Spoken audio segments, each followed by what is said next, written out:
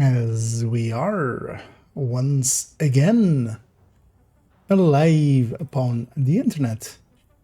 Let's make sure that we actually are, of course, with everything set to public with titles and categories and bit rates, and that I'm not muted. As we have definitely done that. Yeah, let's jump in. Let's stick to this character. I think actually, yeah, so far we've done most of the recording for the master class on this character. And yeah, we're basically taking it through the builds. It was actually my last sentence here. Spread it across a room much more consistently. This is definitely a variation that is worth discussing, and we'll do so when we take it into some gameplay. I guess left it quite open there. Because we've already recorded some stuff for the Eclipse Masterclass. We're just gonna add some to that. Okay. I just loaded in the instant Delta 3. At least hopefully we'll get that one out the way then, and we won't have issues after. In the meanwhile, let's make sure this goes over here. The right browser window. Oh yeah, we're likely not going to work on the timeline guide today. Definitely want to have my focus on the Eclipse Masterclass, kind of get that done. And once that is done, this will be Saturday's video. That's right, loading in again.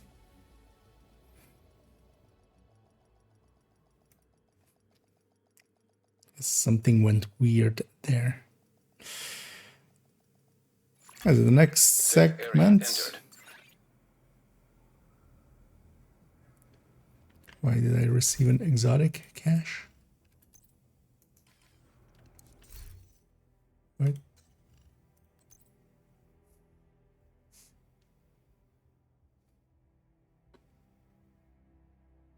What? Just okay. I wonder if they're giving out the Twitch drop thing. Actually, yeah, we can check if it's a 0 weight thingy.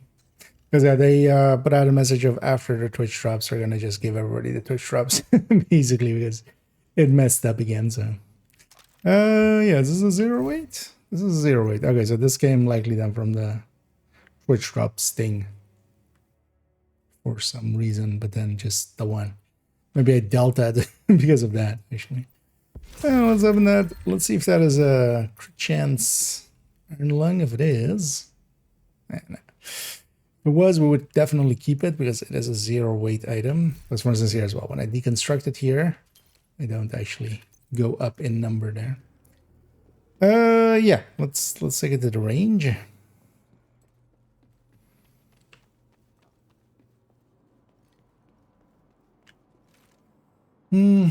Twitch drop delivery, yes, that was likely, but it's weird that it was just one item. Because I wonder if that, like, the delta there kind of got in the way somehow. Oh, actually, you know what? Before we... that exotic thing, I'm going to forget otherwise. Let's first of all, yeah, turn off.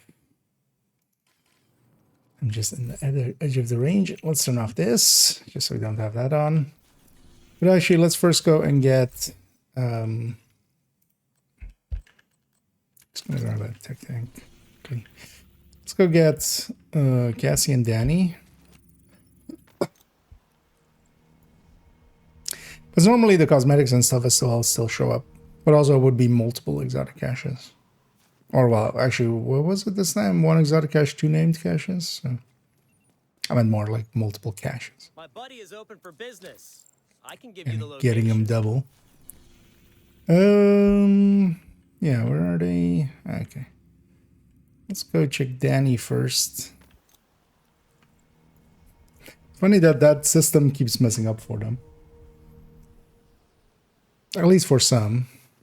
But for me, for instance, usually I've always had it work, at least when the redeeming time frame was acceptable. It was the one time where you kind of had to redeem it while the stream was active, which was just silly and wasn't explained well. And so one of the few cosmetics that I'm missing from that one. From that one Twitch drop. Yeah, let's go get Danny. And Hydrons. Killing them. Let's see what Danny has for us.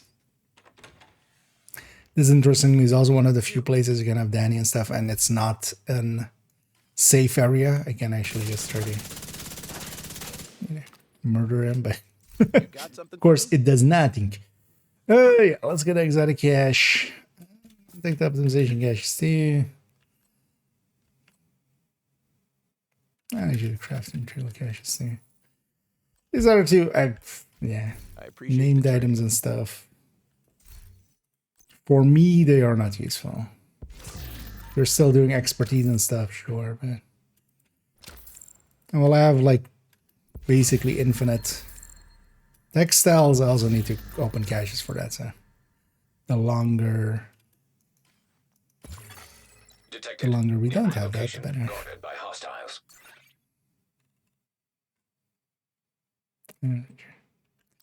I don't need an extra one. Now let's go also quickly see what Cassie has, although she's in the annoying spot, so she may bug out here and not show inventory. This is quite annoying often.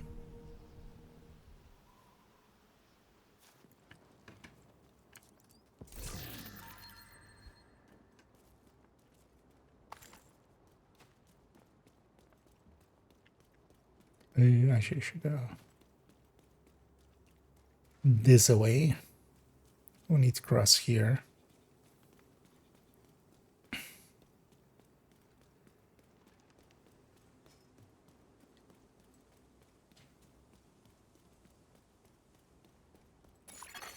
Hostile control point nearby.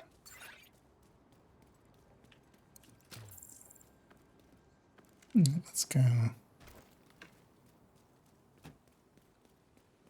See if Cassie wants to show her shit. They saw nothing. Check it out, Agent. Yay. The best selection of gear in the city. And yeah, this of course we're already on the vendor, on the countdown vendor. It's much better to just come and buy them here if you want to buy them.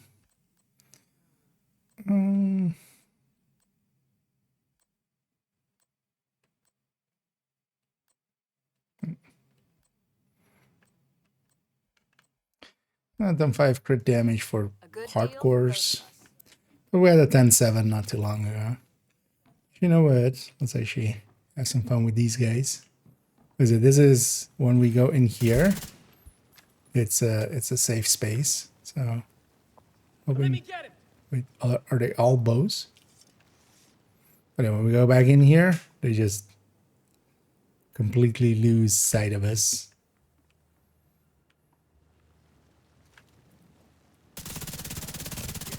I was hoping there was a rusher in here. But apparently none of those guys were rushers. I'll pin this fucker in. Cover me. And basically when we go back here, suddenly they're like, where did you go? You can also play this game at Southgate in Castle.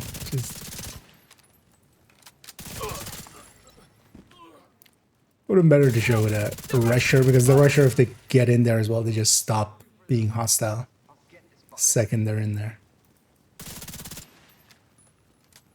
But apparently this was a patrol of 3 foes. Yeah. Whatever. You know what? While we're here, let's get this key chest. Right. Missed. Oh, did descent change? No, changes tomorrow. Still need to do my weekly descent. Already done the scout, but not descent yet. Yeah, let's get back to base and let's actually start recording a little bit. So the next segment we're recording, because I've basically already done the intro and then the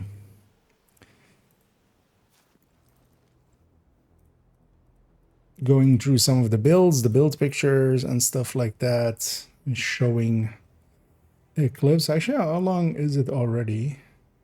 Although I'm gonna cut out like 4 minutes, I think, or something, as we had some places where I'm like, should have cut earlier, but we're already on 35 minutes. Yeah, masterclass. Let's go even more in there. Let's load up an Eclipse. Let's do so with that.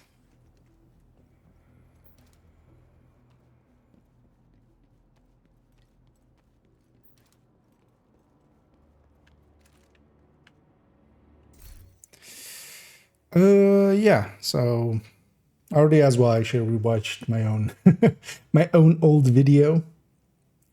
Let's make sure these go kind of where I want them to go, although we won't be using build pictures at all. I don't think so. We'll just be using in-game. But yeah, we'll have a clean screen for while I'm recording. So this recording, make sure the folder works.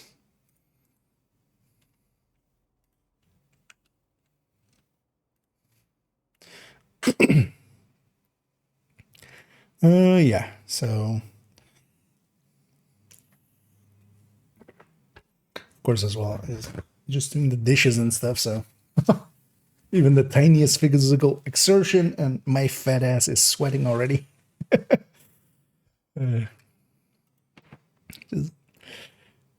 Yeah. So yeah, tactics section.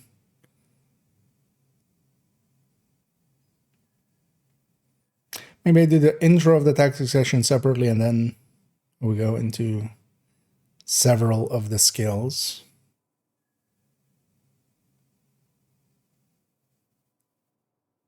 I mean, that's kind of the plan anyway. Yeah.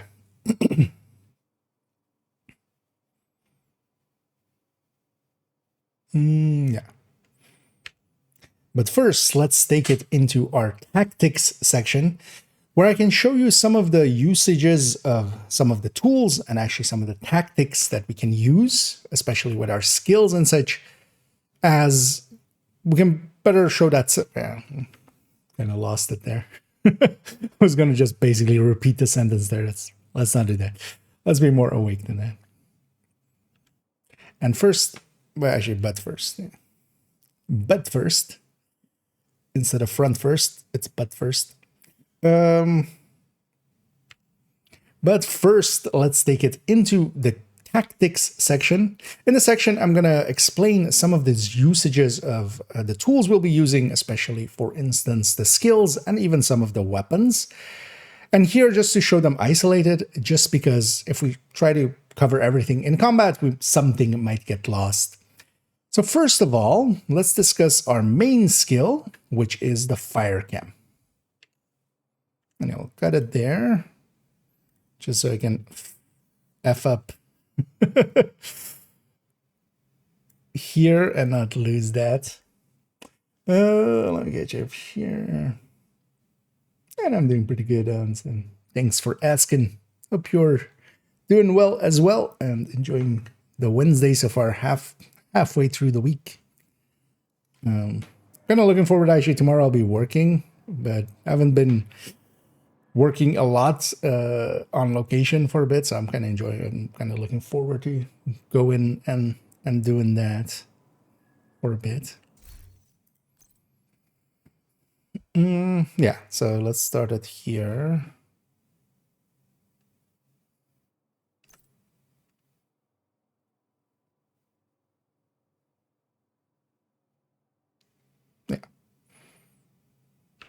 as again, especially in my opinion, the primary tool that I will be using as a Fire Eclipse is the Firechem launcher.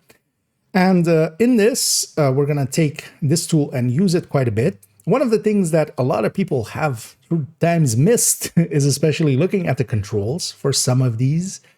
As what we see here as well is we have equip on E, but then actually we have a detonate on double tap E. This is the one of the most important things to learn about fire eclipses, is that one way that a lot of people use the fire cam is that they'll fire it and then they'll fire a gun into it to ignite it, or hope that somebody else fires into it. You don't need to do that. What you can do is if you send the chem, once the chem has kind of dispersed and the cloud is in the air, what you can do is at that point double tap the skill button that it's on, and that will ignite it. Using it in that way is definitely recommended. This is a core thing, and one of the ways that if I'm running alongside of an eclipse, if I, for instance, matchmake or something, if I notice them shooting into the fire cam, I know they likely aren't very experienced. And an eclipse that is firing and just igniting, as the timing to it, you have to kind of get used to, but once you kind of get used to it, it's very easy to get your fires going without shooting into it. Yeah. Well, we shouldn't segment this much. Should go for like longer bits.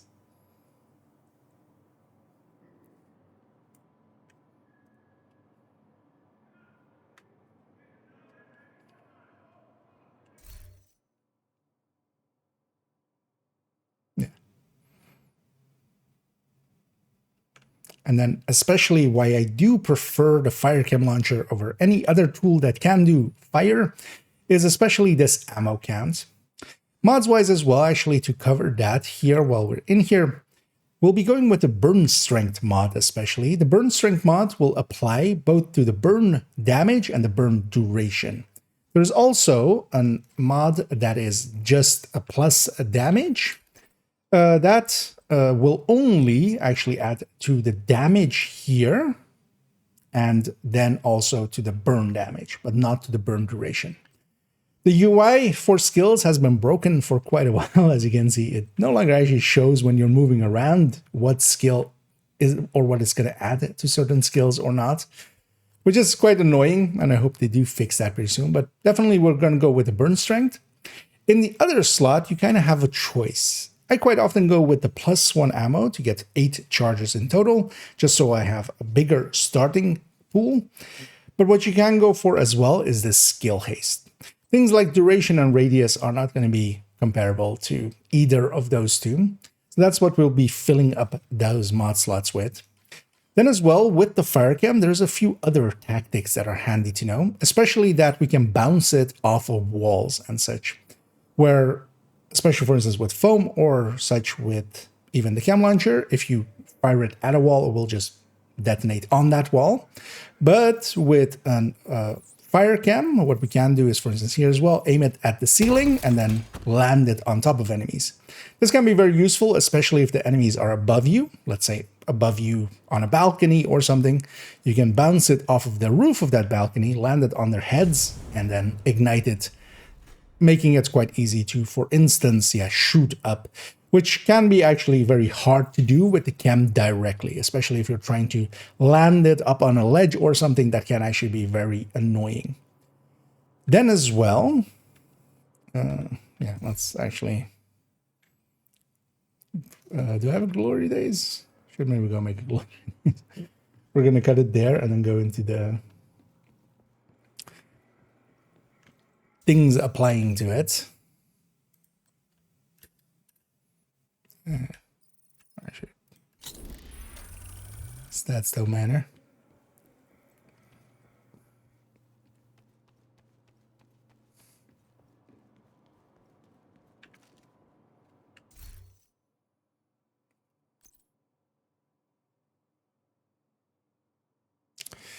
Yeah. I have this.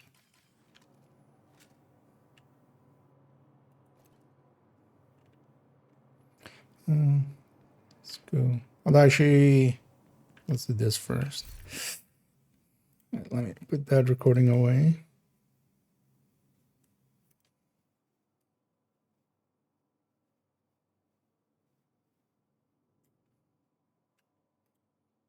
Okay. Wait, what did I what did I render out of it? Ledge or something that can actually be very annoying. Then as well, and then yeah. It is very important to understand the transitive properties of guns on the chem launcher. Now, this can be a whole video by itself, but the simple parts of it is that especially things like talents, and here, for instance, I've gone and very quickly grabbed Glory Days. The stats don't matter, but this talent actually does transfer through to the chem. This is more of a thing to use, especially the Glory Days for Oxy, for instance, for Oxy builds. But even here, if we really wanted to, and really wanted not to have any sway, we could, for instance, equip that Glory Days. The talent actually does apply to this. Stats on the weapon do not apply like this. So if we put stability mods on the weapon, or for instance, a stability third stat, that wouldn't be transitive. But the talent is. Same, for instance, for the rate of fire from a chatterbox. And that can actually be useful, not so much for these builds, and we won't be per se using that, but yeah, the sway is quite different. If I swap to the Scorpio now, we can see that if I just basically release the mouse, we're swaying quite a bit. If we go back to the Glory Days and pull out the chem, we don't. Another transitive property is, especially to the fire, is that fire does get affected by damage to armor. It doesn't get affected by damage to targets out of cover, but this damage to targets out of cover does affect our vial ticks, because that is affected by that. So these are only active while we're holding the shotgun. So one thing that we can notice is, should have set up this thing.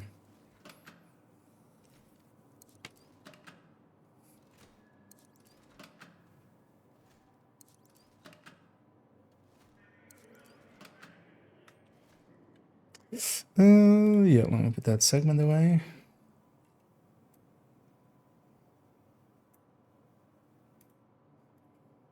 We're cutting a lot here. The gun gets blocked by the decoy. Can't enter decoys. That's such a like, yeah. The cam does get trapped by those, but like that's not going to be in here. That's like trivia more so than. Because yeah, if we're gonna go that in depth, this video is gonna be like 5 hours. You know, even stuff like there are places where you can shoot it through walls and stuff. We're gonna keep it pretty like basic. Also, yeah, like it's not gonna interact that often here. A foam eclipse, we'll see that more often. Yeah, let's.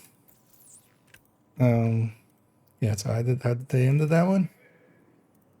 It's the annoying thing when I'm very important is it is. So one thing that we can notice is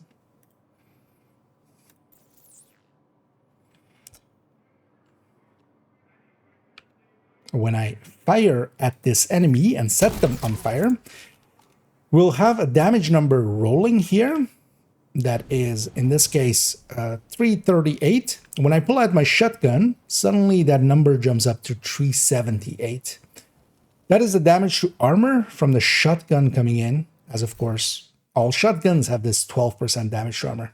That's also why we pair this quite a bit with shotguns, as we can set them on fire, swap to our shotgun, especially the enemies that have damage, or well, have armor, so that the damage to armor will be active on them, will take a decent chunk more damage. That's what you'll see me do as well in gameplay quite a lot, is just to send the chem out, ignite it, swap to my shotgun. I won't generally hold out the fire or the chem launcher, mostly because yeah, we are just reducing our damage if we do. Oh, well, we're not reducing our damage, but the damage that we can do, we're reducing. Yeah, let's put that in there as well. Was there anything else about the fire cam?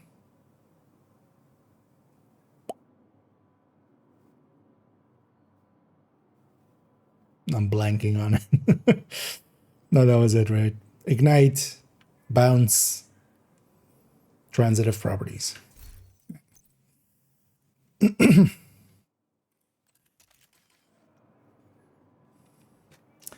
Yeah.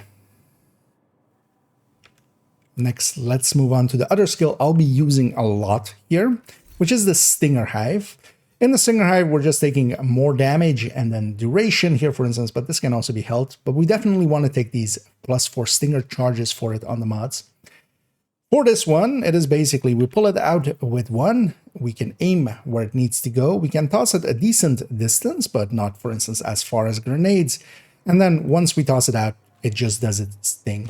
The nice thing about the Hive is to me, especially an area denial tool.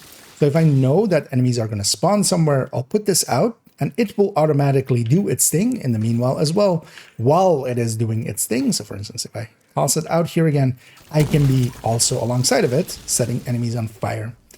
The bleed isn't a very strong status effect, but alongside of the Val and the fire, we're just, increasing basically the damage that we do. It is around the same amount as the Val, but then especially the Stinger hits, even though they aren't being, especially because the Stinger only scales with skill damage for the initial explosive damage that it does, even though it is explosive, it also doesn't scale with explosive damage. It can do quite a decent amount of damage because we have those 18 charges on it. It will hit multiple enemies. If you can get it underneath the enemies, basically, it will actually eat them up. This is then the tool that I use basically as an area denial, and then together with my fire especially. It isn't the main tool, but it is alongside of it.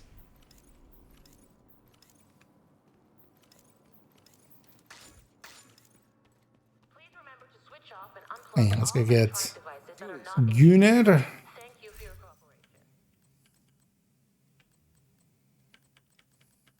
cooperation. Got it. The next up is Banshee Pulse.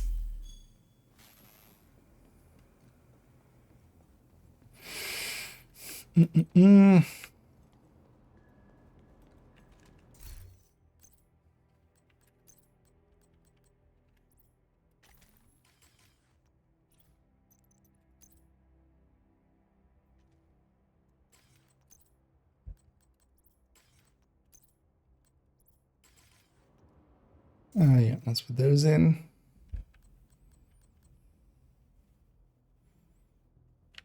Next up, as the one that I'll be actually recommending as kind of the beginner build, as we saw, was the Gunner version. In that Gunner version, we're especially taking it for the Banshee Pulse that I've equipped here. On this Banshee Pulse, you definitely want to take the mods that come from Gunner itself, because yeah, they'll help quite a bit and extend the radius and the duration of it.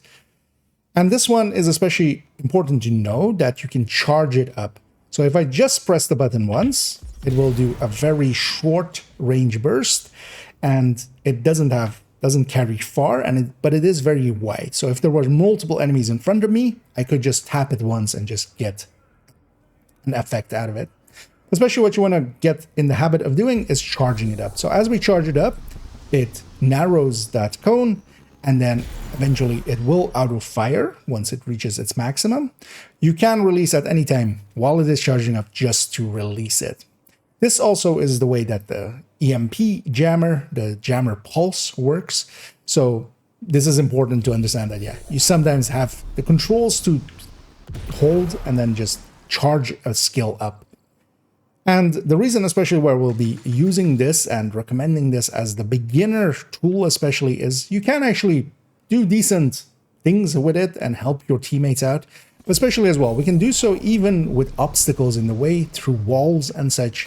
We can just send it out and be perfectly safe, but still hit enemies. We'll see it in gameplay in a little bit.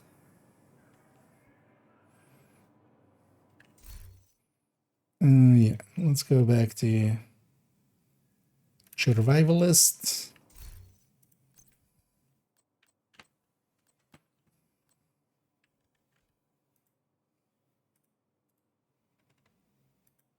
Both of these segments can go in here.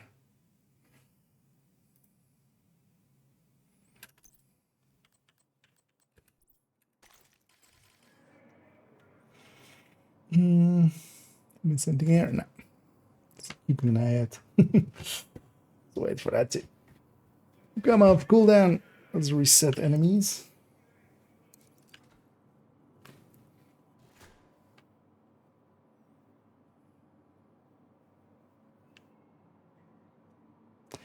Yeah. Next up, let's look at the sticky bombs. Now, as I said kind of already several times, I very much prefer having the fire chem over the fire sticky, but it's still handy to know the controls of the sticky, especially as well as it'll work as for the EMP sticky bomb as well. So what we can do is actually pull it out with a button press and just aim and then fire, and that will land on the enemies. Then we can also detonate. That will actually detonate it in that range, and everything in that range will be set on fire with it.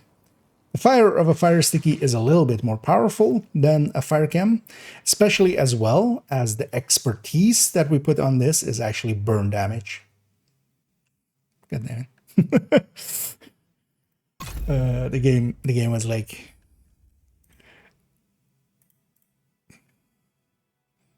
stop it. This is annoying.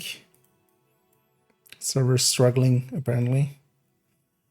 No, we'll redo that segment because I don't think I want to stitch it together or something.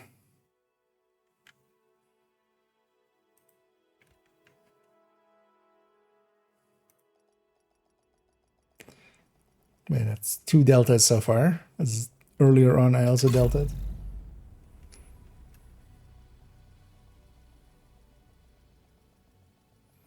And let's get back there. Meanwhile, actually, what I can look at. Entering safe area. Is how long the tactics section so far is. 9 minutes. Okay, yeah.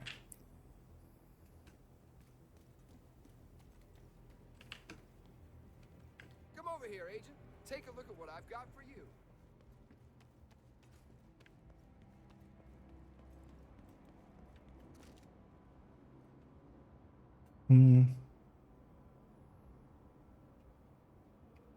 Yeah. Yeah. Next up, let's look at the sticky bomb. As I kind of explained several times already, I do very much prefer the fire chem over the fire sticky. But if you do want to use the fire sticky, or if you want to use the EMP sticky, the controls for it are actually kind of handy to know, as there is some things that kind of don't. But I don't know where my sentence went there. Let's try that again.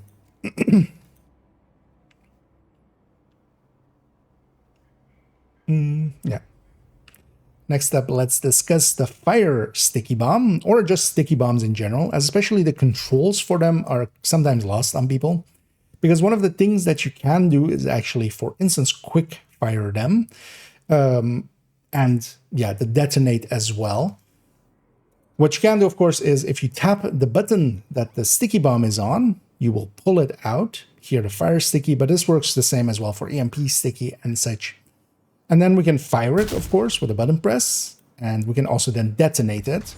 When we detonate it, it actually detonates in the area that it's kind of designating, and it will set everything in that area on fire. So you can actually, for instance, sticky a wall, and if it's close enough, or the floor, for instance, and if it's close enough to enemies, the detonation will set enemies on fire.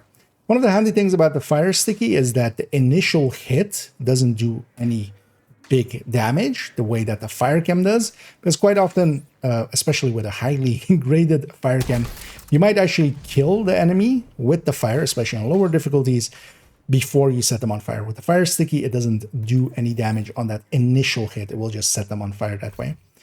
Especially as well, one of the things that the fire sticky has going for it is that the expertise does actually go towards burn damage, where on the fire chem it's the damage of the explosion, which actually can be a hindrance sometimes.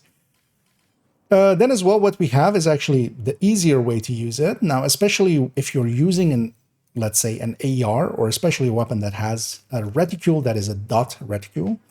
This can also be, for instance, SMGs or such. Oftentimes as well, I pull out my pistol for this, as at least it's a little smaller than the shotgun. But if you aim at something and you use instant use, which is something that you can set in your controls, you can bind a or button to instant use on PC, or you can double tap the button that it's on. When we do that, it will instantly fire without bringing up that UI for aiming. Basically, it will instantly fire at that location. That is actually the better way to use stickies, as you can just basically aim and then just use in my case, for instance, the instant use, or you can just double tap. If we double tap, although it's on cooldown still, it will instantly fire to that location. And that way you can actually get this fire sticky out pretty quickly. I definitely do agree that it is a faster tool, and especially if you're kind of using it in this way, you can get better results with it, especially if you're not experienced with a fire cam. But I would recommend getting experience with a fire cam, especially because we can do things like this where we are actually firing it at multiple waves, especially if the waves are spawning across a room for something. The cooldown of the fire sticky is kind of the thing that kills it for me. I also generally wouldn't recommend running 2 fires together. I would rather have a different status effect alongside of it, especially the bleed that we saw with the Stinger Hive. As having 2 fires is basically, we could be doing more damage if we just added in another status effect, or just having a full CC like we saw with the Banshee, or even a Blinder Firefly or such. And then we're gonna cut it there. And then we basically start a new sentence with the other one. Yeah.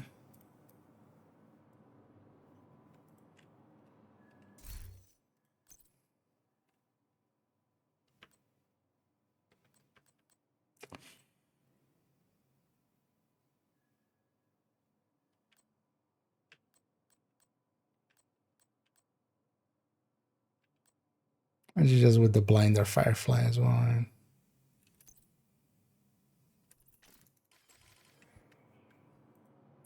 Do that real quick. Because we need that. Lefty, Scorpio.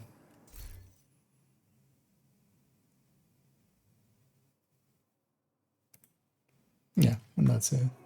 Yeah, let me catch up here for a second. I'm gonna in my own world. Oh, and thank you so much there, Super Pete, for the raid, as always. Much appreciated. Hope you had a good stream, and hope you had some fun. Let's get you a shout out going there. As over here, I'm recording some segments for upcoming video, basically, which is going to be on the fire eclipses, as we're going here through some of the skills and tactics and stuff that we use with them. So an enemy says I'm on fire. It's not the explosion that says I'm on fire. Yes, that's what I said, right? If you direct impact them, yeah, it will set them on fire. That's also what I said there. The ignite was only for if it's like landing in range, like I even showed that there.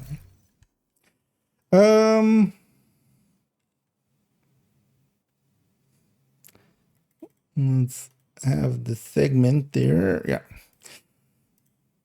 Let's just do the Blinder Firefly real quickly and then we'll keep going. But yeah, welcome in, Raiders. And yeah, I'll be moving in between paying attention to chat and not as a kind of recording, but feel free if you have any questions or anything you want to say. I will definitely see it, but might take a minute or two as we're recording. Yeah, let's so Firefly, and let's reset this.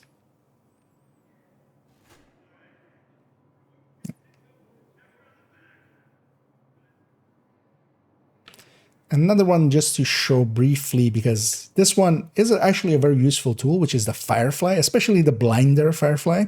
Blind is a very powerful status effect, so we, for instance, can use it to debilitate enemies pretty heftily. Now, in the case of the Firefly, one of the main ways to use it is that you do pull it out, and then you have to kind of aim it at enemies. When you let it go, then it will just start going and hit the enemies and fly around and try to hit them. Quite often it will actually hit, for instance, their geometry and not reach some of the enemies, which is one of the downsides of this. But in general, you can land on a bunch of enemies consistently. But one thing you can do as well is here using instant use will actually deploy it, and it will kind of go towards whatever enemy is kind of in front of you. It won't target many enemies, but it can be a very quick way of getting just an effect out, because yeah, you can just double tap it or tap that instant use button that it's on, and the Firefly will kind of go out and usually catch at least something. The Fireflies are sometimes very annoying with their pathing, but yeah, you can definitely still make good use of them, and the blinder Firefly is definitely a good skill to keep in mind. Okay.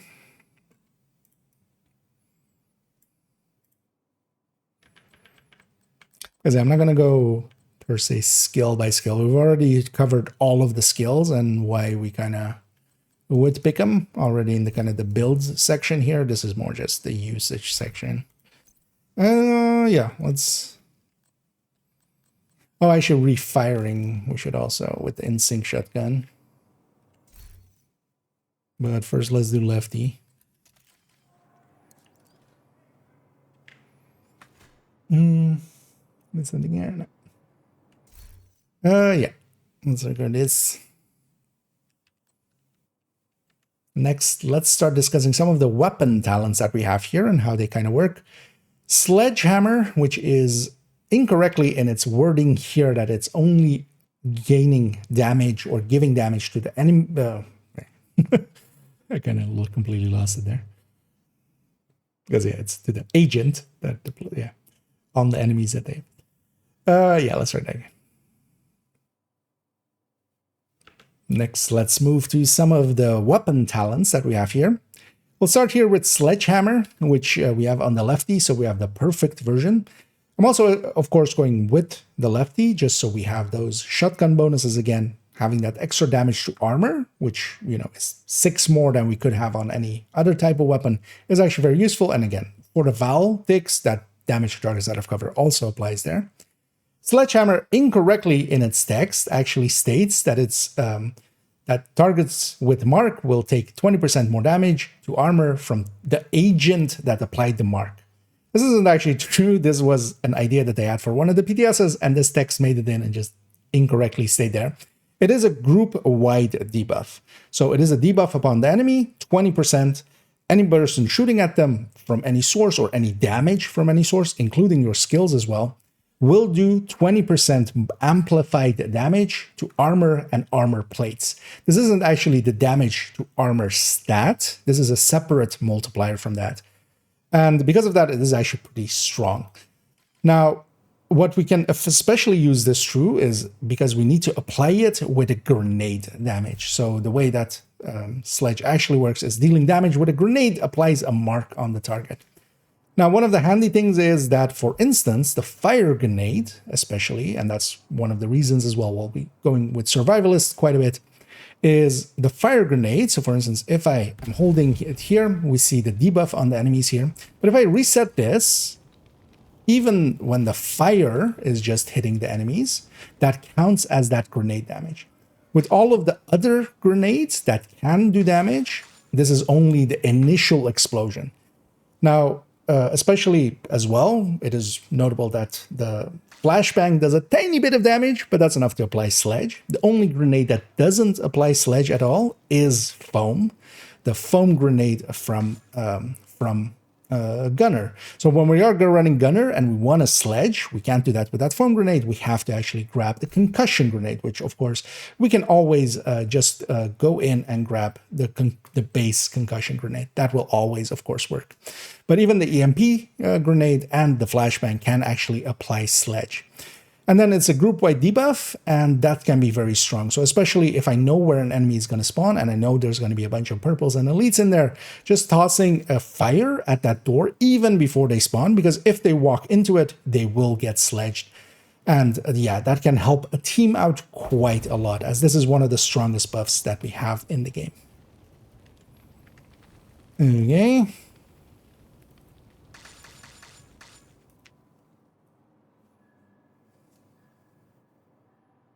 Okay, next Scorpio, and then in sync. And then maybe on perpetuation, but Likely won't do perpetuation just to keep it a little shorter.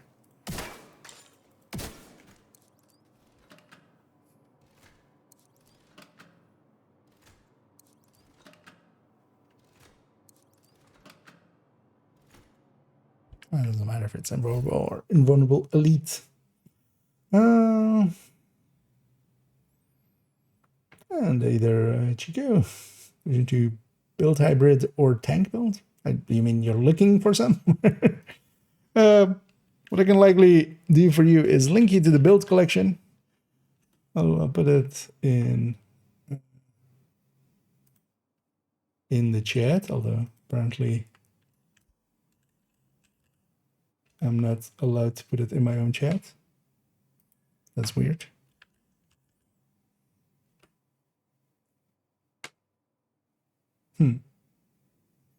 Wait, let me try not a command. Let me try actually just doing this. Yep. Messed up myself there.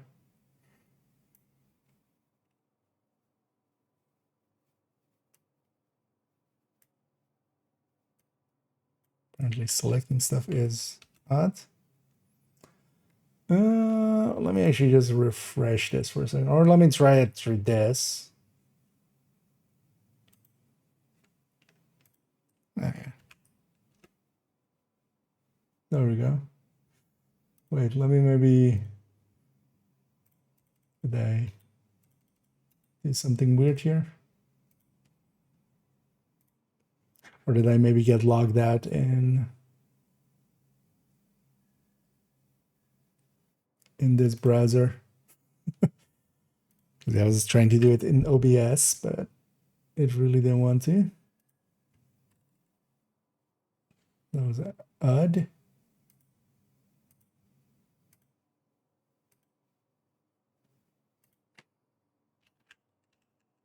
Let me try now. Okay. Just needed a refresh. I'll pull up the build collection another time there. In the build collection, there's also a recommended build list with a bunch of, well, as the name says, recommended builds. And either can't. Yeah, Scorpio.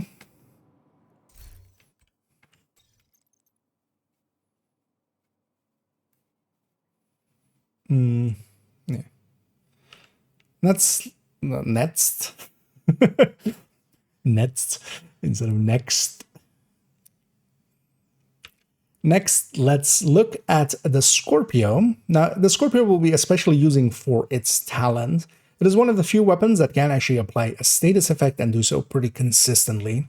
What I'll be especially using it for is actually the status effects of Poison and Disorient and Shock. As we hit enemies, the amount of pellets that we hit them with will make a status effect happen, and if on the second shot we hit them, for instance, with the full 8 pellets, we'll do a 10-second poison on them, at least as the base duration. Now, the thing with this especially is we can shoot an enemy, we'll see the debuff above their heads, and then basically from that point onwards, every shot that we put in, that counts towards that counter. And yeah, on 2 shots we get poison, on 3 shots we get disorient, and then on what? Did they say on 3 shots? Let's try it again. Kind of lost it earlier as well. Next, let's bumbling over words. Next, let's look at the Scorpio. We'll be especially using the Scorpio for its talent. Its talent is basically when we hit enemies, depending on how many pellets we hit them for, we get a duration of a status effects here. If we hit them, especially with the full 8 pellets of it, it will actually do a 10-second base status effect on the enemy. Now, the diminishing returns effect that shouldn't be affecting PvE does kind of diminish that a little bit, and as well, if the enemies have innate resistances to status effects, that will diminish that as well. But what we especially get is on 2 shots, we get poison, on 4 shots, we get disorient, and on 6 shots, we get shock. If we reach the 9 shots, then we also put a debuff on the enemy for an additional 20% damage. This is just an all-round debuff to them, taking 20% from all sources, including as well, again, our status effects. Of note is that status effect, the stat, doesn't affect this at all. It is only based on how many pellets hit on the shot that applies that status effect. So if on the second shot, we hit them for, let's say, 6 out of the 8 pellets, we're only getting an 7-second duration out of that. Now, when we hit an enemy, we see the debuff above their heads. That is that marker. As long as that is active, basically, we are increasing the counter every time we hit them. On the 2-shot, we're getting the poison there. If we move it onto the 4 shots, we get the disorient going. If we move it to the 6-shot, we shock them. And then, yeah, if we were to go all the way to 9 shots, we definitely will require a little reload because, yeah, at best, even if we tactical reload a Scorpio, we get 8 shots. There is something to be said for maybe taking magazine here, and for FI, sometimes people do take that. Here on an Eclipse, I definitely want to have that damage to targets out of cover, especially for the Valtics and just a little bit more damage there. But especially what I'll be using this for is quite often, if there are reds and purples especially, they do get staggered even from poison. So just shooting them twice quickly will stagger them. And of course, in that time that they're staggered, I can land the chem underneath them and then set them on fire. And that is this the main usage of this tool. Now, of course, as well, once I have enemies on fire, I'll still keep firing into the bunch, basically, as any of these status effects that we apply, especially, for instance, if we take it to the disorient or such, if they die while that effect is active, it'll get spread around, of course, and the shock especially can be very strong for that. This also for whenever I run into mechanicals, warhounds and such, I'll just try to get to that 6 shot because, of course, I can't really set them on fire. My Stinger Hive, for instance, could work against them. If I have some form of EMP, that will work against them. Crossbows, of course, as well will work against them, but just landing 6 shots, for instance, on a warhound is a really good usage of this Scorpio. And that's why, to me, it is definitely one of the main tools to use. Because, yeah, if you don't go with a Scorpio, then the recommended other weapon is the capacitor. And, of course, what the capacitor is just an increase, especially to skill damage. That will increase our fire damage as well. Together with that, we'll be recouping some of that weapon damage from yellow cores, because we will get 45 weapon damage out of this, because we are 6 skill tiers. And together with that, we'll get up to 60 skill damage. We do need to kind of keep shooting at an enemy, or hitting enemies basically, as we build up that meter on the side, but it can be done pretty quickly. The annoying thing of it is especially if I want to swap to a lefty, and then to apply a sledge, for instance, and then swap back, whatever we had on it will definitely go away. This isn't the case for the fire cam, because the fire cam, if we pull that out, and then, for instance, put it away again, we do keep our stacks then. So when you're using the capacitor, you do definitely want to keep sticking to it. It can be a very useful tool, and especially solo would be the pick. But I just generally don't run Eclipses solo. Yeah. Let's talk in sync next, and then go from there. Shit, I need to find actually which one. Okay, this one's which ones we're keeping. Wait, did I already put the lefty one in here? Okay, so the Scorpio one, although that's just this last one, right? Like all of the other ones are me messing up. Yeah.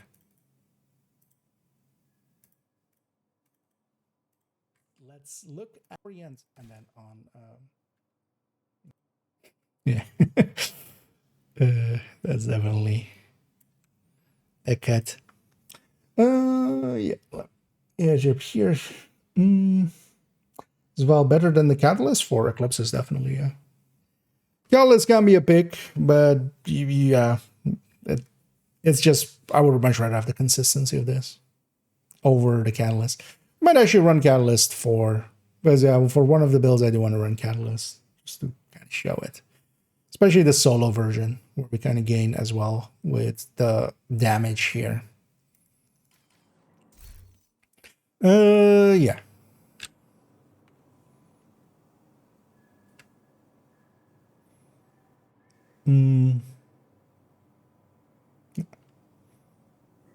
Let's actually have this target be a little further. Annoying me that sometimes in the fire there. Next, let's look at a simple concept that is actually important for basically all of the fires and such, and status effects. So in general, one of the things that is always true is that a stronger status effect will overwrite a weaker one, as long as it's damage based. So yeah, of course, in the case, for instance, with foam or such, they don't do damage. So even if you are a 6 tier foam and somebody else, for instance, does a 0 tier foam, you can't overwrite it. But fire, you can. So for instance, here, when I set this enemy alight with, for instance, an grenade, if I then take my fire chem, it will be a little bit hard to see, but I'll ignite a light there. But the fire overwrote it, even though it was active, because it is a stronger fire. So that way as well, we can use our fire grenades and then overwrite it. That's then also the reason why to consider, for instance, in sync. And I do sometimes still use in sync, although I've kind of moved away from it, and I'm especially using the Scorpio and the Lefty as my main tools. But this can still be useful. Again, we're putting it on a shotgun for the damage to armor again. And here, for instance, if I set them on fire with my fire cam, now, of course, normally I wouldn't, if I send another fire out, and we can see that here, it doesn't actually reset the duration. They are on fire with that same strength of fire, and it will just need to run out. Now, instead, if I set them on fire, ignite, pull out my shotgun in sync, now I have a stronger fire. So now I can re-fire them. So when I ignited that second one, it set them on fire again, basically renewing the complete duration and, of course, getting us a little bit more damage. So this can be quite useful, especially when there's a big pack or something. And instead of just waiting, for instance, for the fire to run out and then set them alight again, you can already do so when it's basically halfway or about to run out, increasing your damage. That can also be done with a capacitor as well, or any other source that increases the damage for that time being. For instance, as well, overcharging if you get overcharged in that time. And or if the enemy receives a debuff, maybe an opportunistic from an ally or something, if you reapply the fire to them, now they'll take that increased damage. And that can be a very useful tactic. And I would quite often use this, especially to keep a fire going for a long time. But yeah, that has been kind of cut into by the diminishing returns effect. Yeah, so actually when the diminishing returns going, because yeah, that's the last thing we want to discuss here, and then we're going out of the tactics.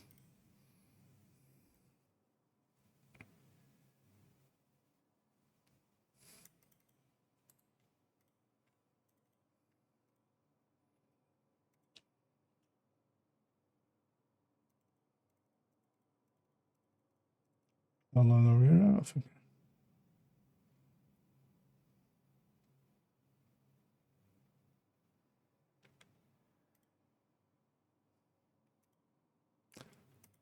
Wait, really? Oh, how long is this? Together?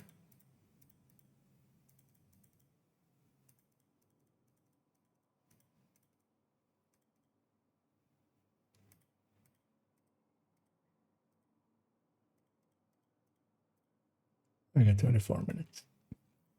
Okay, yeah. Yeah.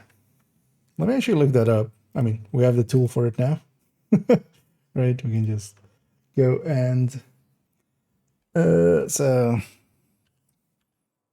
T20. Oh yeah, it was Project Resolve, wasn't it?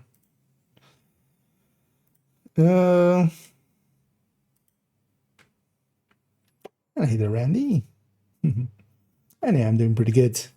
Hope you're doing well as well, and everybody else too on this Wednesday. So far, so good. And a kind of a relax-ish day for me. Although I gotta do a lot of home stuff. Just cleaning and maintaining. Yeah, let's go diminishing returns. Yeah, let's have this die.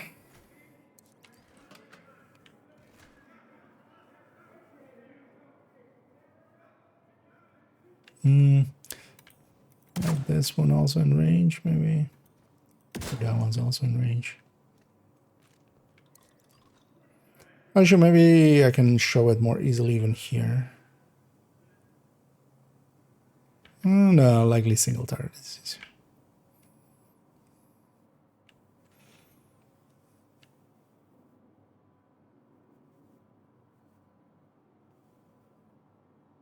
And let's actually explain that diminishing returns effect. This came in with TU20. It was actually slated just to be a PvP thing, but also affected PvE in the end. So as we apply status effects, every time we do so, and the enemy especially dies to it and such, the next status effect that we apply will actually have a shorter duration if it's of the same type.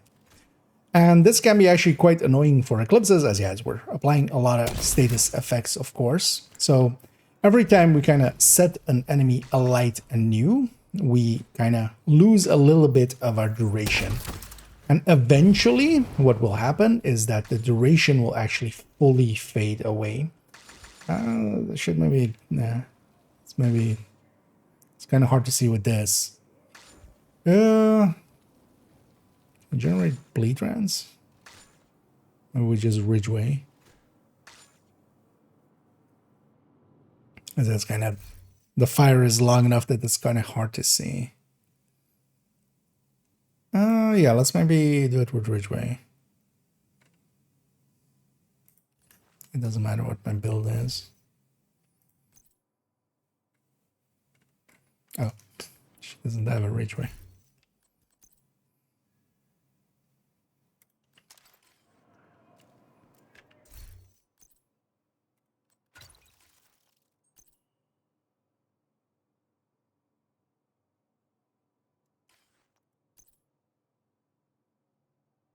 Doesn't matter.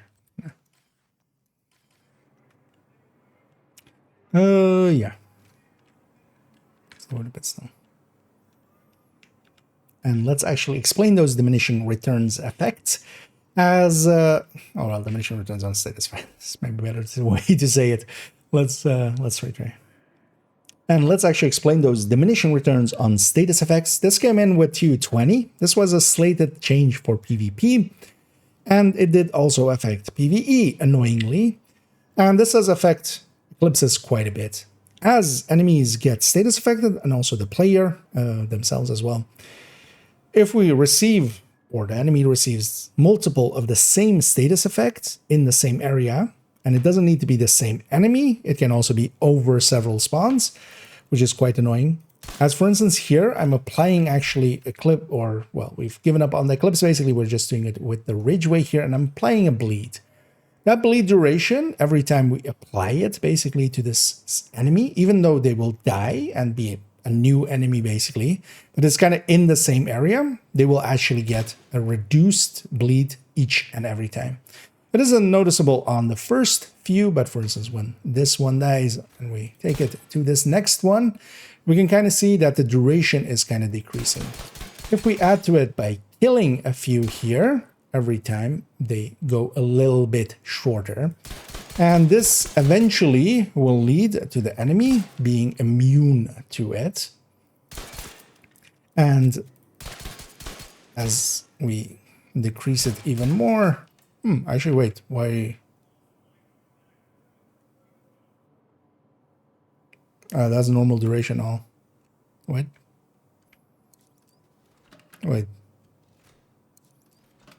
Normally it worked in here as well.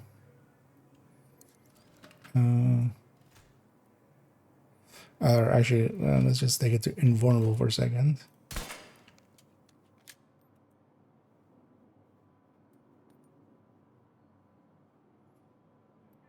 Because I haven't checked this recently. But also, yeah, if that had changed, backfire would have changed it on ourselves as well.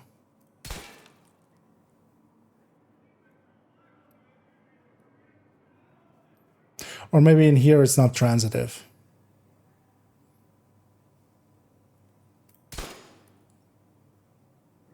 Oh, and here it's not transitive. Okay. Because normally as well, outside of here, yeah, it doesn't need to be the same anyway. But yeah, and now it's still there. Yeah, let's then show it with this then.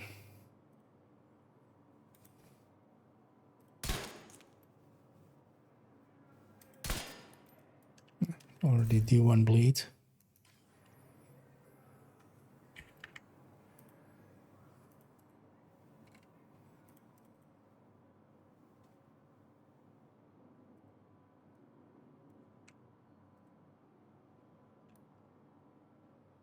And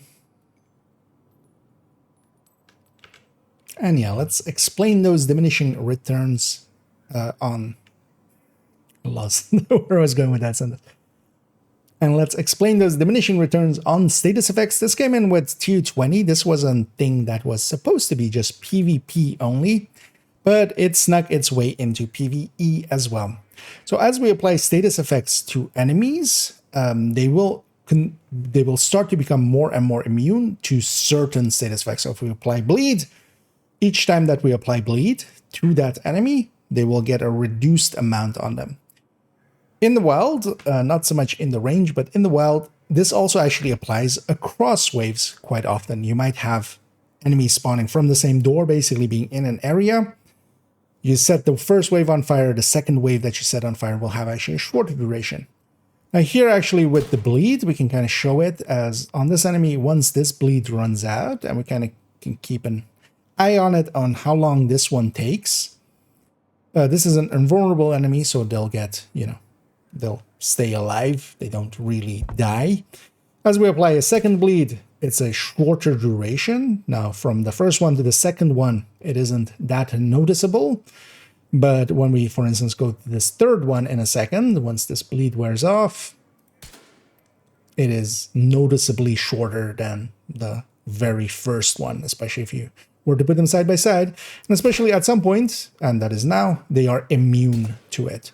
So generally, you can apply 3 in a row, then they will become immune to it. They will stay immune to it for a little bit, because here, for instance, yeah, I have the Ridgeway, so that's how we're proccing this.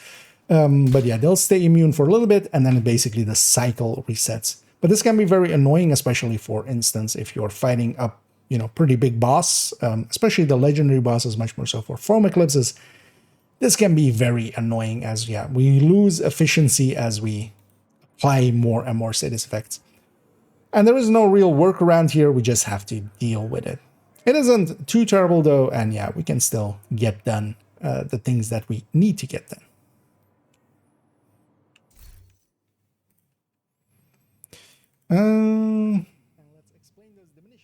Yeah.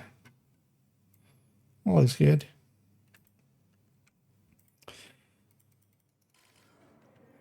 So maybe I record the solo segment already,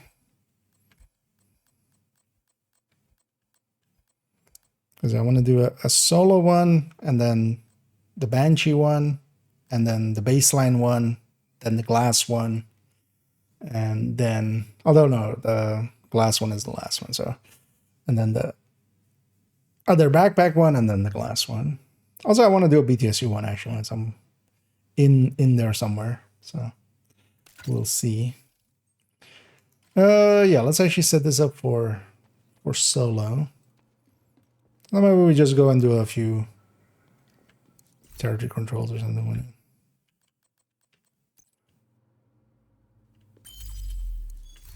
Or just some open world stuff.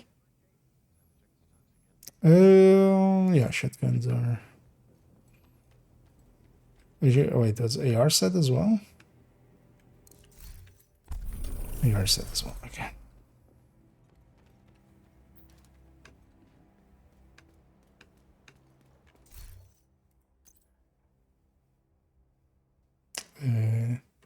What was it? This thing can go.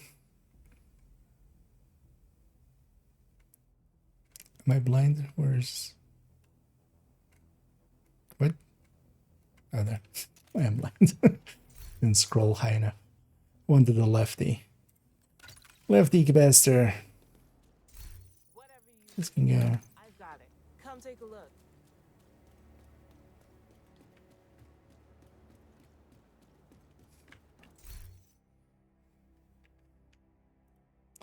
Let's make sure all of this is in here. In my folder. So you see as well how long we have it already. Okay. It's already an hour. I mean, yeah, it is a masterclass. Yeah. I need a Reese. Indeed. And take two. Although, well, we've had a bunch of takes. I mean, that's... yeah. Sometimes we get ourselves into some tongue twisters. Let me go over here as well. Yeah, let's...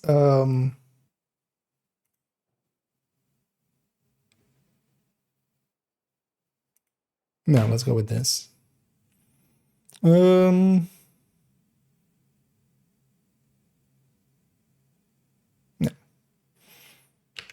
And let's start actually moving towards some gameplay here. What I want to start with here is running actually Eclipse solo. Now, as I said again, I prefer Eclipse as a group support, basically. I like being the thing that kind of takes care of the riffraff, and then the big boys are kind of my allies' problem in a 4-man team, especially. And solo, while you can definitely make use of Eclipse, I just lean towards other builds. But it is still a very effective build solo, and we'll show that here. For solo, as we discussed in the specialization section, we're definitely going to take, instead of survivalist, which is much more group utility, here we're going to go with firewall for that burn duration. Then as well, I'm going to pair that with a capacitor and not take the Scorpio. And that is just to have the extra damage from this. Especially solo, we kind of need this as well to kind of deal with some of the enemies. While keeping the fire cam and then likely swapping out the skills as we need to, but especially the fire cam will still be my main tool. Let's actually take this and go do some activities with it. Yeah.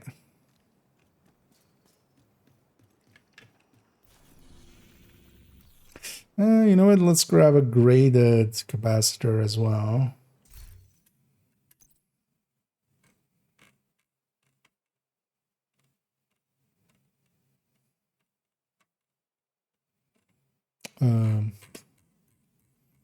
Am I blind again? I mean AR. Okay, we'll start ungraded and then go graded. Yeah, no worries, and yeah, thanks for poking in and yeah, catch you around. But yeah, thanks for coming by and saying hi. Yeah, what do we wanna take this?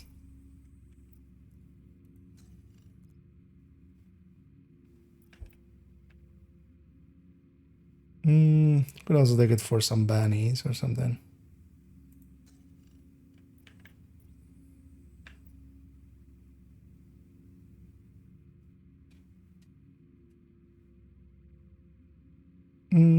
Could take that and then New Venice.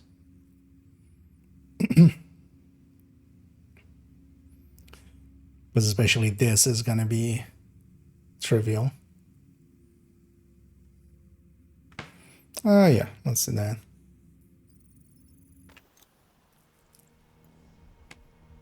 So we're starting message.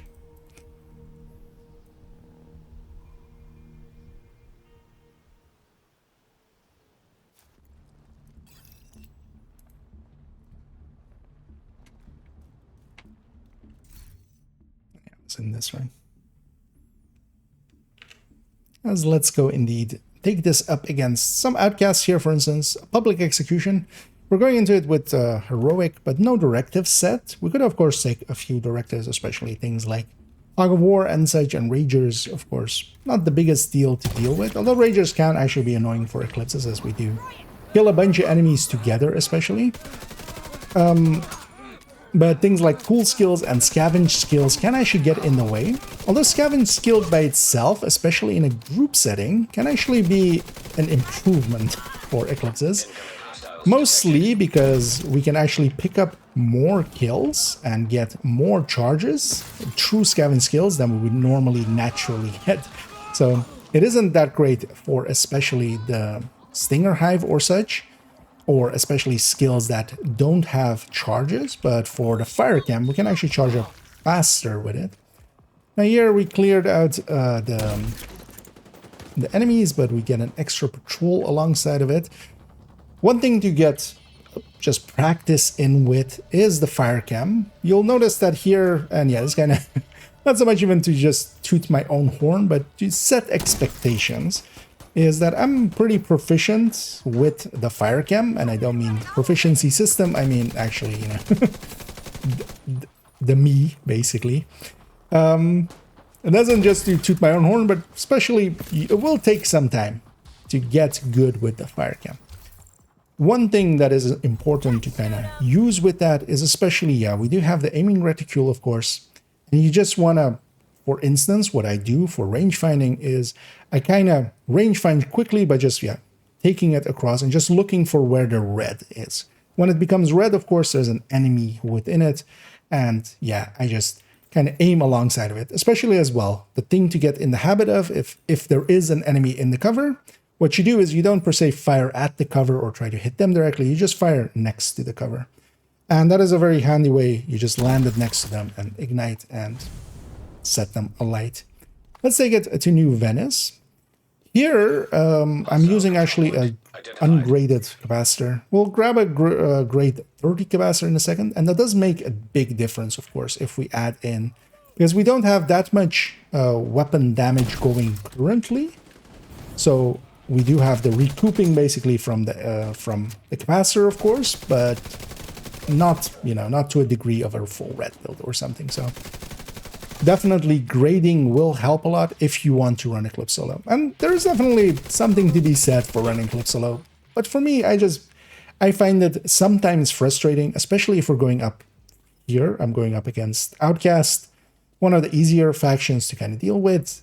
If we're going up against Black Desk with their war hands and such, it can be a lot slower than just running a red build or, for instance, a tech tank. And that's kind of the reason why I lean towards this. Here as well, we're kind of taking it into content, and I'm specifically, for instance, going after this control point, where I know that in this control point, all of the waves in a second are going to spawn up there. And then actually on the defense as well, they're all going to spawn over there. Because of that, we can kind of spawn cap them. That is, of course, the strength of an Eclipse. If we know where the enemy is going to be, we can actually deal really well with them. Here, we'll grab a Delta. Good damn. Press space to start. Servers, why you do this to me? I'm just gonna restart that whole segment, because trying to cut it together is gonna be awkward. It's gonna look weird if I try to cut it together, I feel. What's going on with the servers? Or is it just me?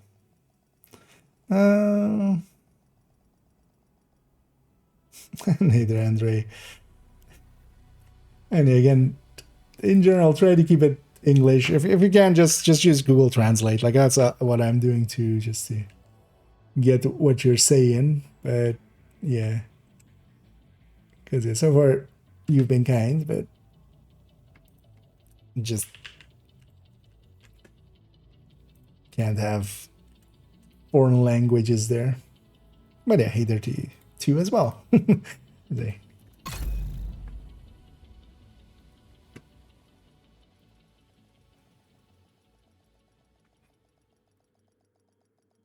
Yeah, let's load back in. It's putting me here as well. And yeah, that thing's gone now.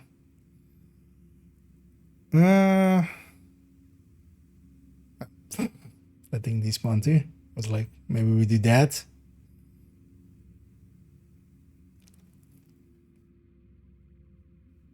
Maybe we just do New Venice by itself.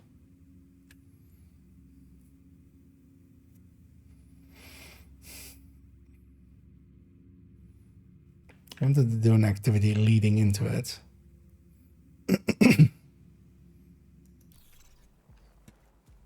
Also, can I actually jump back? I haven't ever tried here.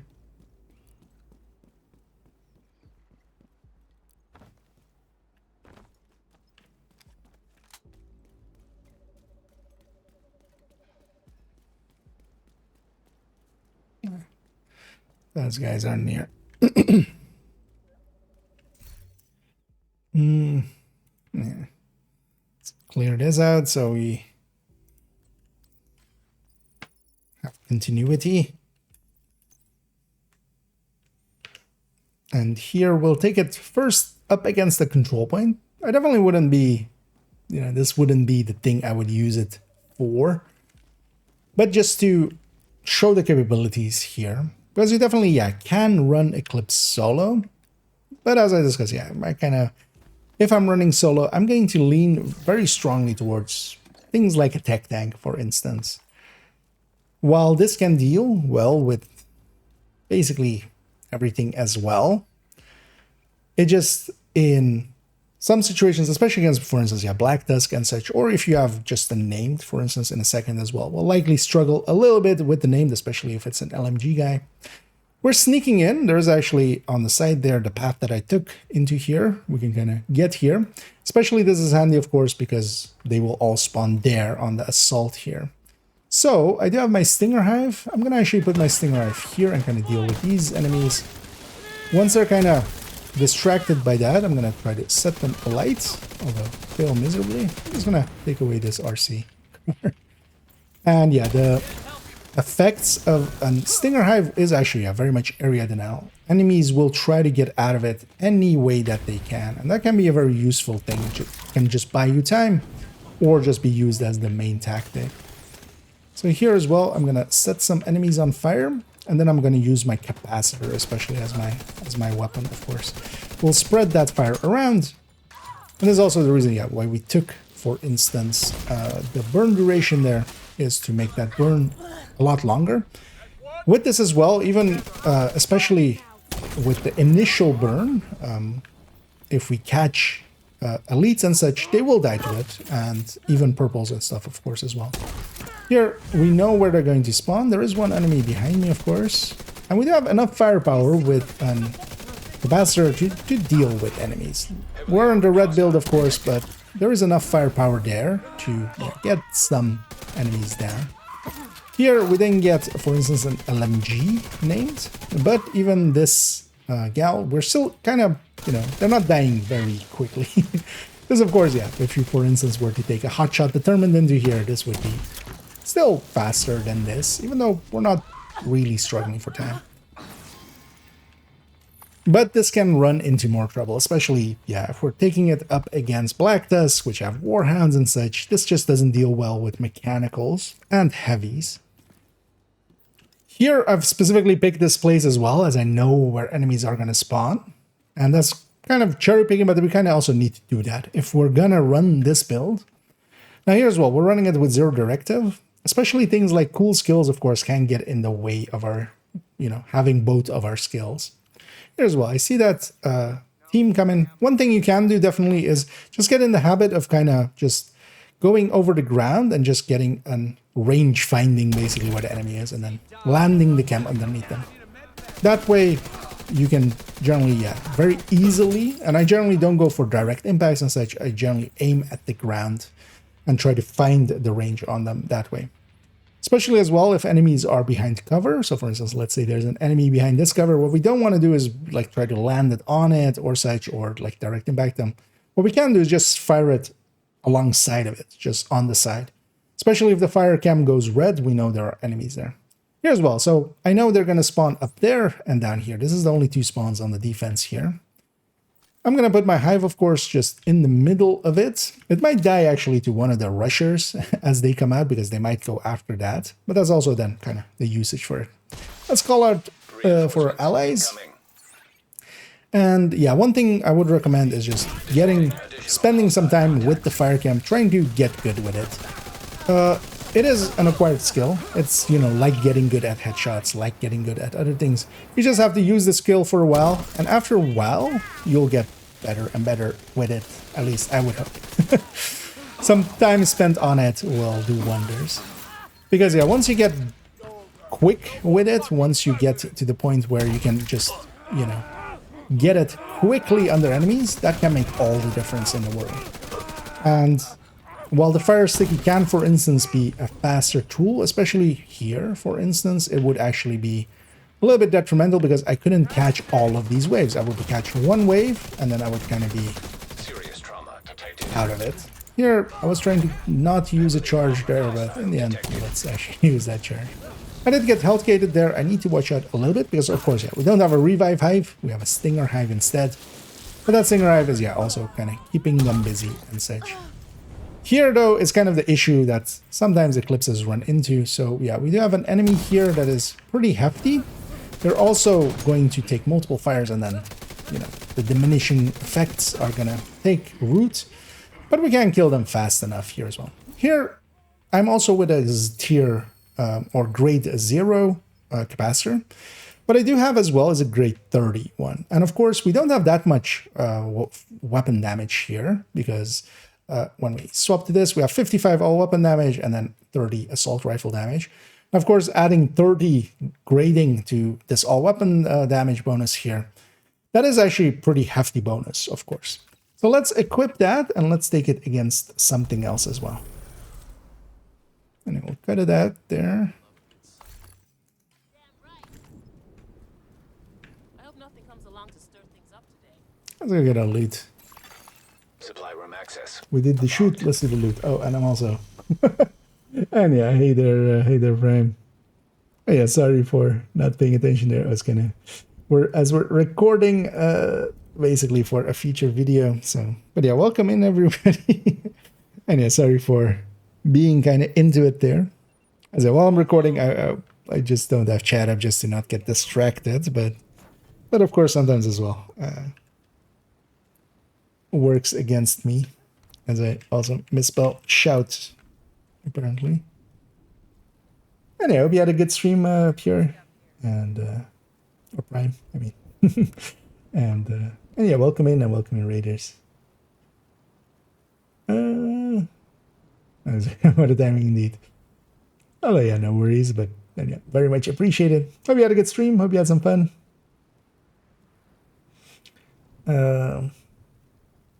And enjoy your food. I definitely understand the post stream and just wanting to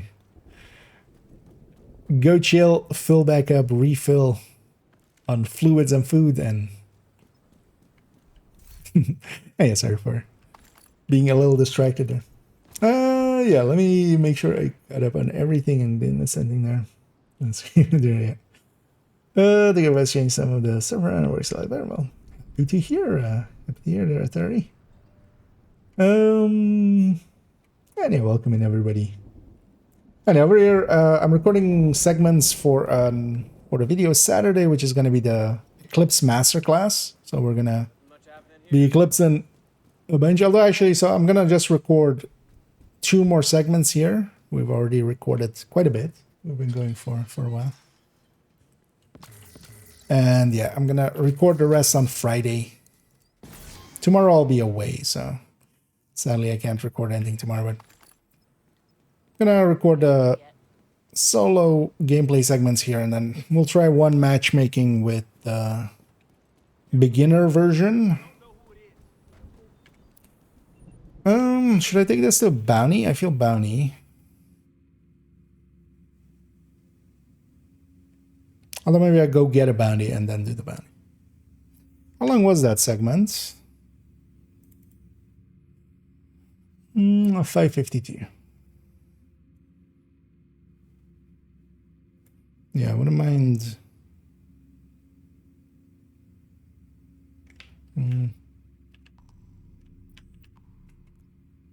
Although maybe also other factions, something different. Famous. Maybe a section of a mission. It's either one of those two. Whole mission would be too long for the addition here. Because at the end of that as well, I don't want this to go over the original length, which is like 220. That's the old masterclass length. Yeah, let's go different faction.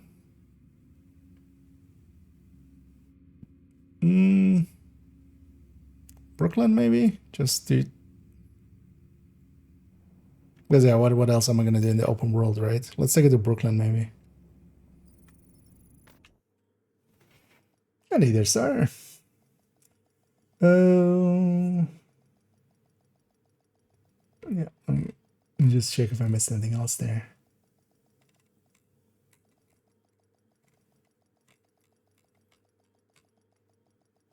Yeah, let's take it back to this because yeah, while I'm recording, I won't have chat up on screen, but we'll catch up afterwards and such. Do I have actually any heroic bounties here? No, not on this character.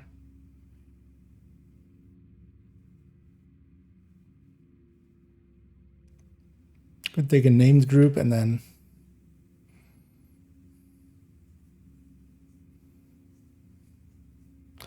can just reset here to get more things to spawn. Could also show the spawn position by the pier. Like not everybody knows that yet. No, let's just reset this.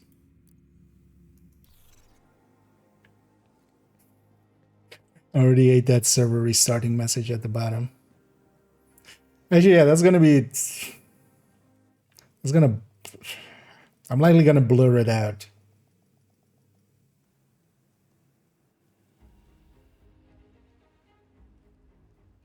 Was it there for all of the tactics? No, right? Was it here? No.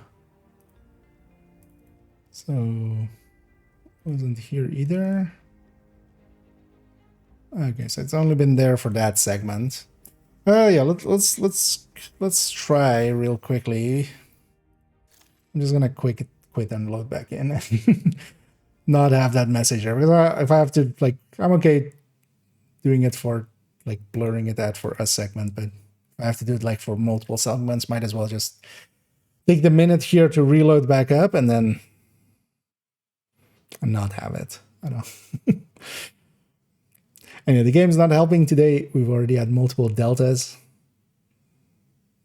Game's being a dick.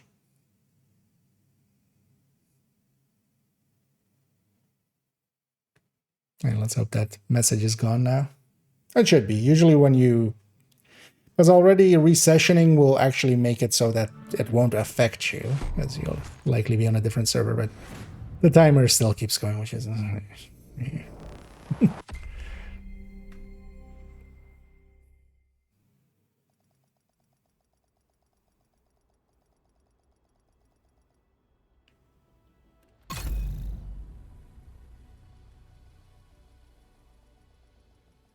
Yeah, the thing I want to do for that beginner one as well is just random match make. And yeah, we'll see what we get. We might need to do several things. Yeah, so the message is gone. World's reset. I want to go for a control point here.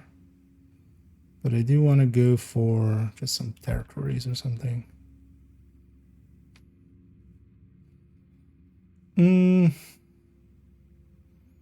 Knowing that there's nothing near there.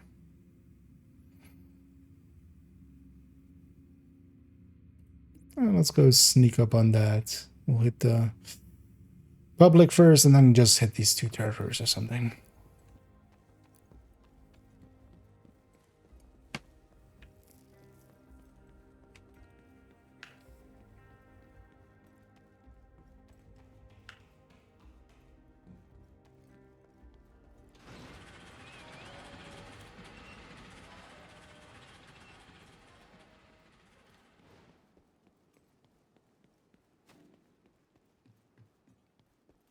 I definitely want to take out my flamethrower at some point and make the obvious silly joke with it. Hopefully we do get some ammo. This area also always looked a little suspicious. Although it's just supposed to be like an extra exit, right? But it's weird that, yeah, so this is right behind. Wait, is this actually behind where Parnell is? The shop is here. Well, for now, it would be like here-ish, right? Because that's the shop, and that's the like the quartermaster. Then this is. Because this seems just like a weird entrance to castle, but also, yeah, a lot of the other settlements have the same. Public execution. Oh, what was my last frame here?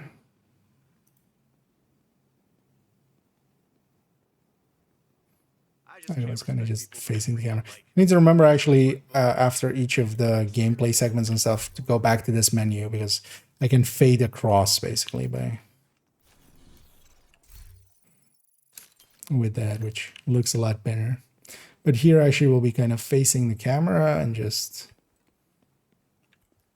getting a close enough approximation to what I had here, which is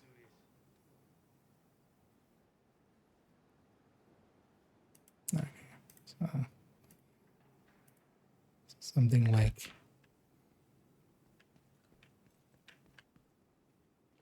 these.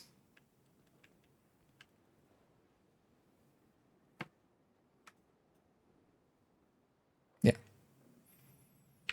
And here we'll take that, yeah, with that grade 30 capacitor now. Up against some enemies here in Brooklyn, just for the change of scenery. We'll just do a few activities here. And yeah, we'll start with a public execution and we'll publicly execute all these people. That's what that means, right? What we want to do here, of course, is, yeah, spread our fire, which I'm actually not doing well. And then also get our other skill add. I'm using the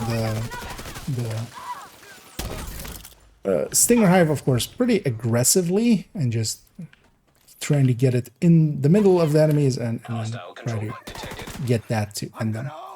Here as well, especially if we have a status effect on the enemy, even if it is, for instance, just the bleed, we are getting the bonuses of our backpack. So the difference that we do here on an enemy that isn't status affected at all versus an enemy that is, you know, even just bleeding, because we are getting that 30% as well. So here, once we kill this guy, the next wave will spawn. Here, I don't actually know the spawn points too well. We have been health gated again, and yeah, we need to watch out. Yeah, I'm gonna kind of get a fire going. She's a pretty easy target to kill afterwards, so we'll go with that. And of course, the health and armor scaling of enemies is pretty, it's pretty easy when it comes to it on heroic solo. Here, I know if I kill that guy, it's gonna spread to this person, so my priority there didn't become just shooting the nearest enemy, but shooting the enemy that was gonna help me out. And we'll just set them alight and not even kindly run into our hive there. The thing is, I don't feel this is really the best use of Eclipse. You can definitely do it, and it works out well enough, but I wouldn't use this for just solo open worlding. Unless you're looking just for a little bit of difference here. I won't pick up that bounty actually because I have a bunch of bounties saved up in downtown west for some bounty cheesing on this character. So instead, we'll just go towards this territory control. Now, of course, if you know where enemies are going to spawn, that's one of the things as well with Eclipse especially, is that if you can play it proactively, meaning that you know what's going to happen, especially in missions and stuff, of course, we kind of know where waves are going to spawn if you've played them enough. Thing is, though, that, yeah, if you haven't played it enough, then you don't. There's also one of the things that a lot of players go, like, for the first build or something, go Eclipse. What they forget is that that only really works if it's, for instance, for a player that already has all this game knowledge. A player starting out and is reactively playing Eclipse is actually likely going to have overall a worse time than just running a red build. Because at least with a red build, if you just play it reactively, you'll get decent enough results. With an Eclipse, especially knowing where the spawn points and such are, really makes a really big difference. Yeah, let's grab our rewards here, and then let's take it to another territory control there. We'll also grab that specialization ammo up there. One nice thing with Survivalist as well is that you'll generate a lot of specialization ammo. And that's, of course, group-wide as well, as we have the group ammo bar for that, which is the orange pips you have next to your ammo there. And that fills up depending on kills from the group, and then also, of course, the specialization bonuses that you get in there. With Survivalist, it is getting kills with status effects on enemies, and yeah, that happens a lot with Eclipse, of course. That can actually be very useful for hard to earn and such. Did this thing despawn? No, it just is blipping in and out. Now here, actually in Brooklyn, I don't know the spawn points that well yet. Now, for instance, on this one, I do believe it has a few, one being a sewer nearby here, which I think is that one actually.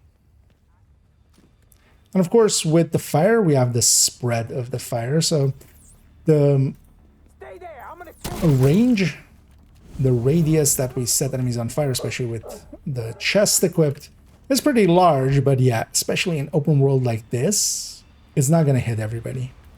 Now here, Enemy patrol detected. this enemy is... Oh, they're over there. And yeah, we'll just quickly get a cam underneath them.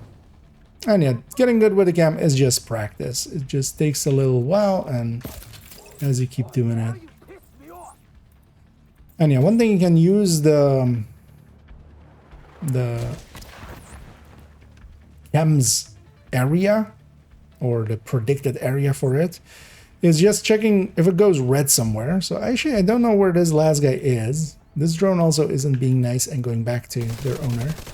Oh, they're up there. So here as well, we're going to bounce it off the backboard and land it right on top of them. That's one of the handy tricks to get hang of just thinking in bounces. We have a elite patrol here. Now, this is, of course, basically my worst enemy, which is a heavy. But we have some trickery we can use, for instance, for this one. Because I know that when we shoot at that backpack tank, they do take off their mask. I'm gonna actually set my Stinger Hive out there just so I get the bleed on them, just for that extra damage, and then quickly finish them off.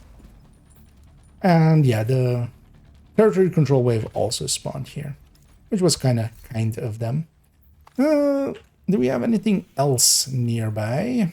We do have a control point, of course, but we might not want to go for a control point. Yeah, let's quickly run down the street to this. And yeah, especially elevated enemies like that, quite often they are within a range where we can hit them with a bounce. And that's a good habit to get into. You want to have that in your toolbox, basically, at the ready. And after a while, yeah, you can bounce it off the ceiling, you can bounce it off the wall behind them, and try to just land it pretty close to them. That way as well, you can actually bounce it a little bit around the corner. So even sometimes when a door is somewhat obscured from you, if it's let's say that door, what I can do is just, bounce it from up there and land it on top of them if they were spawning from that door. And those tricks are, yeah, things that you have to build up over time. That's the whole, for instance, as well, Toolbox series is kind of about that, of course. Let's go get this public execution here under the bridge as well.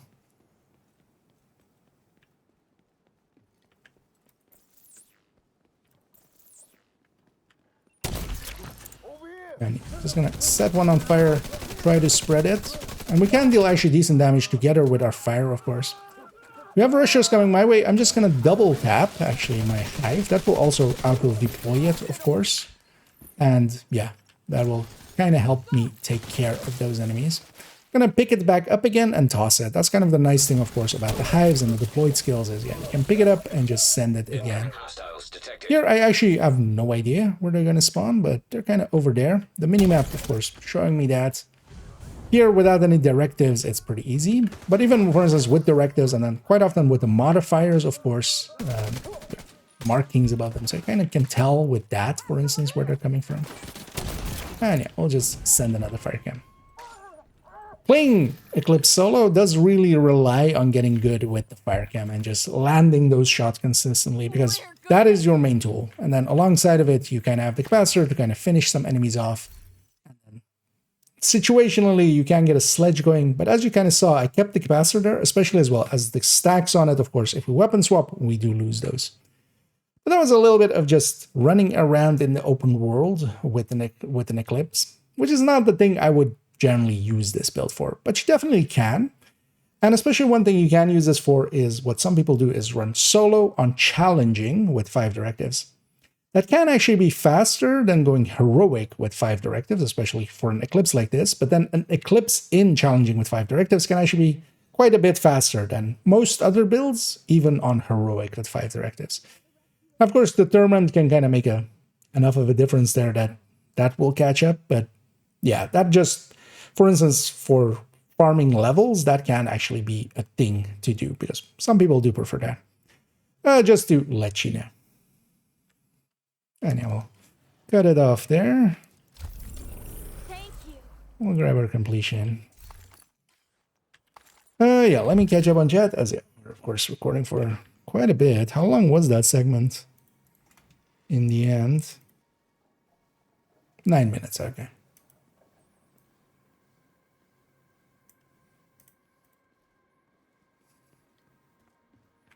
Now let's take this back to DC. Yeah, let me catch up here for a second. See, on YouTube is possible. I'm thinking of someone else. I mean, I do YouTube as well. Same name, so. I actually laugh sometimes. Oh yeah, most people that are, for instance, as well here, I'm actually streaming both to YouTube and Twitch at the same time. But yeah, I do have a YouTube channel. I can actually even, Take a look over here. let's do the content creator thing and actually link there Here to check something out? to that. Thanks for making the deal.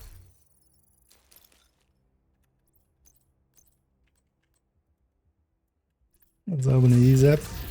So let's take that beginner variant. We're just gonna random matchmake with it. Might take a few times to actually get something.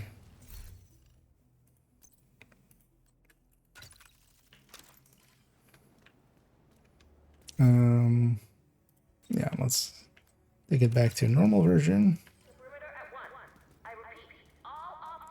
Let's. Oh yeah, and oh no, actually, one gunner. It's the beginner variant. Yo,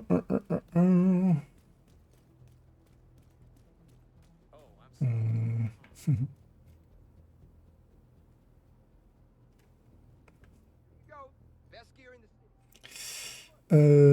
Let's raise that. Anyways, to look serious on YouTube. Yeah, we'll have a few upcoming ones into that. The next one's gonna be just the red one first. I'll likely be a few videos away still though. Was I grabbing Palisade?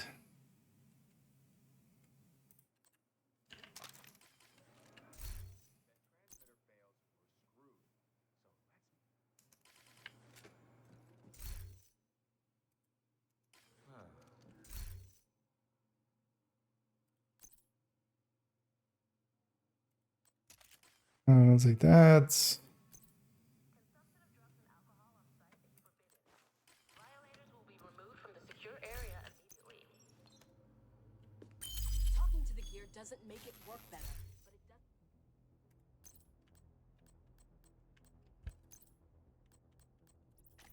Banshee. Mod shit.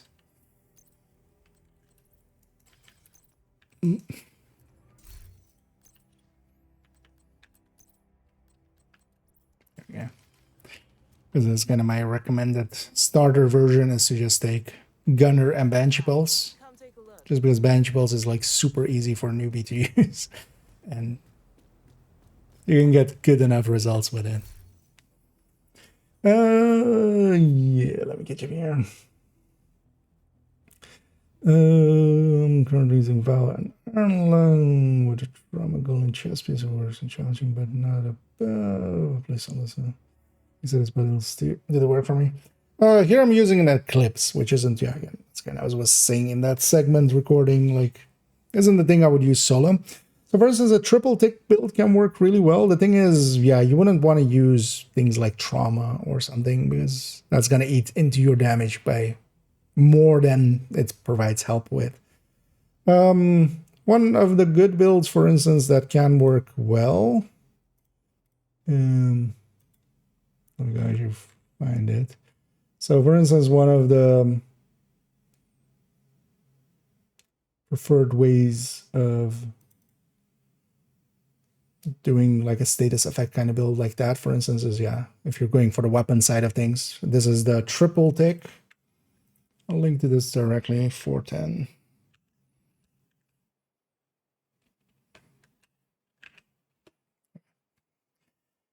I'll put them both chats.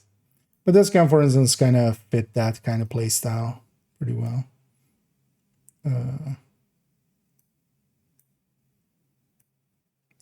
Let me select it.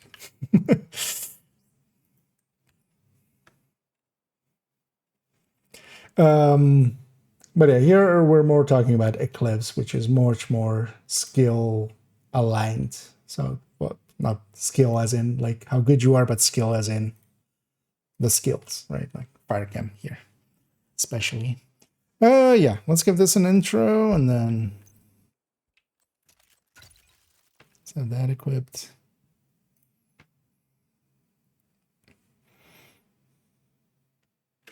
Was my last frame with inventory? Must have been, right? I've been trying to.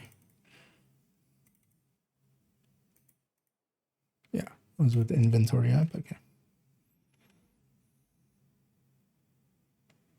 And let's here move to actually what we saw in the builds pictures on a few. So that beginner kind of variant that I explained, where we're taking Gunner, especially for the Banshee Pulse. And this can be a really good way for somebody to start running Eclipse. As especially the Banshee Pulse is really easy to use, and yeah, we can use it even through walls, and you can just get a status effect on the enemies, especially, and just get, you know, CC going for your team. This though would definitely at this point be a group build, basically. We're still using the fire as our main tool. We're giving up a little bit of damage because yeah, we no longer have that Stinger Hive, which can be a really good, powerful tool, but that requires as well game knowledge and such. This we can play a lot more reactively with because yeah, we can just Banshee Pulse enemies. They'll get staggered when they get disoriented by this, and then of course we can follow that up with some fire. Here as well, we're kind of combining it with another one that was in there, which was just sticking in a Palisade piece in here. Now, Palisade piece is, of course, a little bit harder to get than an electric piece. The electric piece comes with a yellow core. The Palisade pieces come with blue cores.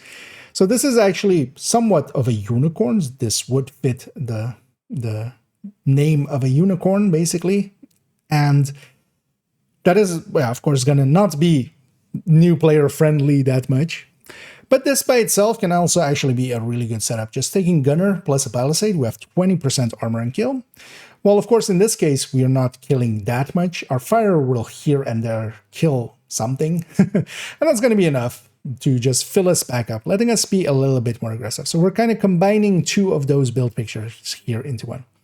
We're going to take this into just some matchmaking, random matchmaking, and see what we get, and just kind of run along them and see if we can have an impact.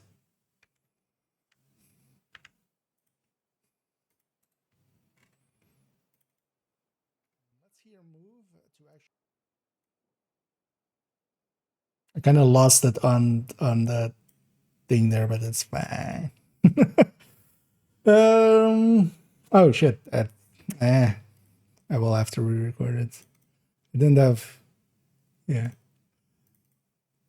Yeah, I forgot to take chat off. You know what? That's fine as well because I kind of does fit that moniker. That was moniker was the word I was looking for. But I just was on the tip of my tongue, but it wasn't on the tip of my moniker. Yeah, let's take it here. Let's redo that for a second. Yeah. As here, we'll take it to that beginner variant that I kind of introduced in the build section, We're taking Gunner, and especially taking Gunner here for the Banshee Pulse. The Banshee Pulse is a very new player-friendly tool for Eclipses. Very easy to use, reactively can be used just when a wave spawns, you kind of start charging it up, you just send it in the general direction. And this way, in group settings, you can still have some impact, even if you kind of aren't great yet with landing your fire chems. You can still have an impact just by getting this Banshee Pulse onto enemies, and your allies will likely spread that, but also just with that, they'll get staggered by the disorient, and then you can land the fire chem underneath them. Here we're kind of combining it as well with another one that I kind of showed, which was the Palisade piece. We're swapping out that electric piece here with this Palisade. Now this part is then, actually, yeah, not very new player friendly, because this piece, the Palisade pieces come with a blue core, so you would have to find a piece that has status effect and skill haste on it, and then optimize that, and then recalibrate the core, of course. And that isn't very new player friendly. This definitely fits the moniker of a unicorn, and is kind of a harder piece to get. So of course, yeah, you could just go with an electric piece starting out. Here we're kind of combining both of them and kind of going for this 20% armor on kill, because we have 10% from the Palisade and 10% from Gunner. And while we don't have that many, because of course we're giving up, basically the Banshee Pulse does no damage, so we don't have that Stinger Hive to kind of help with some kills as well. We still have our fire, and that will kill some enemies here and there, and let us be aggressive. Now generally as well, for actually casual play, even in the baseline Eclipse, I do like sometimes grabbing an Palisade piece, sticking that in. You can still get plenty of kills here and there to be aggressive with it, and this will just fill up your armor back up. Because we're only really losing 10% status effect, which is a loss, but not a humongous one.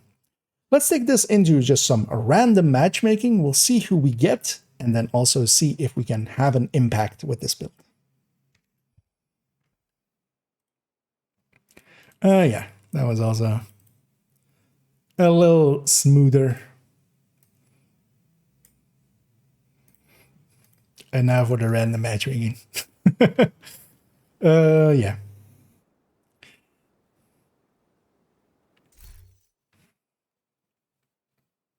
We'll start on it here. Yeah, let's just go. And let's do that by going into our map, going to matchmake. We're just going to matchmake for a random main mission on Heroic. Here I'm just also showing this process because actually I want to show a little trick here, which I have shown quite often. You of course get an invite here. What we can do actually is, before accepting it, if we go into social and look at it, we can know which mission we're going to. This doesn't always show the mission, this shows where the person is. So if they're inside of the mission, then we know exactly where we're going. Here, Jefferson Plaza. If it is, for instance, in the open world, they might be matchmaking for a mission, but then just playing around in the open world and such. So oftentimes you can find out where we're going before we go there. And yeah, of course, if you have a few missions that you maybe don't enjoy as much, that might make a difference here. Here, yeah, we're loading in and finding our friends on the ground. An agent needs assistance. Let's see if we can help them out. Now here, of course, yeah, that Banshee Pulse especially, this is the reason to kind of go for it. It can be very easy to use. It is pretty effective. And now, of course, against the mechanicals here, that Warhound, we won't do anything, but we can still, yeah, quickly just get something out and then follow that up if we can. Here, I'm just gonna try to have an impact by helping my allies here. Getting status effects going on enemies. And yeah, they'll take care of the dog here. In coordinated teams, what quite often we will try to go for, and here's why actually I'm going to go for those shock rounds. Actually, what we try to go for is, yeah, the Eclipse kind of deals with all of the reds and the purples and weakens those, and then what especially the rest of the team, if I'm with some reds and such, they can basically leave most of the reds just to die from my fire. Entering contaminated area. But of course, in random teams, that's not going to happen as Liquid much. DC-62. I'm going to go down here, and actually, I'm going to charge up here, and we're going to, for instance, here, my allies have already spawned them. I'm going to just send that through the wall. And that's really the use case for this, and that's why I do recommend this starting out. If nothing else, even if I don't land my fire chems, we're still having an impact just by disorienting the enemies. Here as well, I'll try to get a disorient going on this enemy just by scorpioing them. I know the next wave is going to spawn when that enemy dies. And yeah, I don't have a... Actually, what I tried to do there, you saw me pull out my specialization weapon. I saw a Warhound, and of course, what I wanted to do with them was to crossbow them, which is usually the tool that I have on my back. The minigun we won't use as much. It isn't potent, really, without any weapon damage to help it with. What I could have done there, I do have shock rounds actually, and yeah, we should use those. That status effect as well. If the enemy dies with that shock on them, they will spread it, of course. It is a status effect applied by an eclipse. It doesn't matter what the source is. Here as well, actually, in this mission is a good point where, for instance, we have these barrels, these DC-62 barrels in several places. Now, most of them in the invaded version are already blown up, but in the uninvaded version, if I blow them up, if enemies run into that, they will also get affected by it. I'm gonna go in with my ally, and again, I'm just gonna charge it up. And here, for instance, as well, even if I didn't know exactly where they're spawning, I could kind of aim it in the general direction, and then, of course, just kind of aim, see the minimap, and then aim and then send it. Here as well, we're not, we don't have any directives, so that helps a little. I'm gonna use some of those shock rounds that I grabbed earlier. And yeah, special ammo can really be a game changer. Now, of course, if we have an OD in the team, they will overwrite our special ammo. But even then, we're of course still getting their bleed, and we should apply that liberally as well. I'm gonna try to land the fire. I'm actually gonna send a try to get a foam going, because we also, with the, because of Gunner, what we also have is actually the foam from that. So we could actually, if we land a foam grenade on an enemy, so for instance that heavy can be a good target for that. If we get a foam on the enemy, yeah, that will also spread if they die. We have a Warhound in the back. I'm gonna send some shock that way. When I shock them as well, we will apply Vile, but yeah, that's not that impactful to a Warhound, for instance. It will weaken them a little bit, but the Vile is definitely always just a little bit of a bonus. Here as well, without the Survivalist, we don't have that bonus to our allies for status affected enemies, basically. And that does, yeah, that will weaken the team a little bit that way, but yeah, we're doing so just to get that really good beginner tool in the Banshee Pulse. We can send it out often and make an impact. Here as well, in a second, they'll spawn in the back, kind of. I don't want to rush in. This, just as general courtesy to allies, is just wait for your teammates and then go in all together. Here, I just used it on one guy. I should have sent it actually further. But we didn't, so it is what it is. And there, yeah, again, I forgot that I'm so used to being survivalist. I was trying to throw a fire grenade, because a fire grenade will linger for a while, as we saw. And especially the next wave is kind of going to be spawning over there in a second. At least partially. My teammates definitely don't have great amounts of damage, but still enough to get us through here, likely.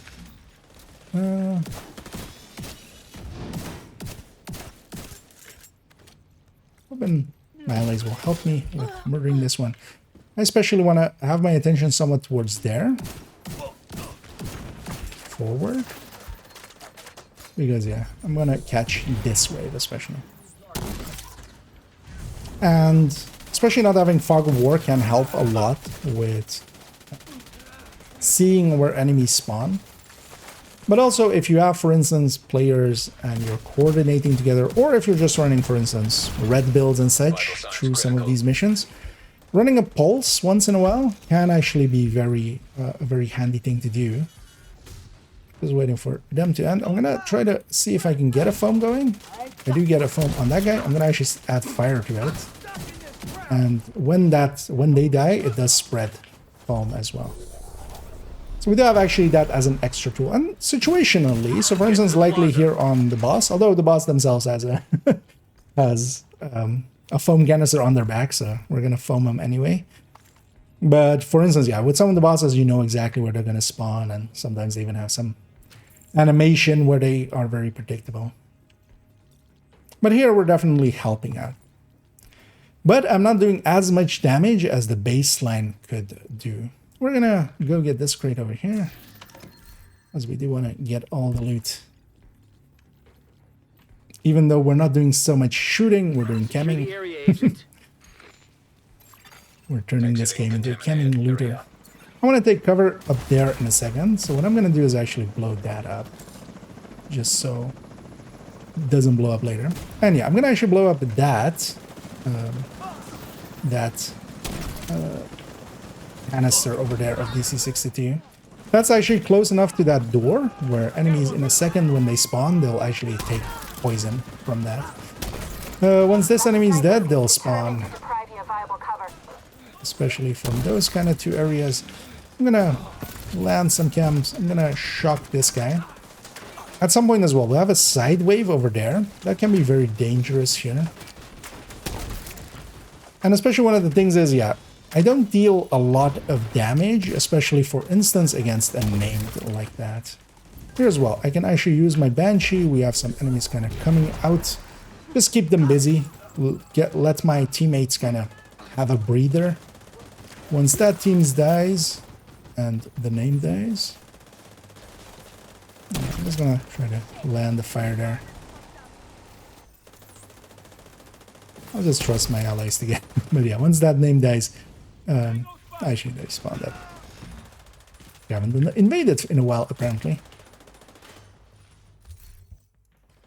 Do need to pick up that thing in a second. I think we do get one more wave here.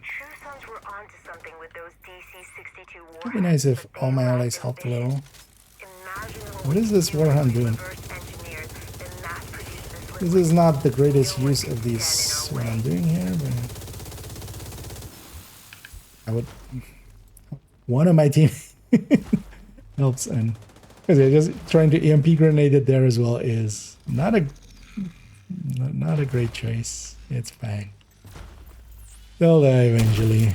Yeah, we did get one wave. That's the thing I was waiting for.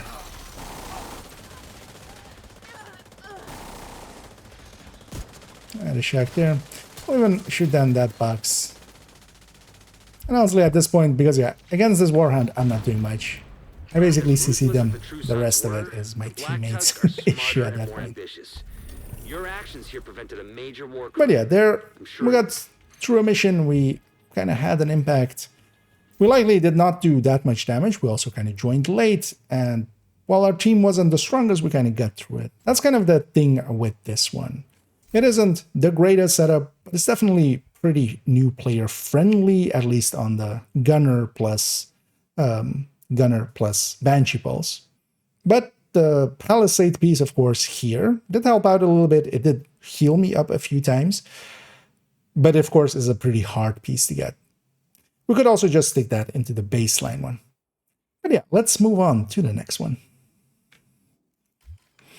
There we go. That was fine enough. What was my teammates? Okay.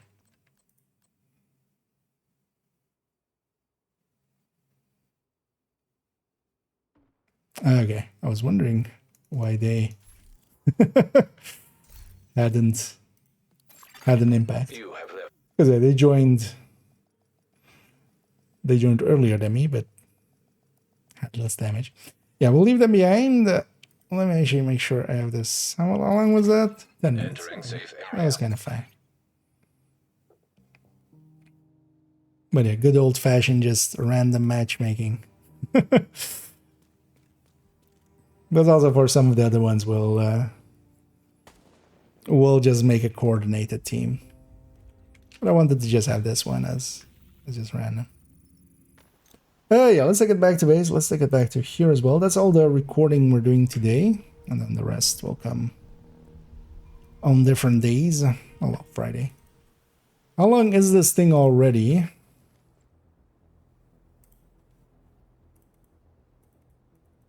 open everything up. It is a total of already 1 hour 31. Sounds about right. Sounds like me. Although there's like 6 minutes of cut-in room floor stuff, so that's gonna get taken out, and then.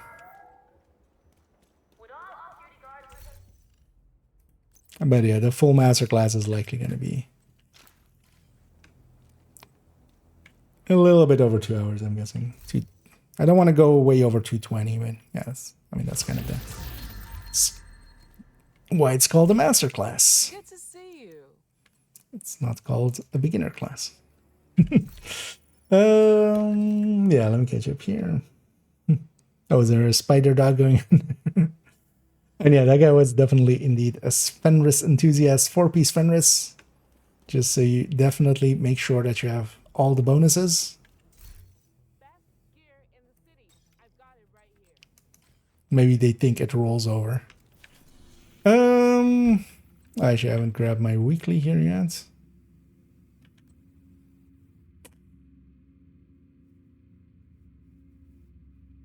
Actually, okay. Yeah, maybe we do. Maybe we do a weekly on this character. Although, wait, was there? We can maybe get both in. Because yeah, it's also pistols on the bounty cheesable zone. And I do still need a bunch of... Well, I have all the pistols, but I could use cheaper ones to optimize. I appreciate the trade. I think, well, let's maybe just go for a weekly.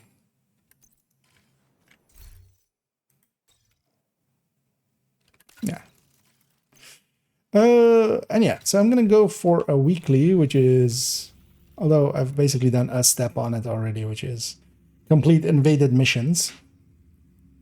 But we'll need, because we'll likely just go for capital, which will be instead of title, which takes a lot longer. But yeah, gonna go for some bounties and some activities and stuff. But yeah, if anybody's interested in joining me for that, then feel free to say so, and we can get you in here.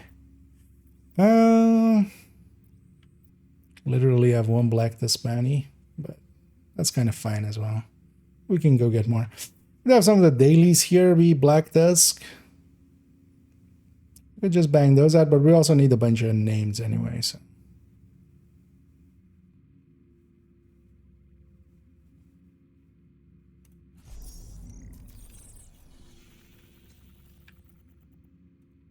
What's invaded actually?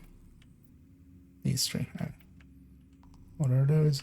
Masks isn't too bad.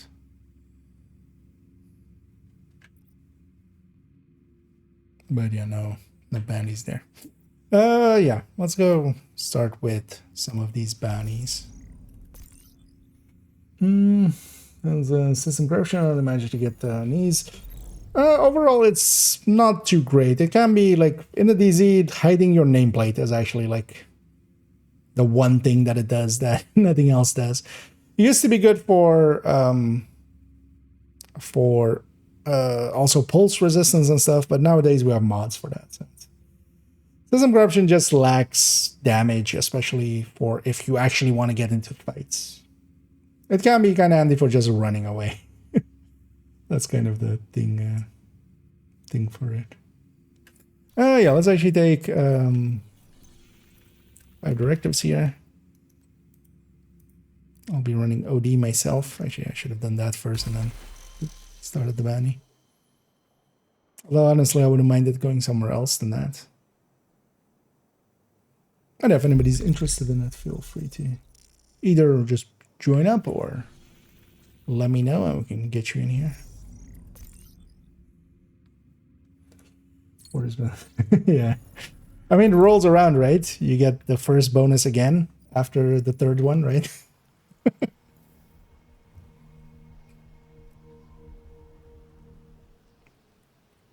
But yeah, nah. It's, yeah. Target near you. I didn't really catch what their...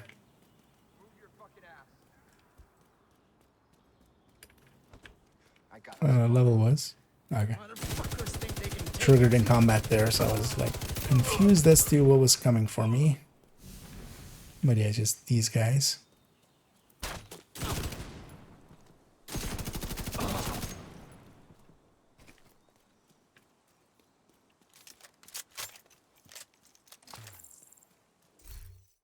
Does this character need some resources? Some only food.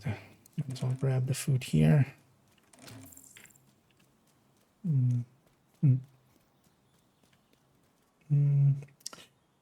Let me get you some. And hey there, Cladseeker, and yeah, thank you for joining on, and yeah, welcome in. And yeah, I'm doing pretty good. Hope everybody's been enjoying their day so far. For me, it was mostly just doing a bunch of housework stuff and just some work stuff, and then now we get to play some video games. I'll guard this area.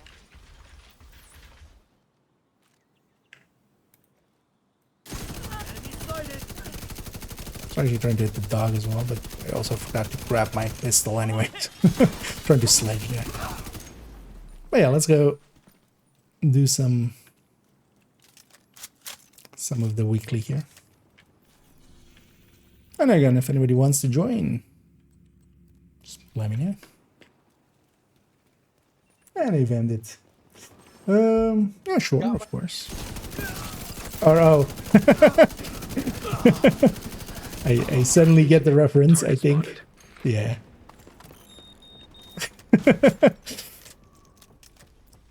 But yeah, I do like salads, actually. The only issue is for me, I just put, you know, you're supposed to just eat the salad healthy way. I just put like a whole bottle of that sauce on it, so it's like less healthy than a hamburger. Heavy contact here. Deploying drones now. Oh shit, that. I forgot I have a cool skill, yeah. How about we don't blow me up?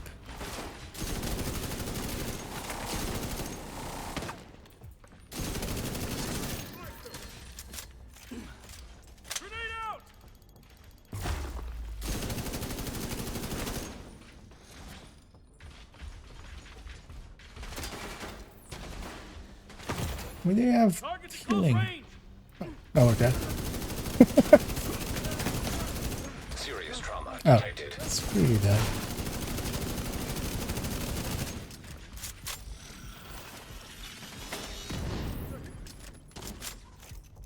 Stop healing.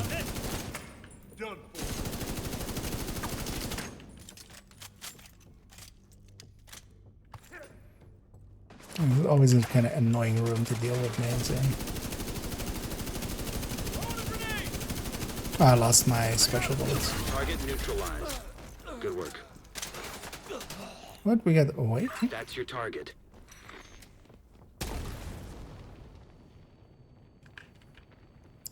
So we're going to use that one.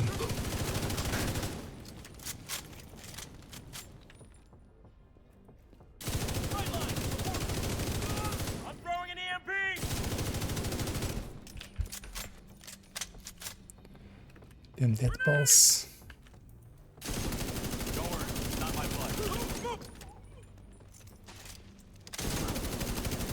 Hey, it's Bronson as well. Specs. Did you die? Okay.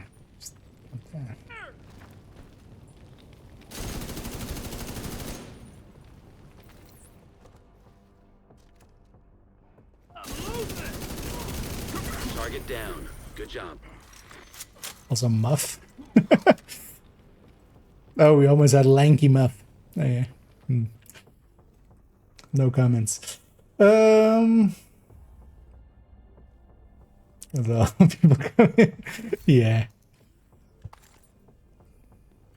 We're starting a trend.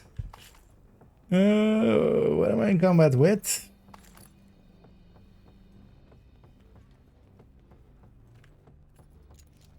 It's a reasonable question to have, right?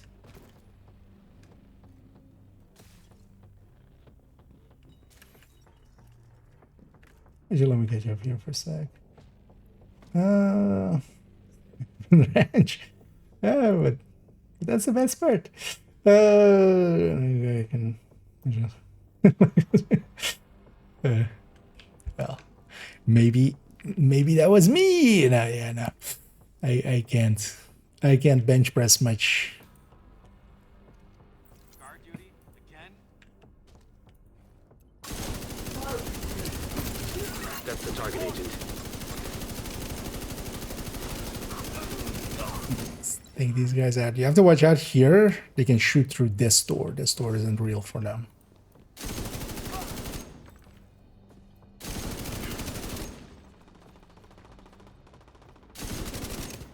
No, that's not this medic. That was the medic I killed. Medic round.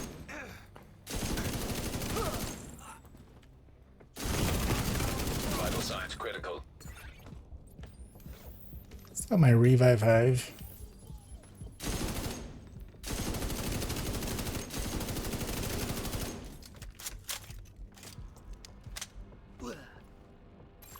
Mortar? Hostile artillery turret detected. Oh, shit. That hive I had, I no longer have.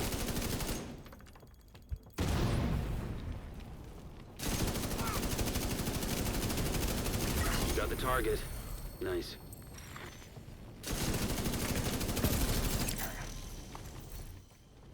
This place is always kind of annoying to fight into. Definitely one of those places where That's I like another being one attacked down. and just Good job, agent. rolling through it. Instead of... Because there's a lot of choke points where you can't really break out. Yeah, so that was one bounty. Yeah, let's go get some black dust bounties because I have none. So we have those daily ones, but yeah, I don't want to do those.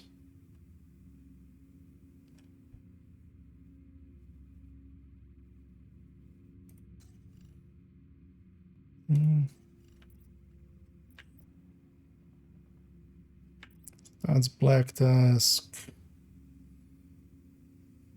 And that's gonna take a while to get to.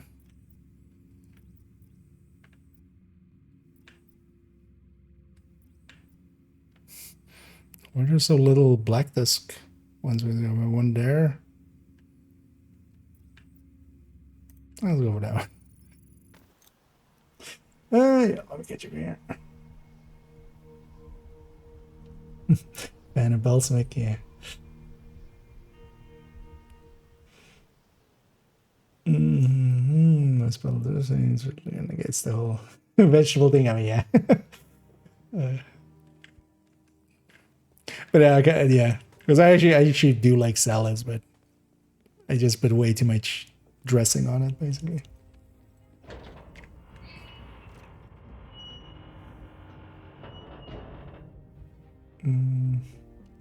What build for Countdown would you recommend for a running gun playstyle? So in Countdown, just running as Red Striker. Civilians in distress. You do need to, you know, kind of pay a little bit of attention and not get instantly murdered, but especially if you kind of learn how to play it. But if you just want to kind of be mindless about it, I do like PFEs, especially in Countdown as well. So protection from elite Immediate builds. medical assistance needed. Oh, you lost sight of me there? How about we don't medic anybody?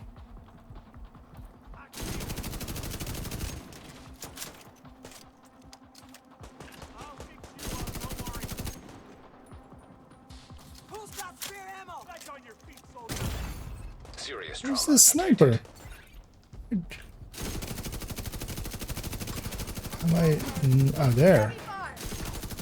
Oh, wait, where's the... Oh, that's the grenadier. Okay. Rounds on target.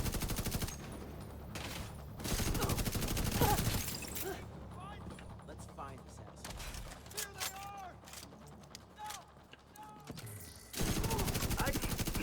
asshole. But actually, on my channel, if you look for I made actually a video. It's a little bit older now. I don't actually remember when I made it. It's been a while. But it's still valid, basically. All of the builds in there are still valid. And also if any of the builds kind of got changes to them, their build picture will have that. Immediate medical Sniper assistance needed. Warhound.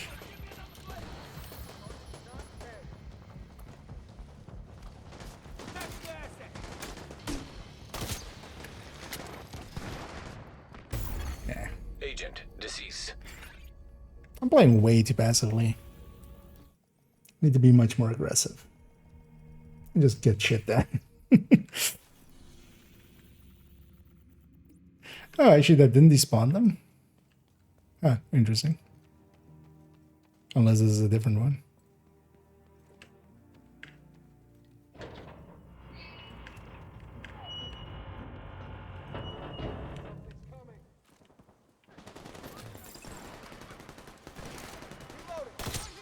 Oh, maybe. Yeah, damn.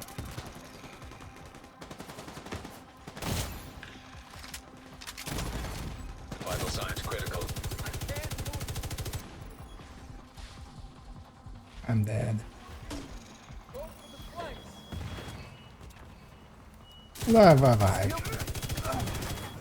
Dead. I'll be dead once.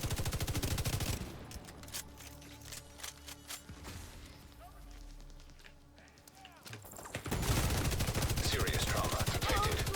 I was about to generate some ammo there, but then... Yeah. That was the last one.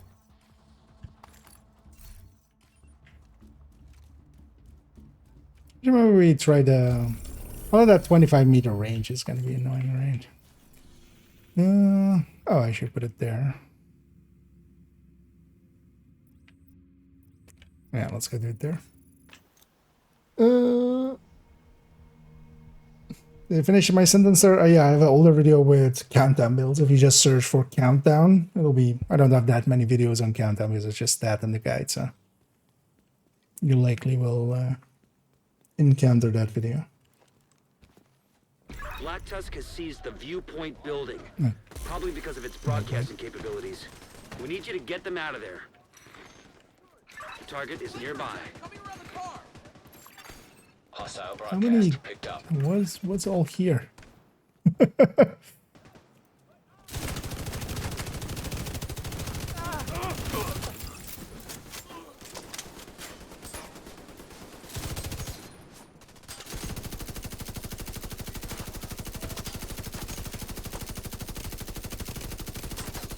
Downside of the Nagav is just isn't accurate enough to go through the little shield. Immediate medical assistance needed.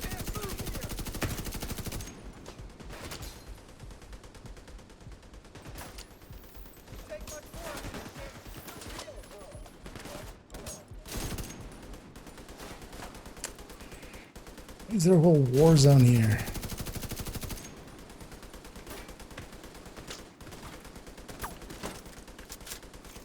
Why is everybody pissed off at me as well?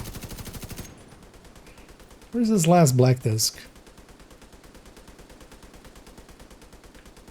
Because I don't want to eat through this whole mini tank.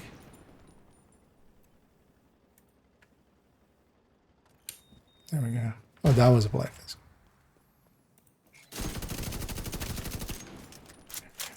Go away.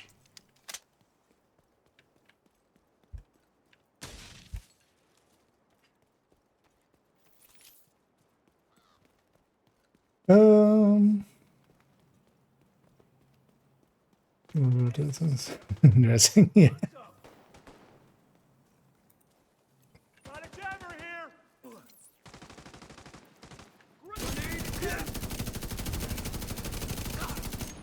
Man down.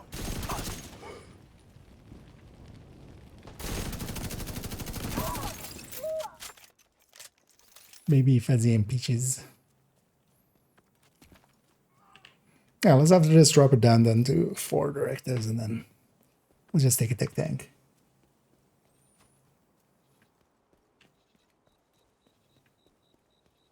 So what do we- Civilians in danger.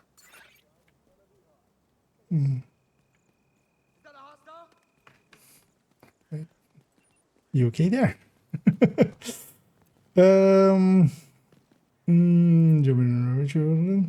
Well, Cabal, if you want to, indeed. You have your in-game name for me? I can invite you, unless you already have me on your friends list. And yeah, again as well, if anybody does want to join, I'm just doing the weekly, and then we're gonna get through that. Likely that'll be also it for today. Might farm a little bit of the LMG zone maybe later on for purples.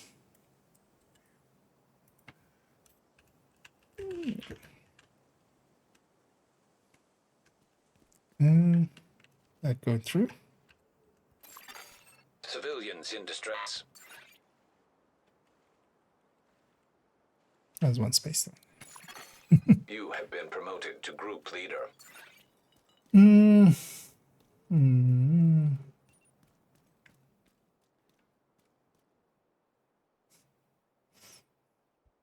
mean, we'll just...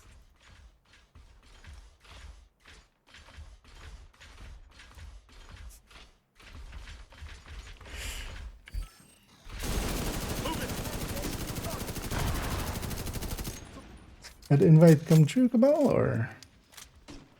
They're gonna just send it otherwise.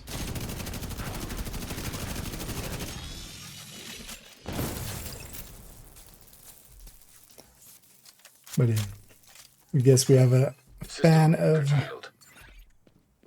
Although, would that maybe even be themselves again there? It's not kind of the way that they talk, so I'm guessing it's not. Serious trauma detected. But yeah, System restored. people wanting attention there, I'm guessing. For a second there, I had to read that second one a few times, going like, are they complimenting me, or Agent has joined. are they trying? Because yeah, they're likely so bad at it that it's hard to even make out what they are trying to say. And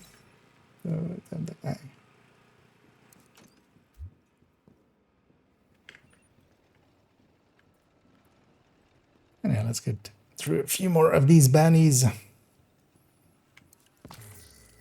And then we just have the missions and such to do.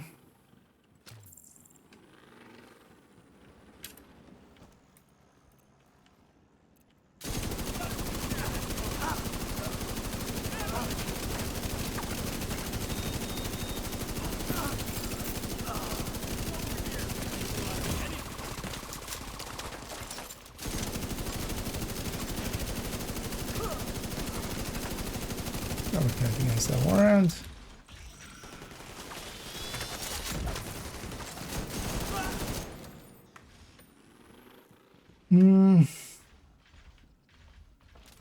Indeed.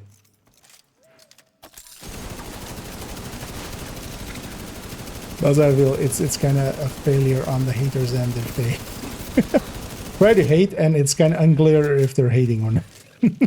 Feel like, as a hater, you can have one rule, one jab. That's just to make sure that, you know, the person that you're hating on knows that you're hating. One would think.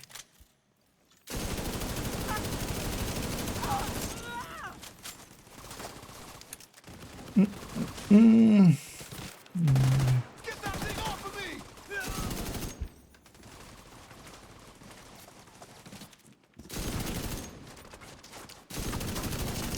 Some Agent, target spotted. baby Fuzzy and Peaches.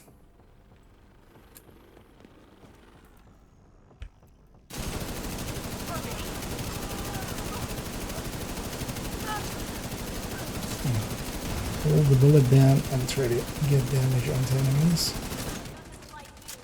Oh, aye. And those drones gone. An agent needs assistance. Oh, there's poison there.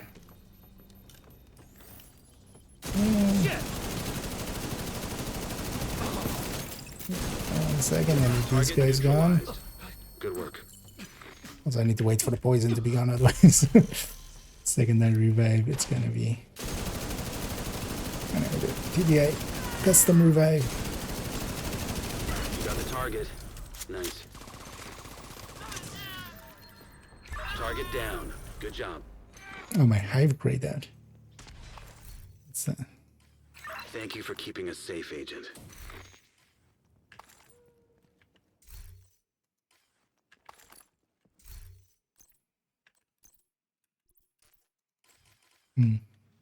Need to get through its cooldown there. So I should get the key chest while we're here. So might as well get this loot.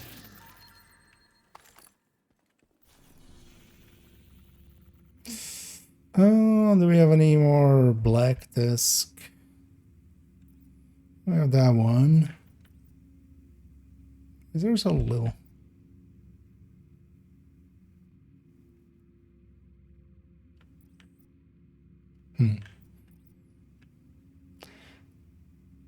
I mean, yeah, let's just go for that one. Although we kind of have to go through a True Sons one to get there.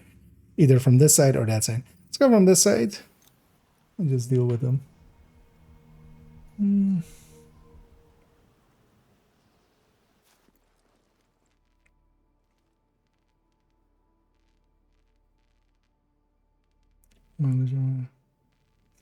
Wait, sorry, wait.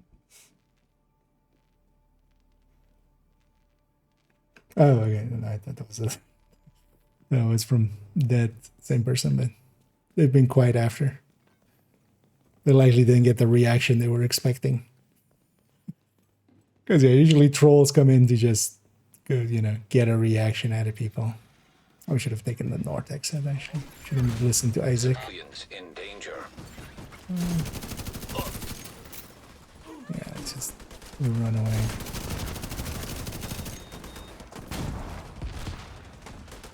Let's deal with this.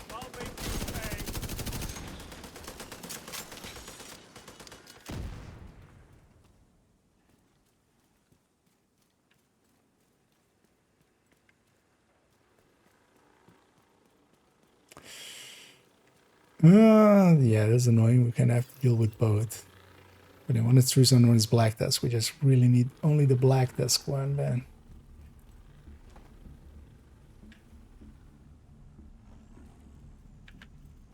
Because I'm going to aggro the other one as well, just so they don't kill the hostage. So. Oh, that's interesting. Don't think I've ever seen the UI show two hostages or two activities at once like that.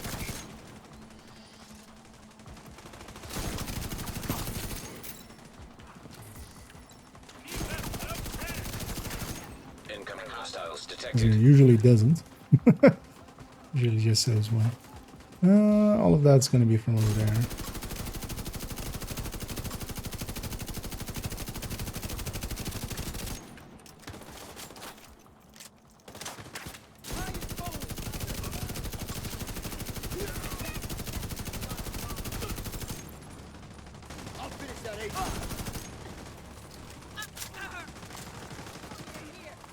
I don't think I've also, like, oftentimes dealt with two at once. Let's go help out. Or hostages here. Wait, where are they? How far away did they run away? Got a visual on the enemy. At least, like, there's one, but where's the other one?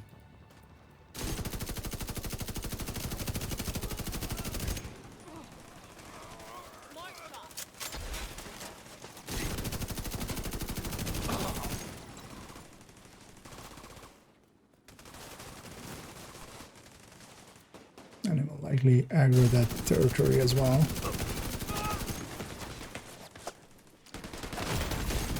Vital signs critical. Detecting additional hostile contacts. And black does usually Either that truck over there or behind us. Behind us.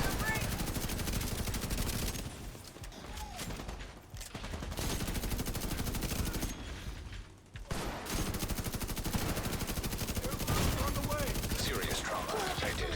Yeah. Oh wait, that was from somebody else then? 'Cause I killed the lady.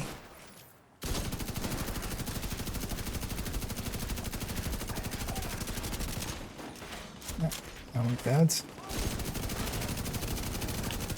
Got the weak points. System malfunctioning.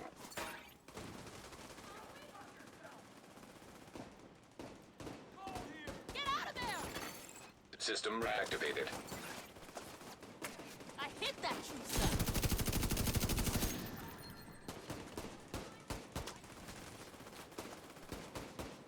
Right there. You're in the open. Now, before they move again. Grab that. Your turn next.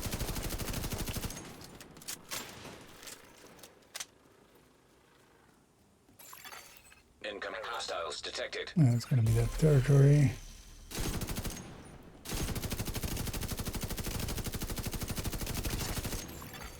Access key detected.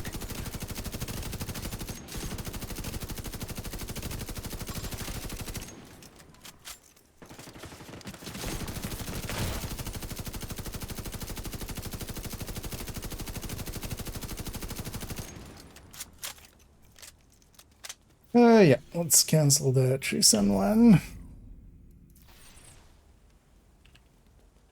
Wait, did I not pick it up? Thought I picked it up. Oh, there it is. Let's get Strike Team Tango going.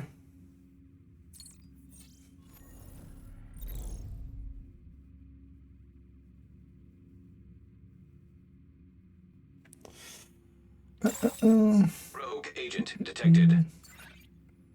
Is doing to go with those bandits for the weekly? Yeah, exactly. That's what it does. Oh, it is actually Folder. Okay. Interesting. Rogues to deal with. Detected. But yeah, I did Folder. Because yeah, nobody else is gonna defend Folder. They have no defendants. It's either them or it's that two buddies that he has on the stream. Vital signs critical. And then neither of them is gonna get any attention. Hostile artillery turret detected. I'll just time you out in a sec. And then you can go and enjoy defending, like, literally somebody that, man, is just the worst. Hostile airburst seeker mine detected.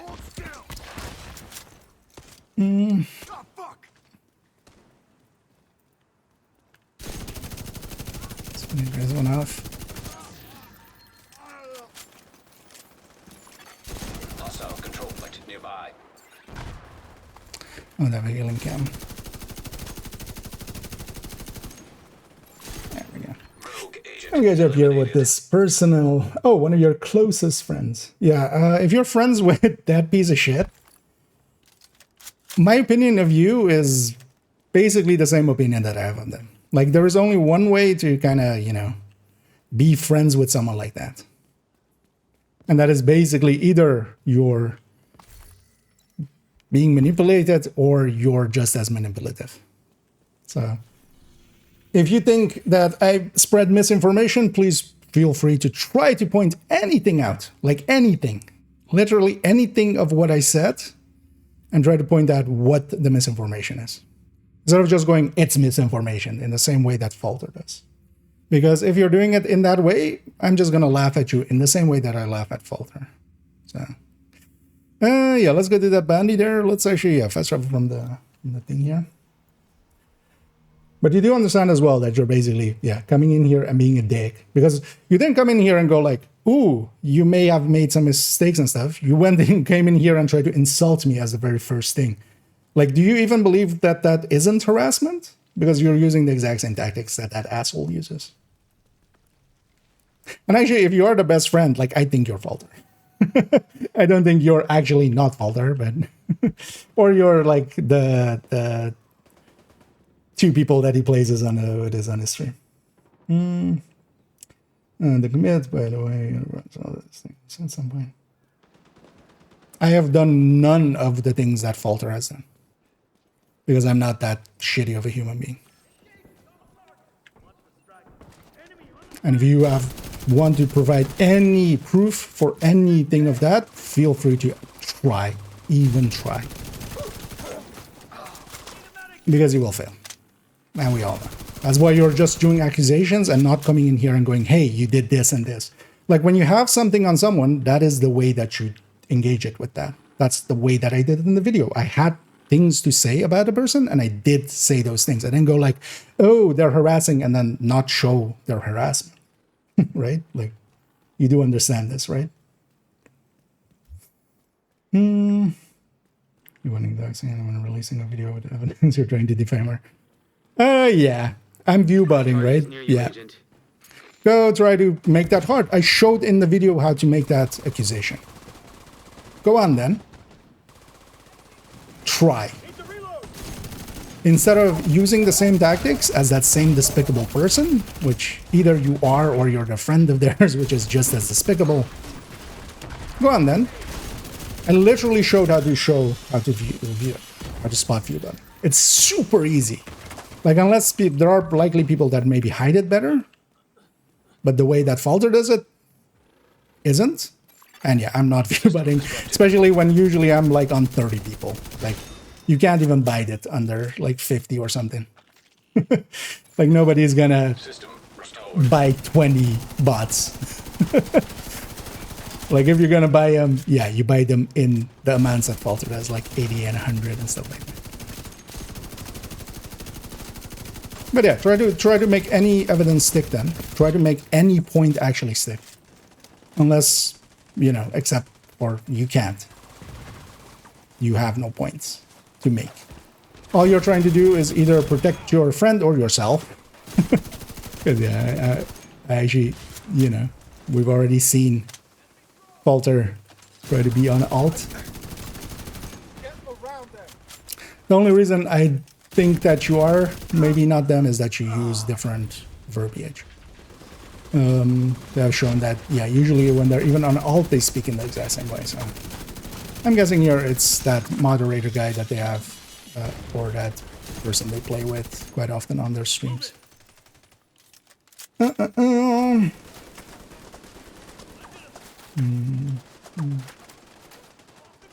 your voice comes from a stream that isn't yours. We can do that. Like, yes, I reposted a 30-second clip of theirs. We can do that.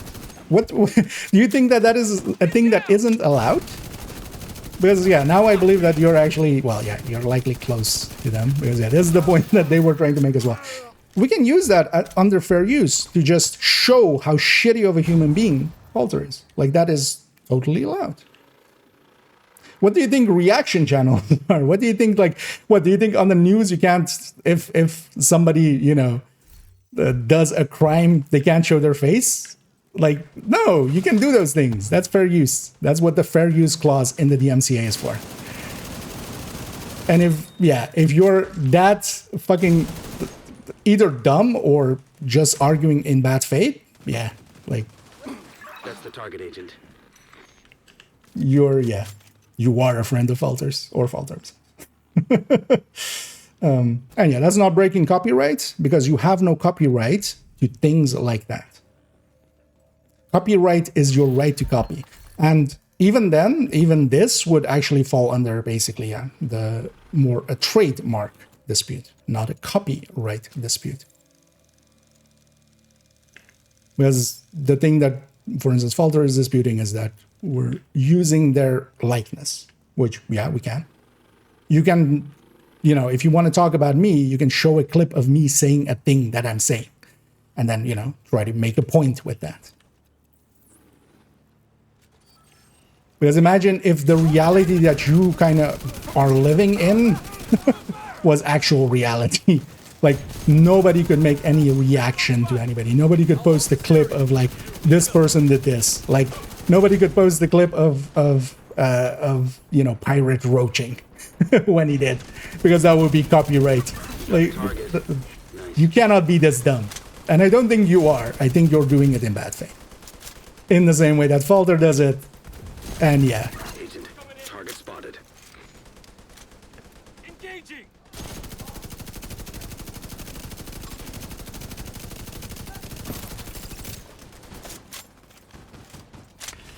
But yeah, special people will be special. Head up. Because we're adults. Ownership drama is overrated. You're friends with like a drama machine. And this isn't drama. The point when they copyright strike me, this is no longer drama. This is an actual legal offense that they took against me. And I will fight back on it. Like, it's very simple. Like, yeah, you can poke fun at people and, you know, even the slight harassment and stuff that fall under, sure, fine, whatever. But then if you try to actually copyright DMCA strike people, like, you deserve what's coming to you when you falsely do that.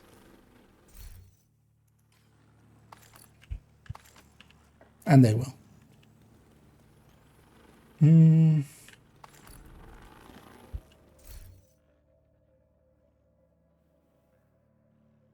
But also, you are standing up for your friend when they're in the wrong. You're doing that now. You're accusing me of things that they are actively doing. And then going like, oh, no, I will call out my friend. It's like, do you? I don't see no evidence of that. I see counter evidence of that.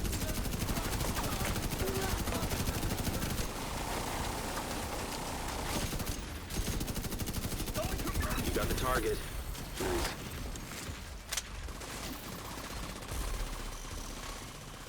Oh, actually, that's not. Sorry, that was corrupt. No. I misread that. Looks like you earned yourself another bounty. Well done. But yeah, they should actually indeed call out their friends. But yeah, that wasn't what they said. So actually, yeah, I was wrong there. And see, hey, I'm, you know, when I'm wrong, admitting it. Yeah.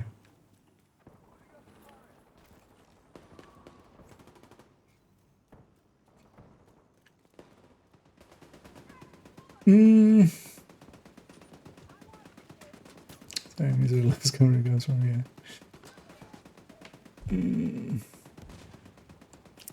Have their stash deleted. If you have your stash not showing up, it's not deleted. It's a visual bug basically. But yeah, what you can do is either log out and log in. That usually fixes it.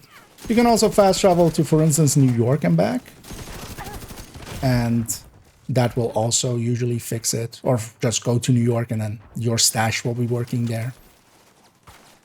But yeah, there's a bug of this season which is kind of annoying and has been around for a while, but also the devs have said like they haven't been able to fix it well, so they're still kind of holding out on the fix. But basically you want to resession, so either go to a different map, go off map, or log out and log in. Usually that's also.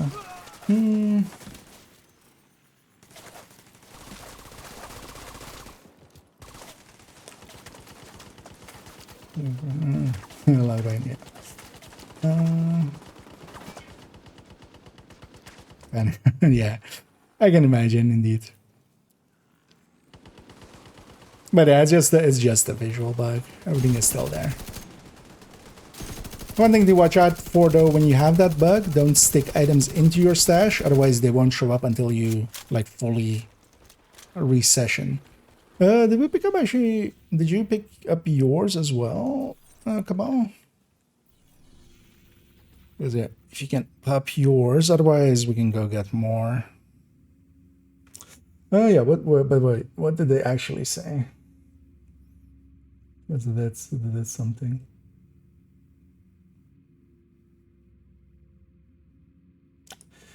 Division against her, that is clear harassment. I didn't do anything to take the division. I showed what they did. It is actions that they took And I'm just exposing that they took those actions.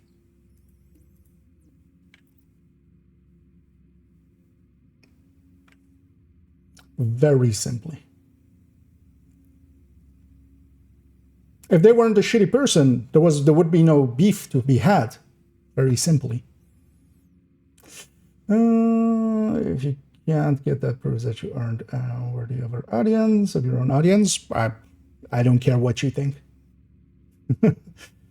Yeah.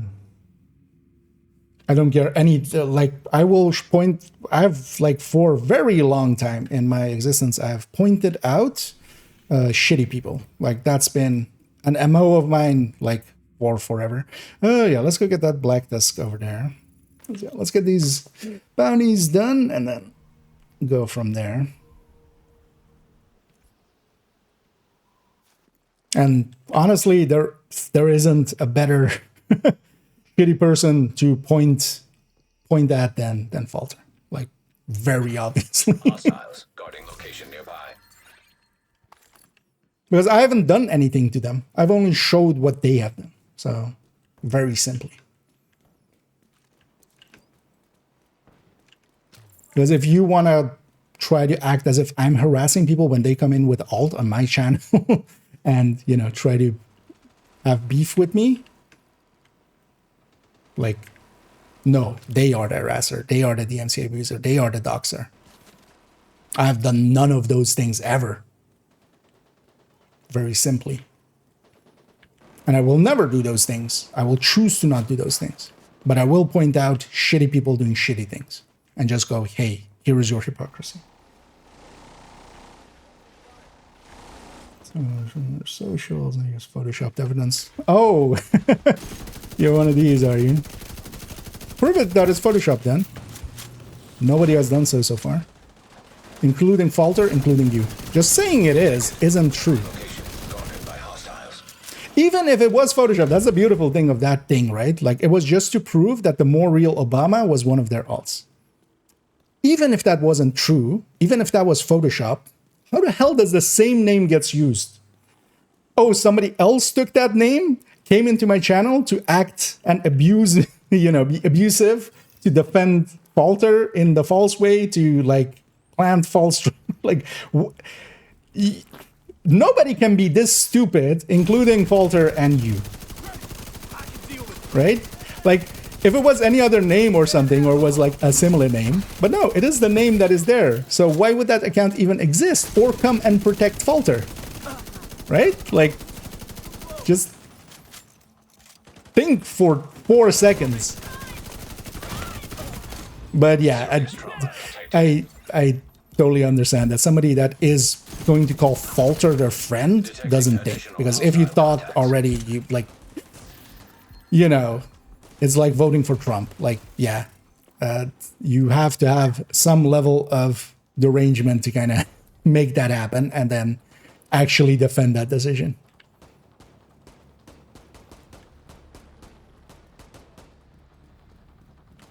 Where's the defense wave?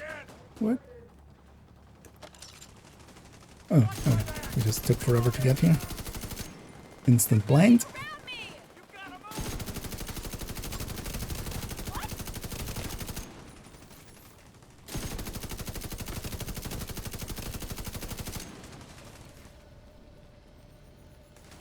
But yeah, you also get 2 more things you can say, and feel free to take your time to make those count, and then you're getting timed out.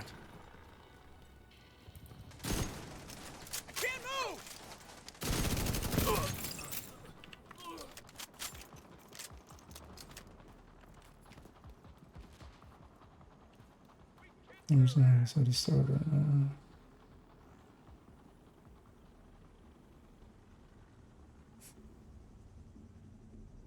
but also, as a counterpoint to that, to, you know, I don't deserve my own audience if I can't, like, no, I built my own audience, I didn't buy him. At the end of the day, one of the reasons that I'm completely unafraid of Falter is that they have no audience. Like, they have no audience to send after me, except, for instance, for you, or apparently. But they have 100 view bots and they have 12 viewers. Right? Like, they have no community. in 6 years of streaming, they have less followers than me. And then also they have, you know, basically nobody willing to go to bat for them. Whereas I fostered a community much more so through my, you know, contributions to the Division 2 community. It isn't true being like a nice guy per se. It is more through building tools, but yeah. That should show a lot Watch of... from here.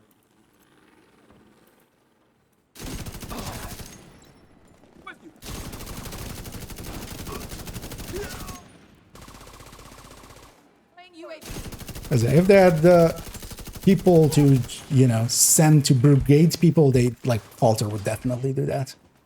They just don't. They don't have that viewership. Like, they're literally being watched by 10 people. So, in actuality.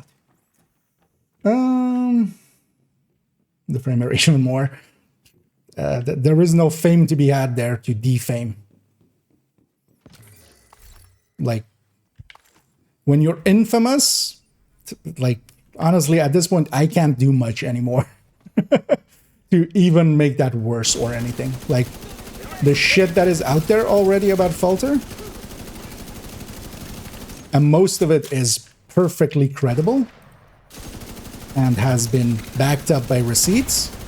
Immediate medical assistance needed.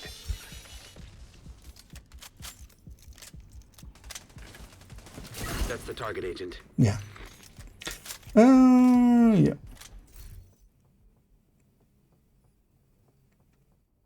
No beef is worse beef. Nah. Sometimes you gotta just, you know, this guy said in the video, sunlight is sometimes the best disinfectant.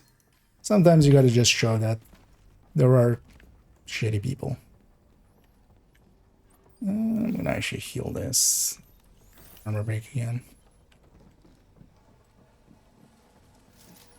Flunky, aggro, and beacon.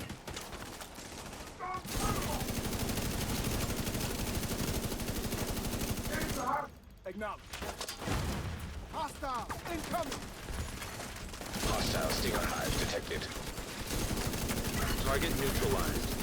Good work.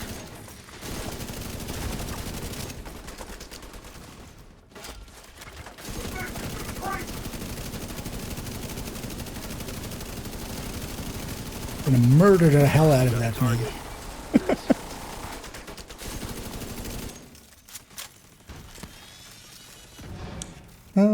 Yeah.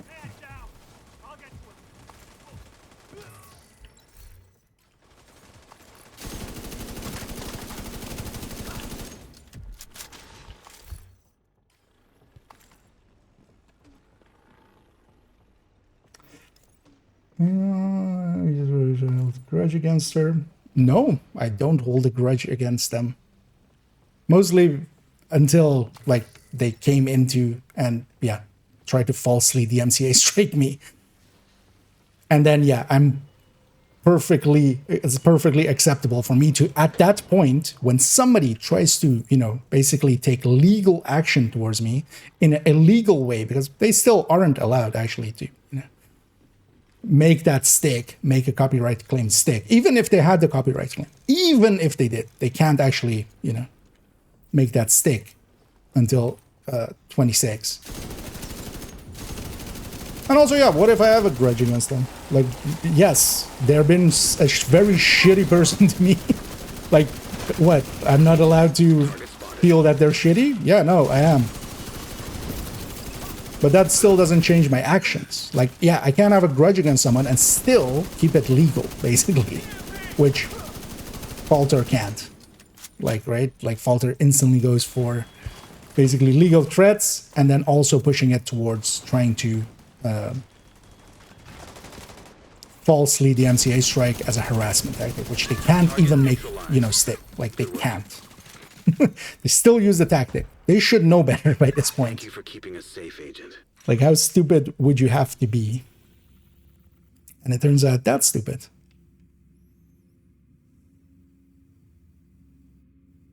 Well, it's trying to enter our private Discord. Yeah, that was a good lie they told. And yeah, I do love that they thought that everybody was basically alts of me, and I saw a bunch of DMs. People DM'd me their encounters of just trying to get into their Discord, not even sent by us or anything. They were just curious who this person was and, you know, what they are kind of doing. Yeah. You guys went full ballistic, didn't you? That was fun to watch. That was so stupid and so fun to watch. I have 0 Discord alts. I have none. I have only my main account, and that's it. I only have 1 Twitch account, and that's it. And the only person that we definitely know has alts, it's Fault. Like when they basically, again, every accusation is a confession. Did you pick up yours as well, Cabal? Because if you can pop yours, we'll likely go next door here. If you did pick up that bounty, or was that? Yeah, no, I used up mine. Why is this map just not spawning? Well, actually, no, we're done with bounties. Yeah, let's go do the missions. And again, if anybody wants to join us for some of these missions, because yeah, let's go do the 3 missions and then do Capital. Because otherwise we'll match make for it as well.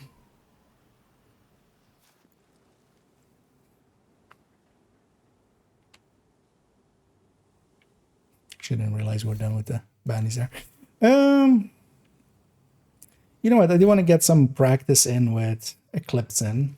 Let's drop it a few directives. We'll take it to 3 directives here instead, just so I can get some Eclipsing in.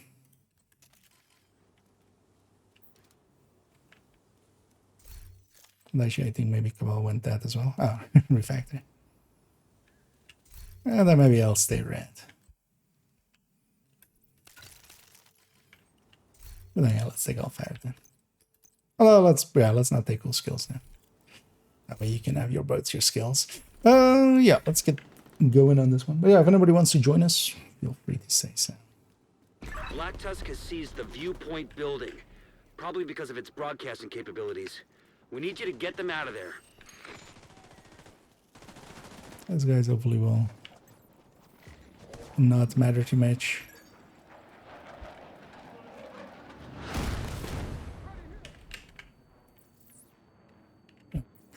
It's not. Go ahead. Well, that's still work out.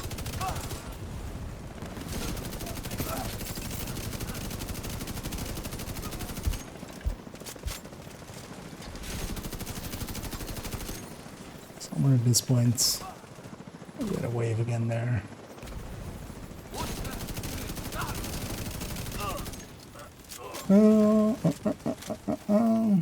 But yeah, you're doing a lot of accusations in the same way that Falter does. Yeah, you two belong together.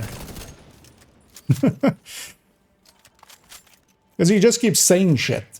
Like, I brought receipts, right? Like, I showed their alt. I showed their viewbots. I showed how, you know, their DMCA strike against me and how they're barred from doing so. At this point, you've just tossed around just accusations. Secure the building and recover any intel you can find. No, I was just, you know, comparing the kind of disconnect you would need to have to vote for Trump, yeah, as a very shitty person as well.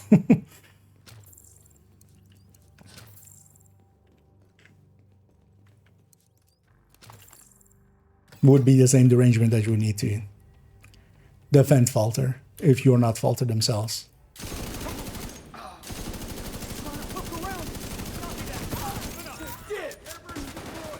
Like the classic events of what am I? Yeah.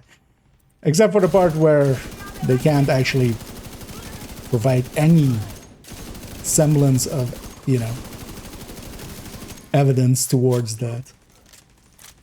Over 2 years, even holding audience about view botting, and now you have one even smaller. I haven't ever view botted. Because yeah, you're still, again, you're just tossing out accusations.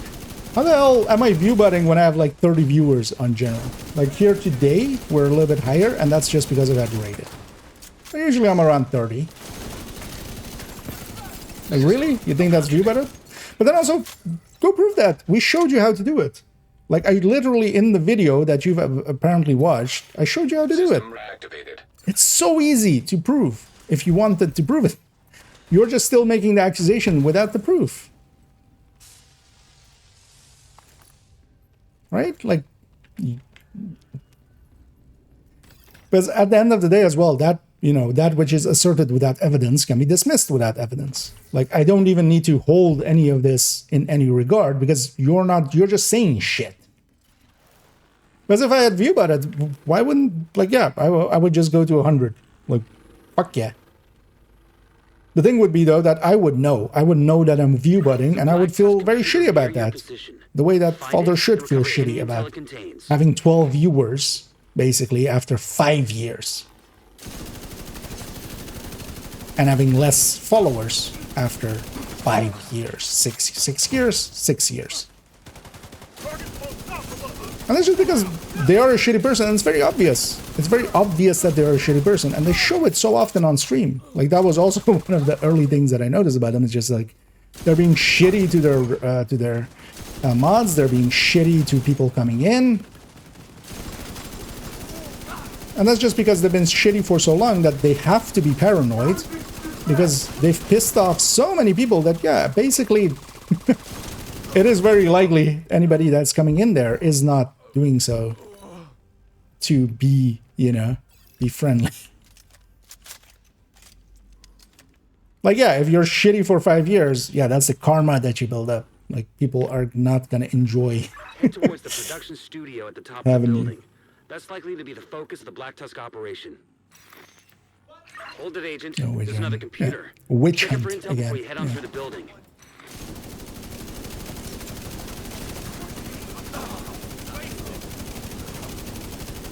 The issue here is that it's not a witch hunt. Mostly because, yeah, first of all, witches don't exist. But you know what exists? DMCA abusers. This is a DMCA abuser hunt. And I couldn't make that stick if they didn't DMCA strike falsely. Like, again, this is just showing their shitty actions. Like, you can't do shitty actions and then expect just to get away with it. Although, you know, they do expect that. But they just don't for so long, and you would think at some point they would learn, but no, they just keep being a shitty person. Like, here's the simplest thing to do. Just don't be shitty, and then just, you'll actually build just over time, you know, you'll find people of like-mindedness and stuff, but they can't because, yeah, at the very start, they're view botting. So anybody coming in is usually already going to confuse as to why there is like 100 people in the chat, but like nobody's talking except a mod. Oh yeah, the sniper dog. I was going head first into it.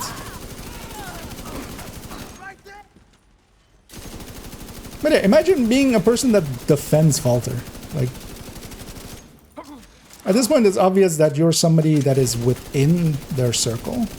So I'm guessing it's either it's one of the two people they play with quite often. As you're not using the same mannerisms as them, which is usually the thing that like stands out so much. Because one of the things is as well, I wasn't the first time they were in my chat with more real Obama. At least I don't believe so. But on the other ones, I don't have any evidence, really, because they were using different alts. But the mannerisms and stuff were the same, which stood out.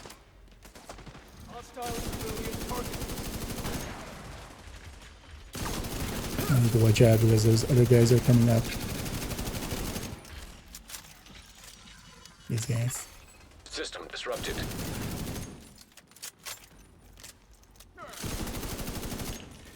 Oh, don't do that, Toasty. Come on. You're giving them ammunition when you do stuff like that. Don't do that. Like, this is the reason I don't want... like, I don't have mods on my thing. That's the, like, at least confer with me before you do that.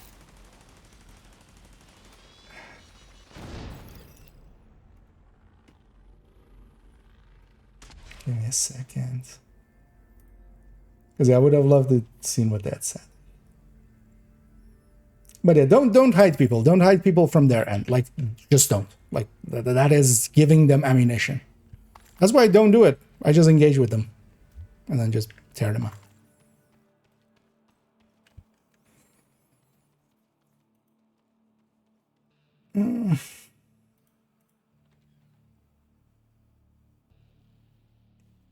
Because at worst, just time them out. Like, don't do, like...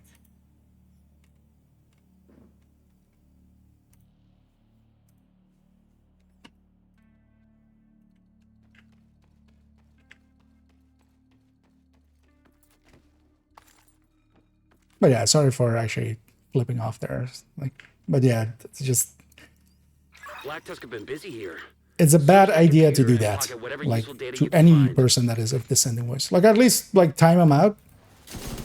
How about you remove them? They can speak again if they want to. Remove them from that list.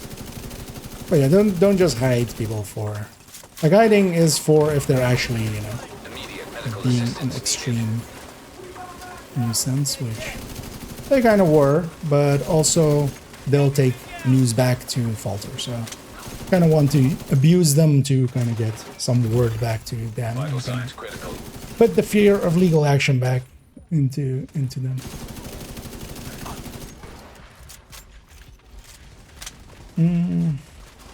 I'll deal with Nemesis in the sand. I haven't against him yet. So actually, I'll link it to my YouTube. If you search actually for Nemesis there, I have a video where I kind of do a Nemesis run and kind of explain how to do a Nemesis run, basically. So that's kind of exactly that. So feel free to grab that.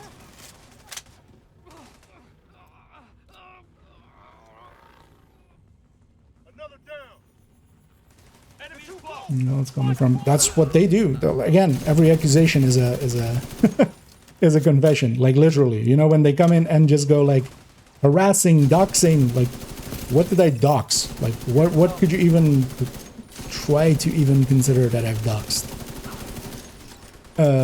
But yeah, they dox, you know. So and that's the mindset as well quite often of people that are sociopathic or narcissistic.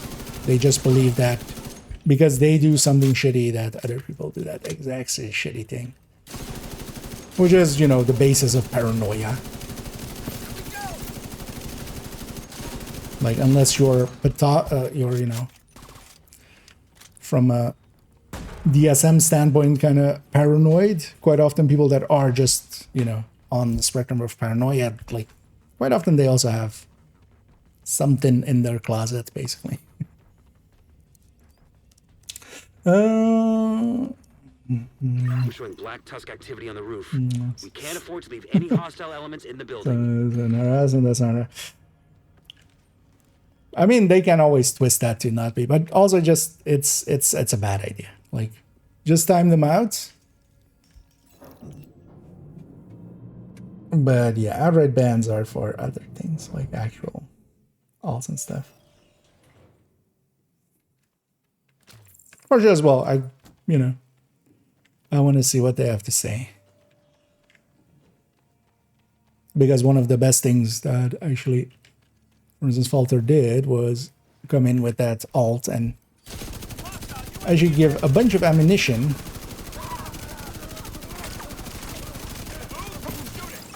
And so did this one.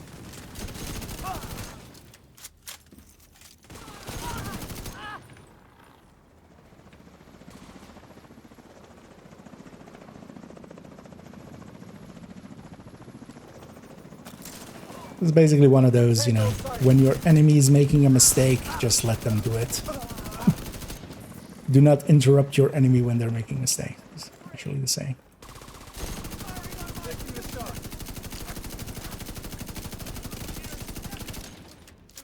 I think it's from a cookbook.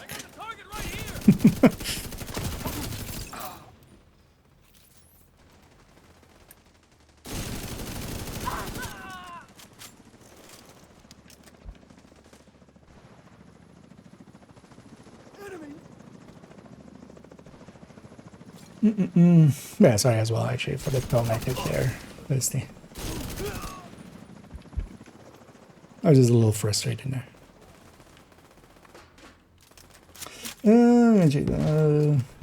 Legit. Yeah. Thing is though that yeah, there's a bunch of stuff to know for Nemesis run. My stuff is yeah, not per se too short. If you actually want a short version, GC Rock. Well, I actually don't remember how long that video was either. It might be pretty long as well. I remember them having a descent guide. And DJ Tickle as well.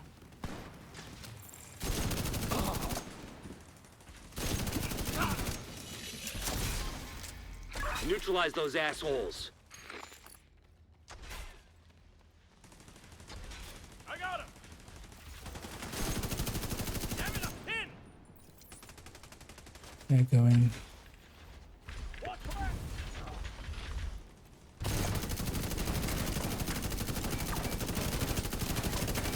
Can't see the center of my body.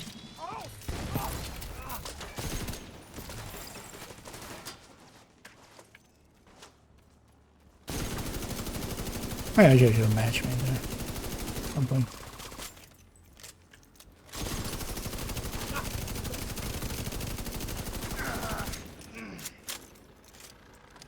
Roof clear. No more contacts.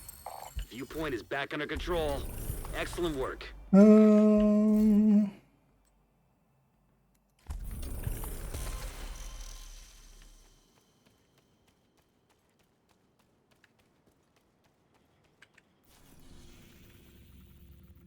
Yeah, let's get to Air and Space next. And again, if anybody wants to join, feel free to make that True known. Sun's old weapons factory. We'll likely do this Can't mission let and that then happen.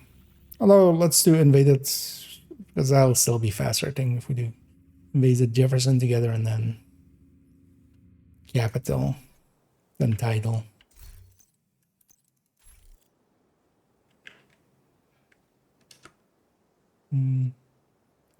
Alright.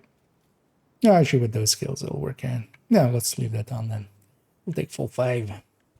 Some extra XP out of it. Black Tusk is already Actually, I didn't established notice I'm as getting pretty leader. close to Dislodging them isn't going to be easy. 31.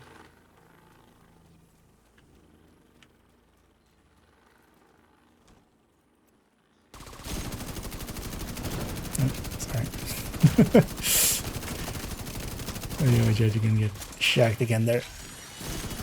That warhand is close. Serious trauma. Watch out, reinforcements. Oh yeah, let's actually matchmake here. See what we get.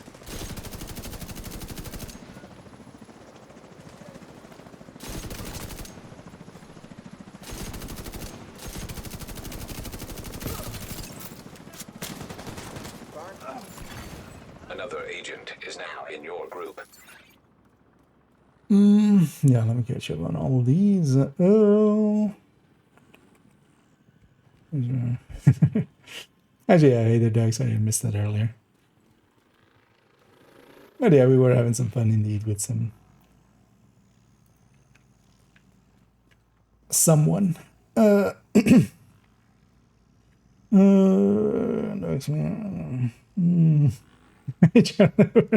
yeah. Well, get in line. It's a long line.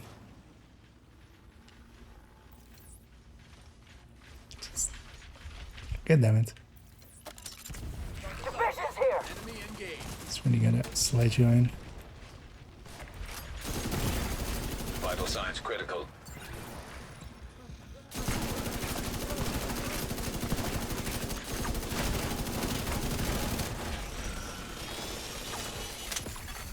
System curtailed. And especially blind firing against warhounds can be very effective. Sometimes they still hit you. System reactivated. But usually, if at that close range we're kind of blind firing, you usually can't find the target.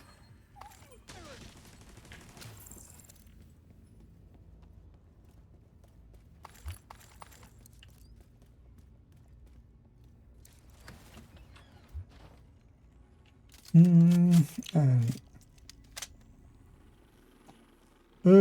do you think is better, Intimidator or Obliterate? They're different. I wouldn't say either is better than the other. So Obliterate,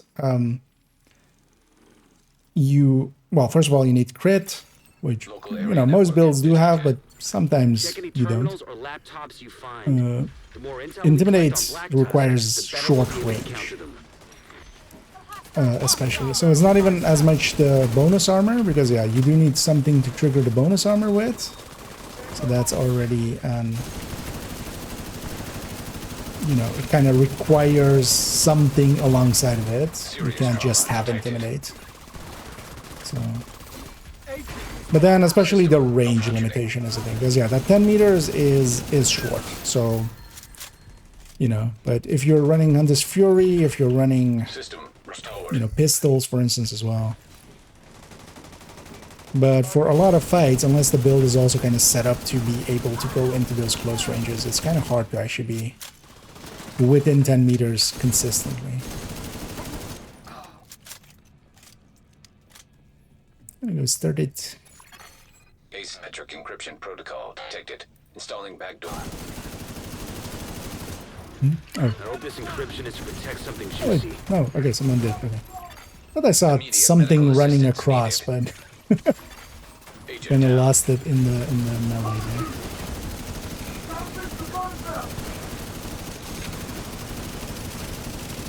Let's get that dug down so that it jams the other one.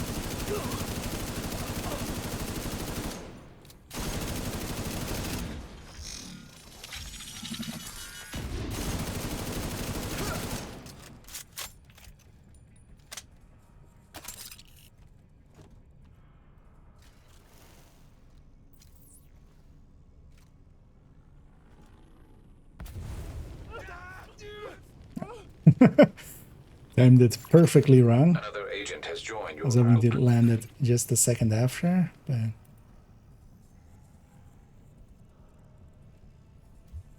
come on.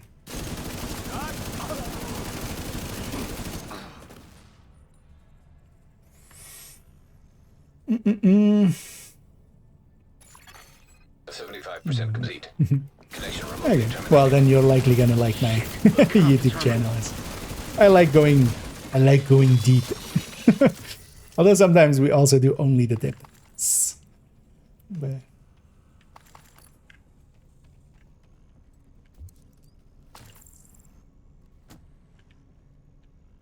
let's move on. Yeah, so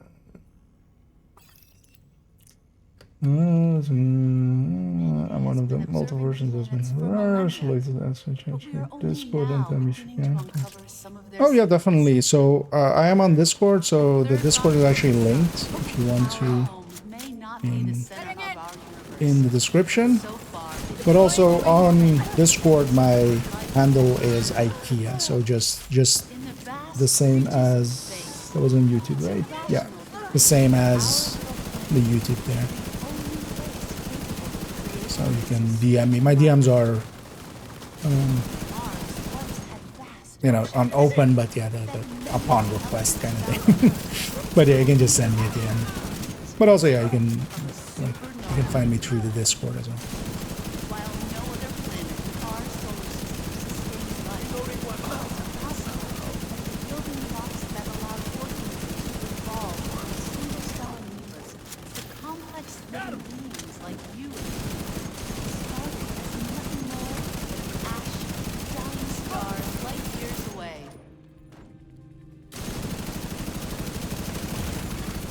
Serious trauma detected. Waited.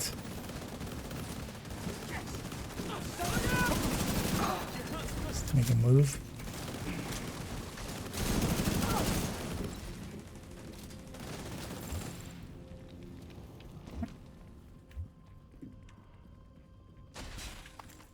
Now there are 4 of us. Run away! So that these guys spawn when this happens. What do you think about the new Master Tinkerer? Would be good as people say. Depends on who you're who you're listening to. To me, it will definitely matter. It will be an important addition to the game. I'm just gonna make sure this guy doesn't murder us from behind. But also, yeah, some people believe it to be very strong. It's gonna be, oh, like, honestly, it's not as big of an increase as even some of the other things. Because from a damage standpoint, all you're doing is basically trading an exotic talent for an extra weapon talent, basically. And in most cases, that will mean trading Coyote's talent, basically, for... you're trading Coyote's talent for, you know, either another damage talent or utility talent. And actually, next week we'll start looking a little bit. I've already... So if you want to see some of the numbers on it... Medical assistance needed. I got a weak point hit on that dog and didn't figure that. But yeah, already on my thoughts on the PTS, whenever that was, that video. I've already looked a little bit at the Tinker. I think especially the thing will be, if you're kind of more okay with Streamline, it's a little bit more powerful. But especially, for instance, in my case, I'm not. Vital signs Per se, okay with Streamline. Although in cases like this, where we have full skills anyway, it's not too big of a loss, or it wouldn't be. And then OD is going to benefit a lot from it, but it's also not like it's going to suddenly double our damage or something. At best, we're getting like 10% out of it, which, you know, is expertise or something. The thing is, though, of course, it's on top of expertise. So. Recent water flows as well, ranging from gullies and dry river systems to what appear to be ancient lake beds.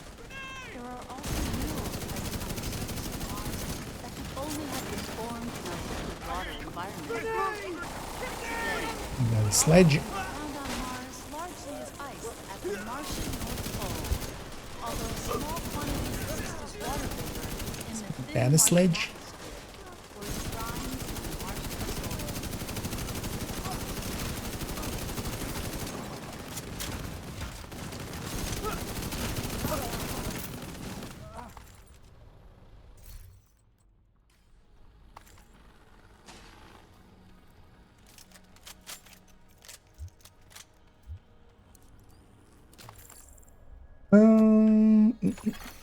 network signal detected. Sounds promising.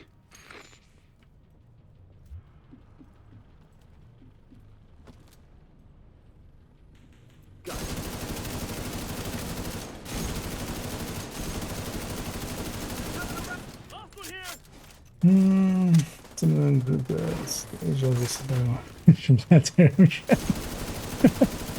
Yeah, just I'm busy.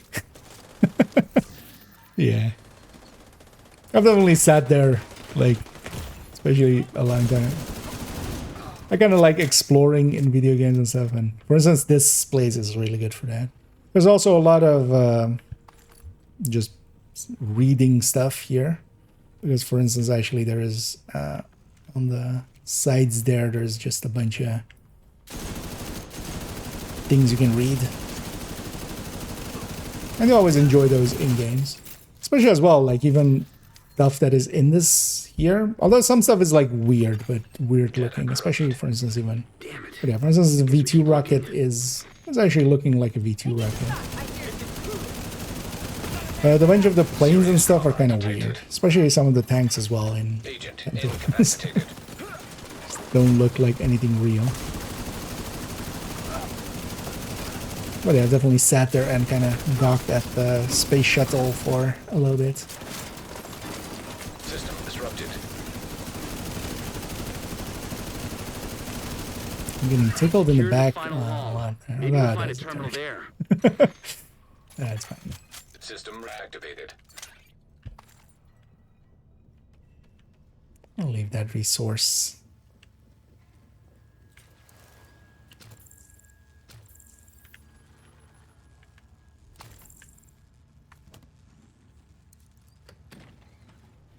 Let my allies actually go in. Blow up that and that. I'm gonna take cover there. And I'm just gonna let everybody set up. Mopping up these assholes and let's see what we can And find. my hive's on cooldown anyway, so I can pulse. Might as well.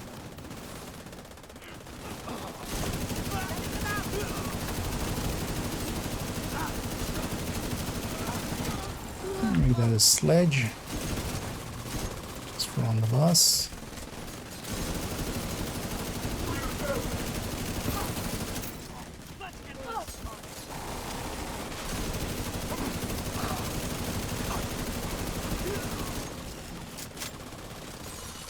It's probably bricked, but check out the server just to be sure. Let's go. Touch the server.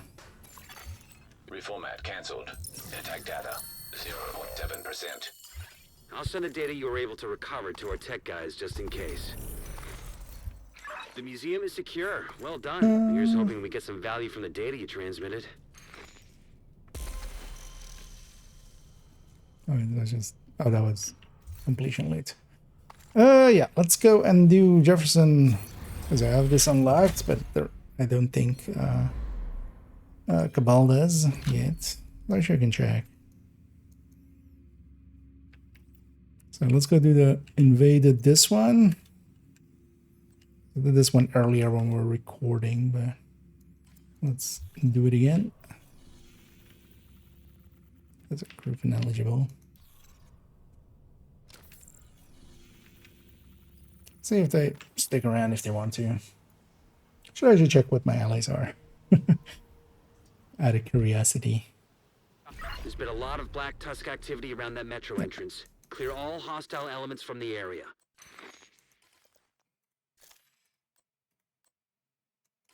Stricker. And 4-piece and then ninja bag. That's a interesting combination.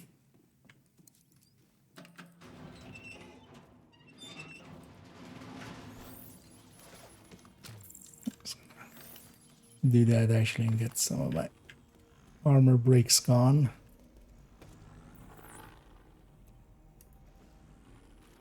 That's maybe actually a little bit far away.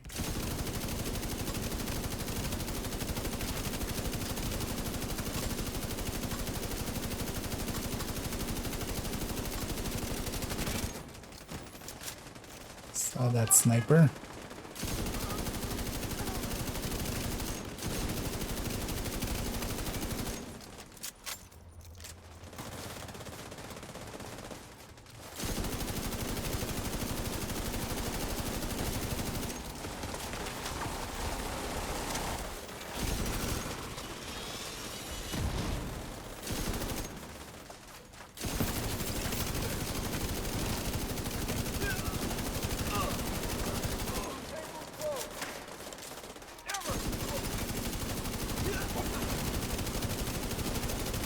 Keep your eyes peeled.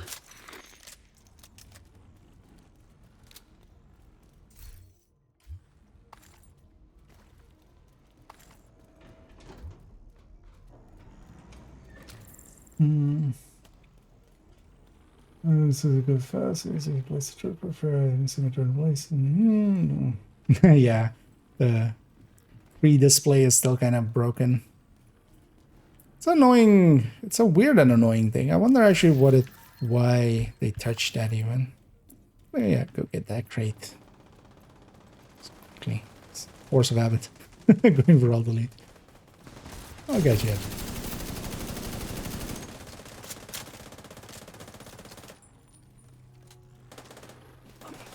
As a spawn is kind of facing the pendant, so as everybody's kind of facing this way, they'll spawn this way.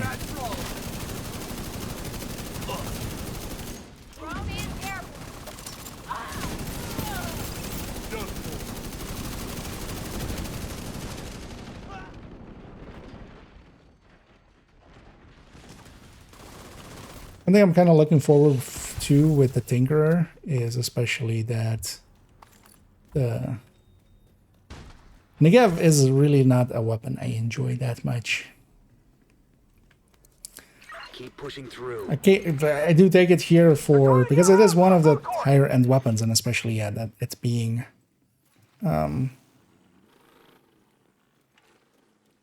you know, 5% more matters a lot.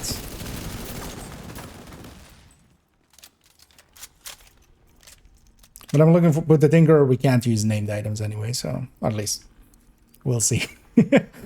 Wouldn't be too surprised if maybe that bug makes it into live, but well, I'm hoping that, I mean, you would think, right? But then taking an MG5 would say this, and then pairing that with either pressure point or killer or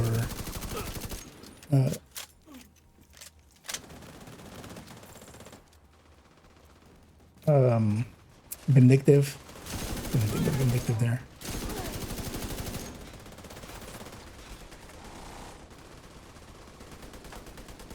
Okay. I was gonna say sometimes. Quite often they spawn behind us there. Also you have sometimes this, where they're walking on that ledge. I think they're fucking Agent 47.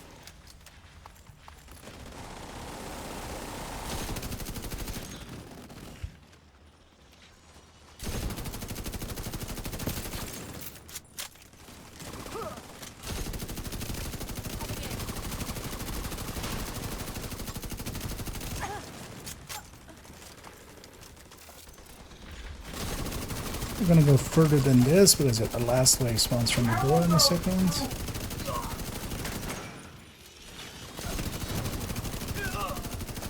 I'm gonna be out of position.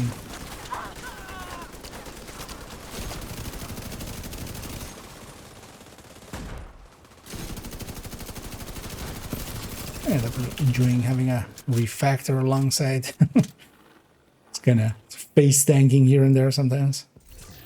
Which isn't the smartest thing, but still working out for me. That was such a big change for OD when the chest got changed. Yeah, that's kind of the thing that kills the Negev as well for me. Because Negev actually, stat-wise and stuff, looks pretty good. It's just, yeah, it's the handling being hell.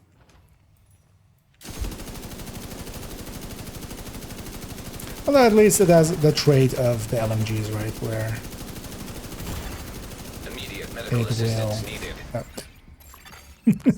Out of action. It's open. Not receive that second shot, but... Was my screen? Although, nah, I was aiming at me. Kind of looked like it was a little bit lopsided there, but...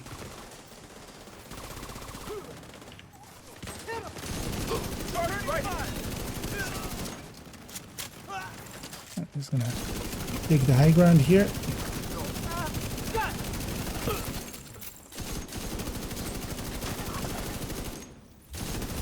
How many times do I have to kill these division agents?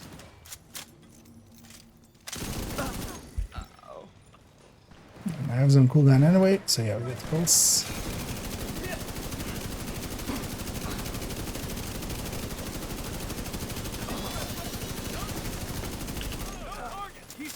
Rager came in at the last second to save that guy.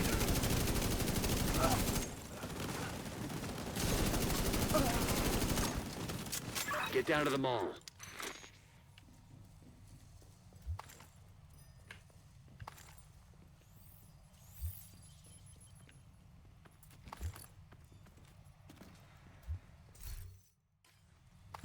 And then we'll round out this mission and go capital, and that'll be it for me for today.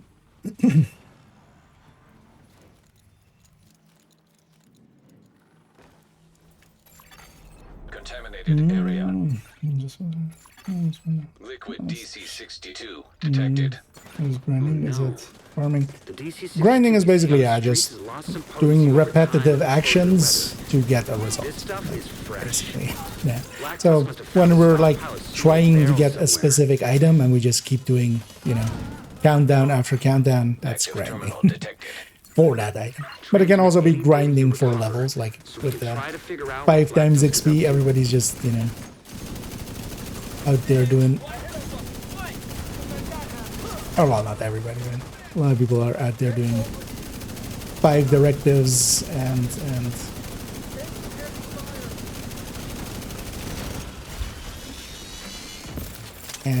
open world, and yeah, you could be saying that they're grinding levels, they're grinding XP.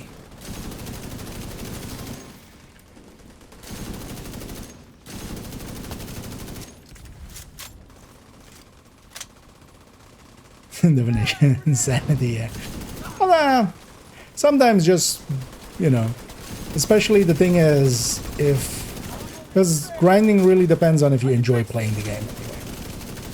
Like, I'm okay, especially in games that I enjoy already playing, having something to grind for can give you an objective, right? Like, it just gives you something, a goal to go for. Especially in Division, that's sometimes all I need, is just Keep an eye out for any black for tusk it to intel. give me something that I'm like, okay, let's go do this. And just Data received. Huh. There's a map of the tunnel system here. Looks like we were right about their intentions. actually my crit isn't that good, I shouldn't go to for the legs.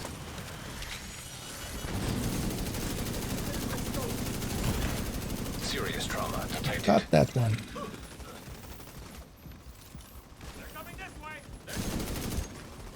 Hopefully next season it'll be Norwegian again.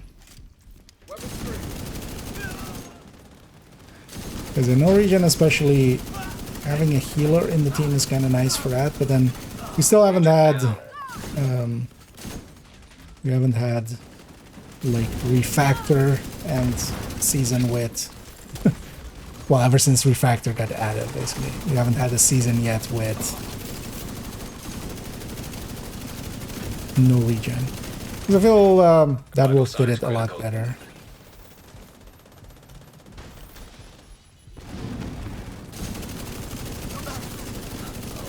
Because for instance, especially with fragile, like the armor breaks kind of get in the way. Serious trauma detected. System curtailed.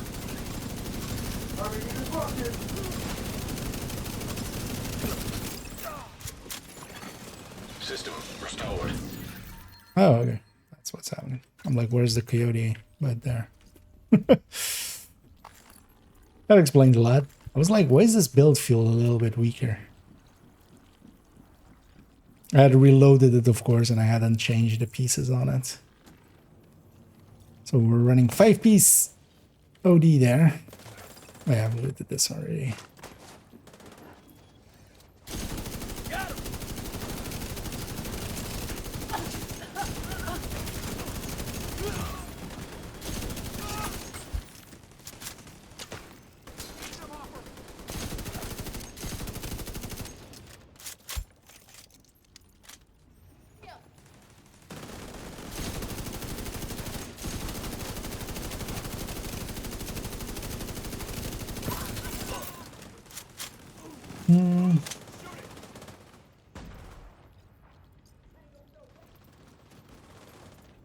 To do so they order want the nice skin, yeah.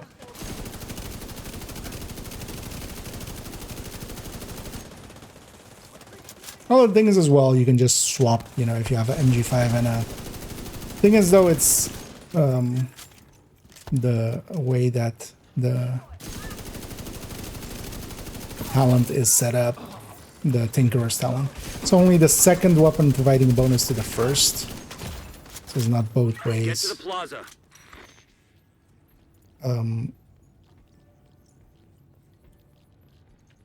But yeah, you can just, you know, go into your menu and very quickly swap your primary and secondary.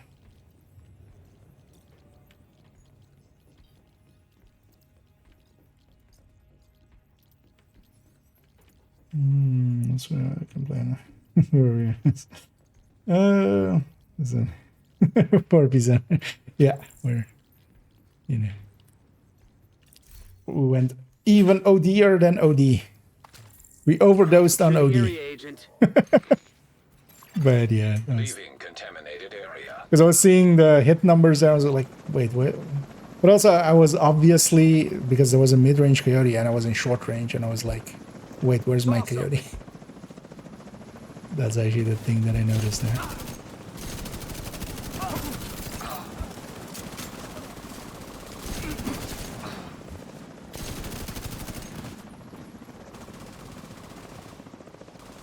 That sniper seems determined to deprive you of viable cover.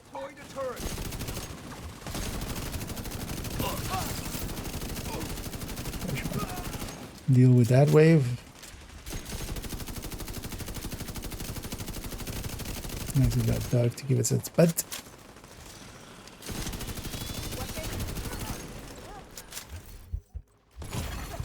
Immediate medical assistance needed.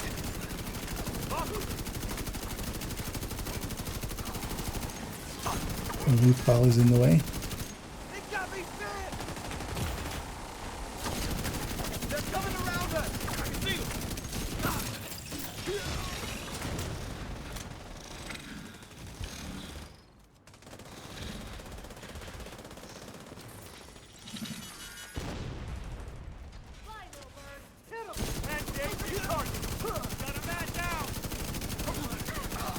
Let's get the murdering going. True Sons were onto something with those DC-62 warheads, but they lacked ambition. Imagine what we could do if we reverse I haven't engineered seen that and mass bug out here. No one could stand in our way. I'll eventually despawn. The missions are at least set up well.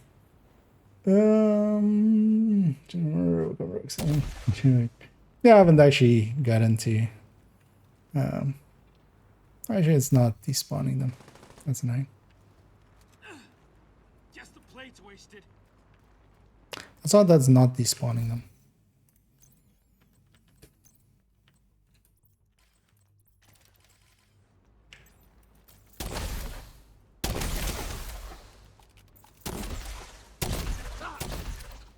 As ruthless as the True Sons were, the Black Tusk are smarter and more ambitious.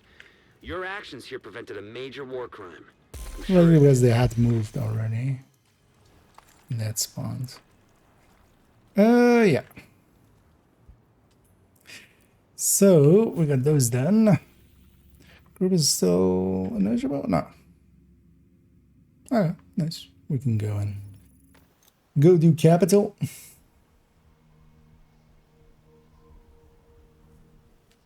We have good things. Yeah, that one Hostile control point come on identified. my radar. I've kind of given up on actually. Has some cooldown. Yeah, very good. Yeah, I'll just stay this. Gonna go clips, but oh, I got some Black clips Tusk ending in transport just dropped off an later. officer in the plaza behind the building. From here, they look One thing like I should do they're is in charge actually of go the and fix up my And that's your objective, armor agent. breaks. Clear the site, eliminate You know any what? hostiles, I'm gonna actually and go do most that.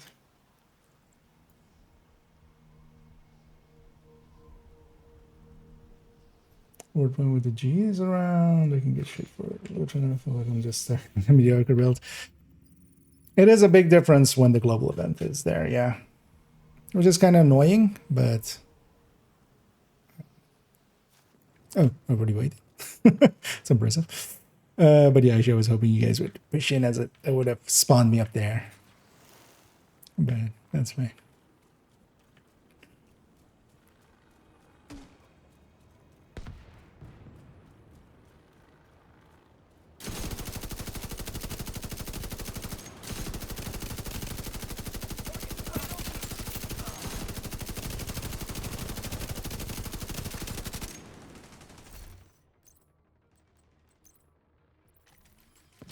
Let's put that there, just less likely to hit that.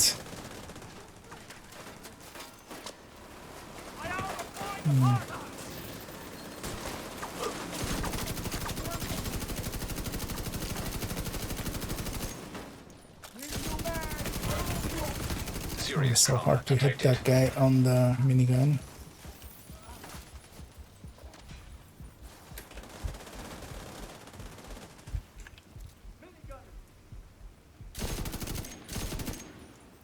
Rain is definitely not helping.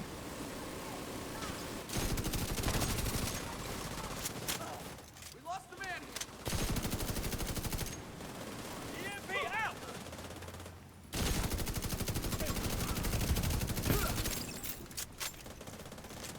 Also need to just stop hitting reload after every kill. Especially with the LMG in my hands.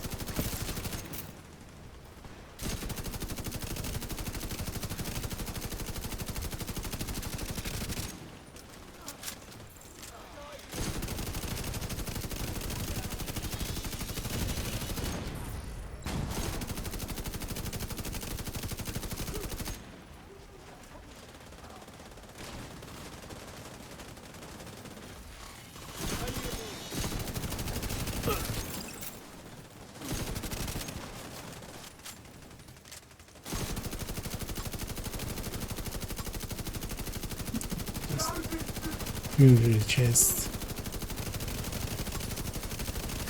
And the weather is actually helping quite a bit. It's making the enemies a lot more passive. Will also get in the way of annoyingly of the certain drone there, but once we're inside now, get cleared up.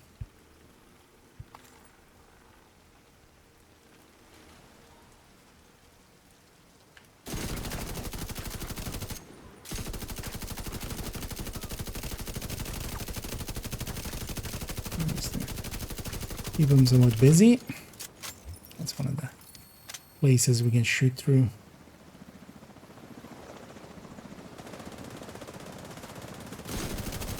Also, it's better to just push through. I should have just done that.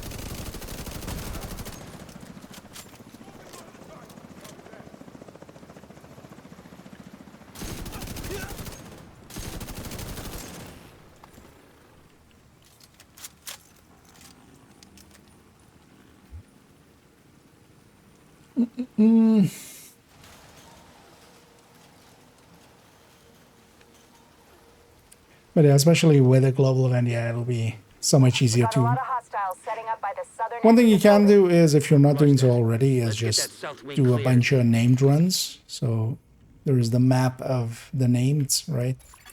You can System disrupted. get the 15 names, System basically. back online. You'll get a trickle feed of some classified pieces and stuff, but yeah, it's still kind of hard to put together a coherent, something coherent. System Oh, okay. activated. Well, you're very far back then. You don't need to be that far back. Because yeah, you can actually move up all the way to there. There's actually that, like, one place where there's a cable on the ground. That's actually an indicator where it can be. Vital signs critical. For that asshole.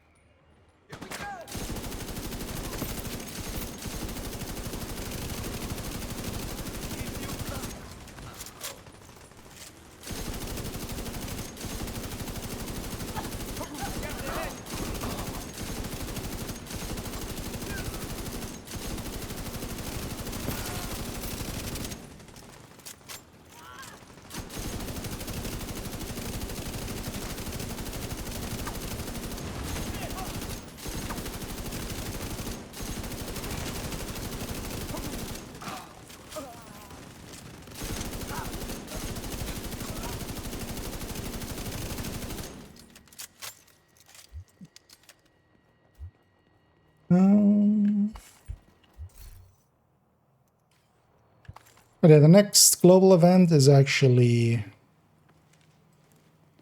Wait, wasn't it... Yeah, next week, right? It was the week before the Master?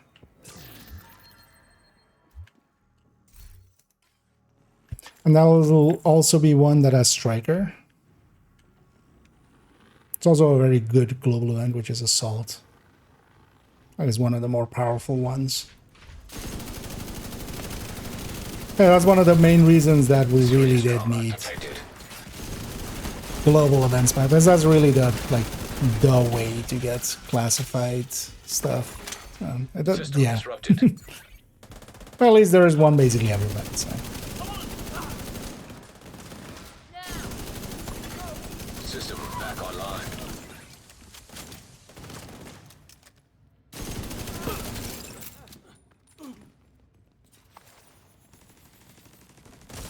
Could I try? Do we get ropes? Immediate medical assistance Can we needed. manifest destiny?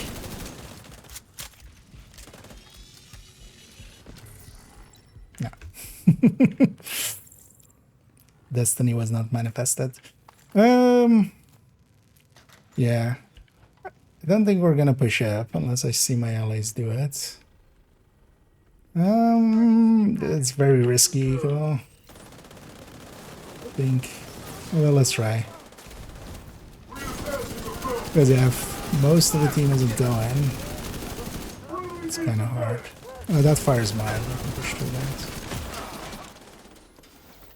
What else? I usually need them to not be engaged to push through. I have my hive, so I'm just gonna book it. Deploying UAVs. Trust the my allies have it out there.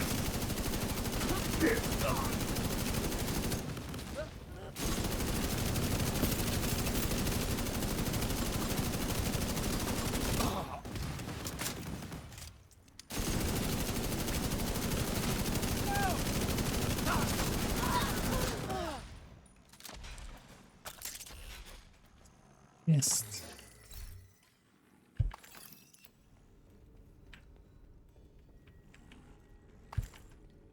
But they came and helped, so work bench. From doing a name drone, I wish I was target Linda one. Yeah. I mean, even Div 2 didn't start with target Linda. has equipment set up on the roof. Then it needs to be destroyed. Oh no!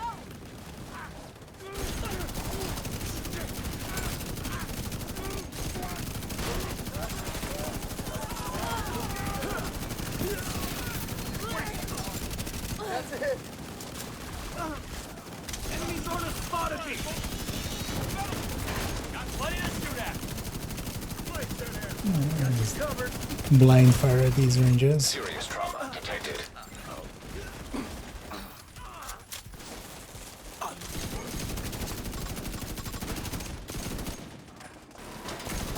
We're spawning the other side now. This one's very facing dependent.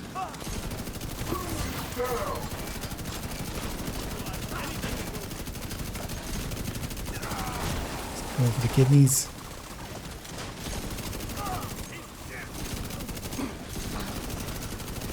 And I'll fall back if I lose my hive or if my hive gets used. For the time being, I'll be aggressive. Because it is kind of a very aggressive forward spot, but there's also a limited amount of waves. Someone is actually in the circle as well.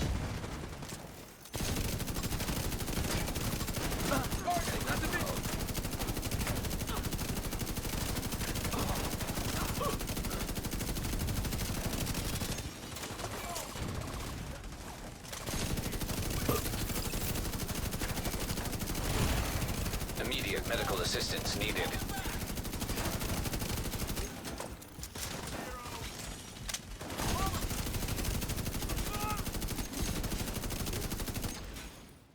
Well, likely was the last wave.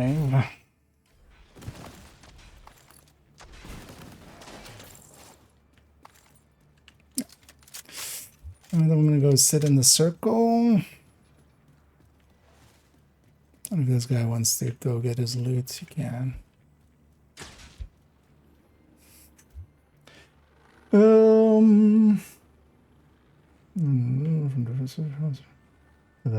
Very well, Macedonia.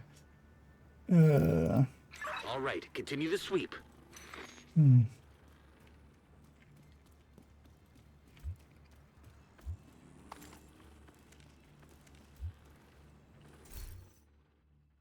Okay, I guess 4th. That sounds about right. Yeah, I think it was 4th till 11th. Because yeah, it's gonna go from Monday to Monday. And then just boss room remaining, then also we'll have the weekly done.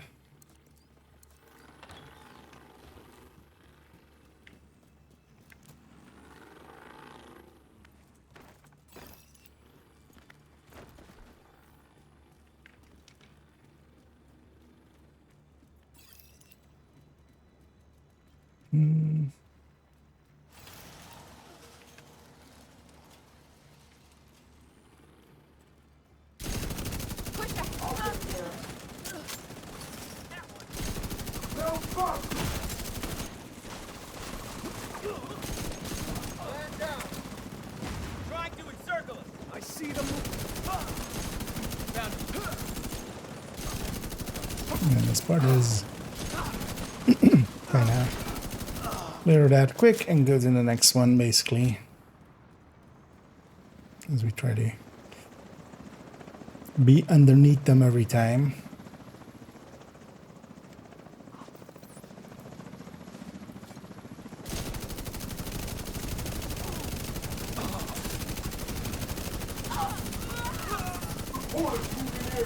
I'm on it.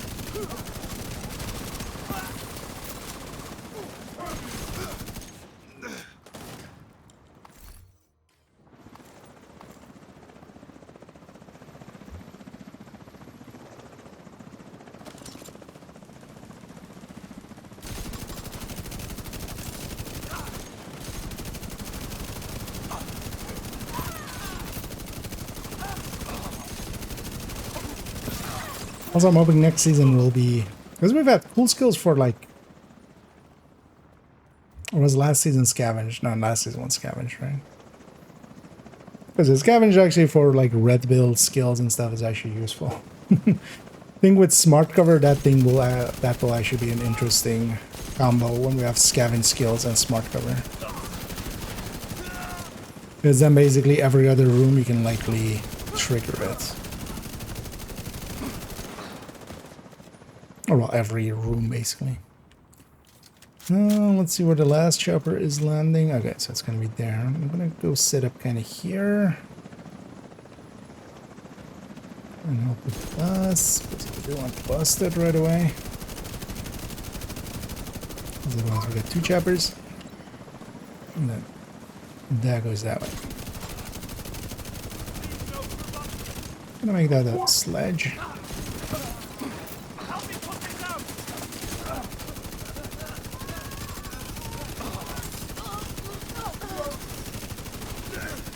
Yes.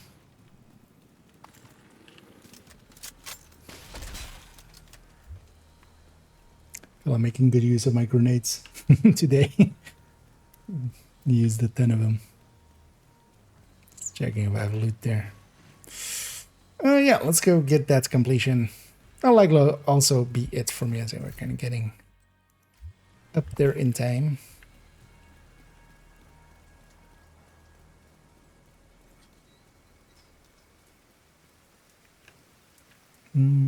Sure, let's get that thing. Okay, yeah. As I can do right now. Especially when the event comes around. Well, I mean, we'll be running as well, so if you want to join up, then I'll likely jump into Capital is a secure. few things with Division 1. Still, just I do enjoy Salt, so wouldn't mind also trying for the Tier 3, because that's the one thing that I'm kind of missing of that one. Yeah, let's jump back and get cleaned up. Let's see if I have anything worth keeping or sharing or something.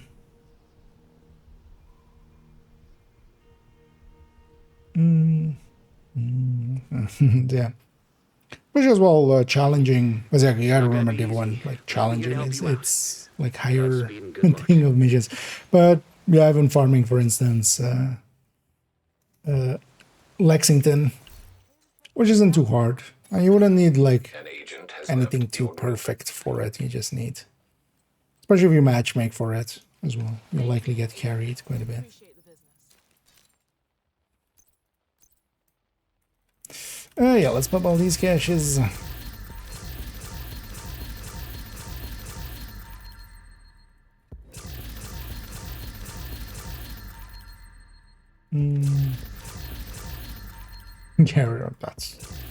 that's fine. I mean, especially doing, for instance, the HVTs and stuff.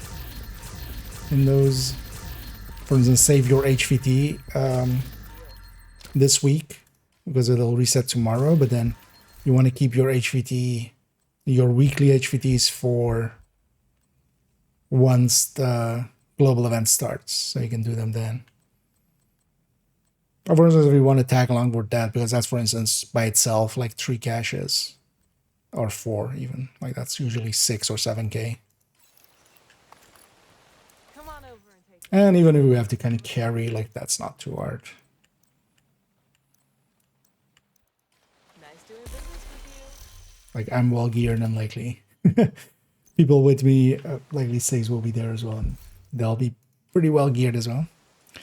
Yeah, we'll round it out there. Thank you, Cabal, for joining me on all that. That's it. Hoping you got yours complete as well. Although likely if you haven't, like it's just gonna be the names, right? So that shouldn't be too hard to complete. But yeah, I'll leave you to it. My escape button is like super broken there. But yeah, thanks again. And yeah, I hope you had some fun and some loot. And yeah, GG's all around. Yeah, let me catch up on some of these last ones and then we'll kind of round it out here, as definitely don't want to make it too late. My voice is also kind of going if I let it. Sorry.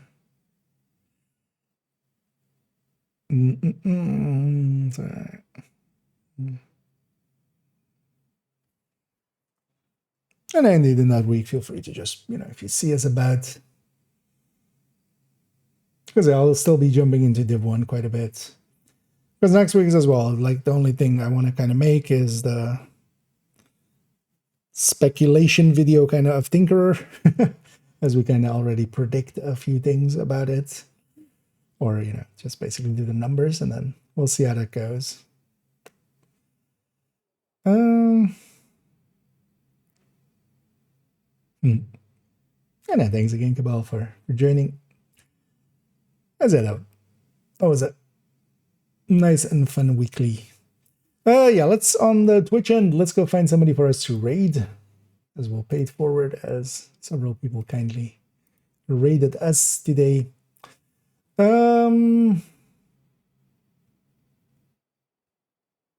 Yeah, let's go with Anna Boogie Woogie, who's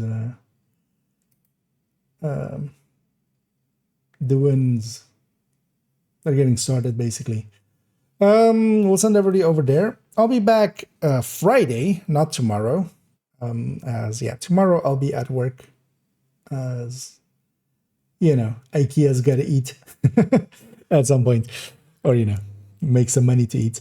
But yeah, tomorrow evening I'll be working, but that also means this weekend actually I got to take the Thursday, so then this weekend I won't be missing.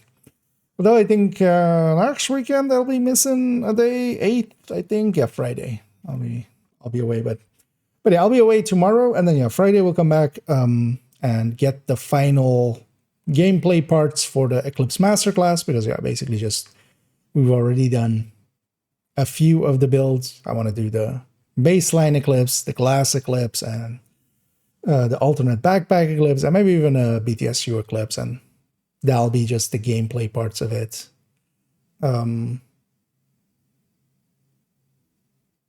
And yeah, that'll be basically that video ready for Saturday. And worst case as well, I'll have Saturday afternoon to get some more footage even. But yeah, that'll be for Friday. For now, let me actually hit the start raid button there and start the timer. send everybody over to Anime Boogie. I'll be back Friday. Enjoy tomorrow without me. Extra big party. And yeah, I'll be back on Friday as well again. Yeah, let me catch you if I missed anything last minute. Yeah, doesn't look like it. Yeah, thank everybody for joining. Hope you enjoyed. And as always, have a good night.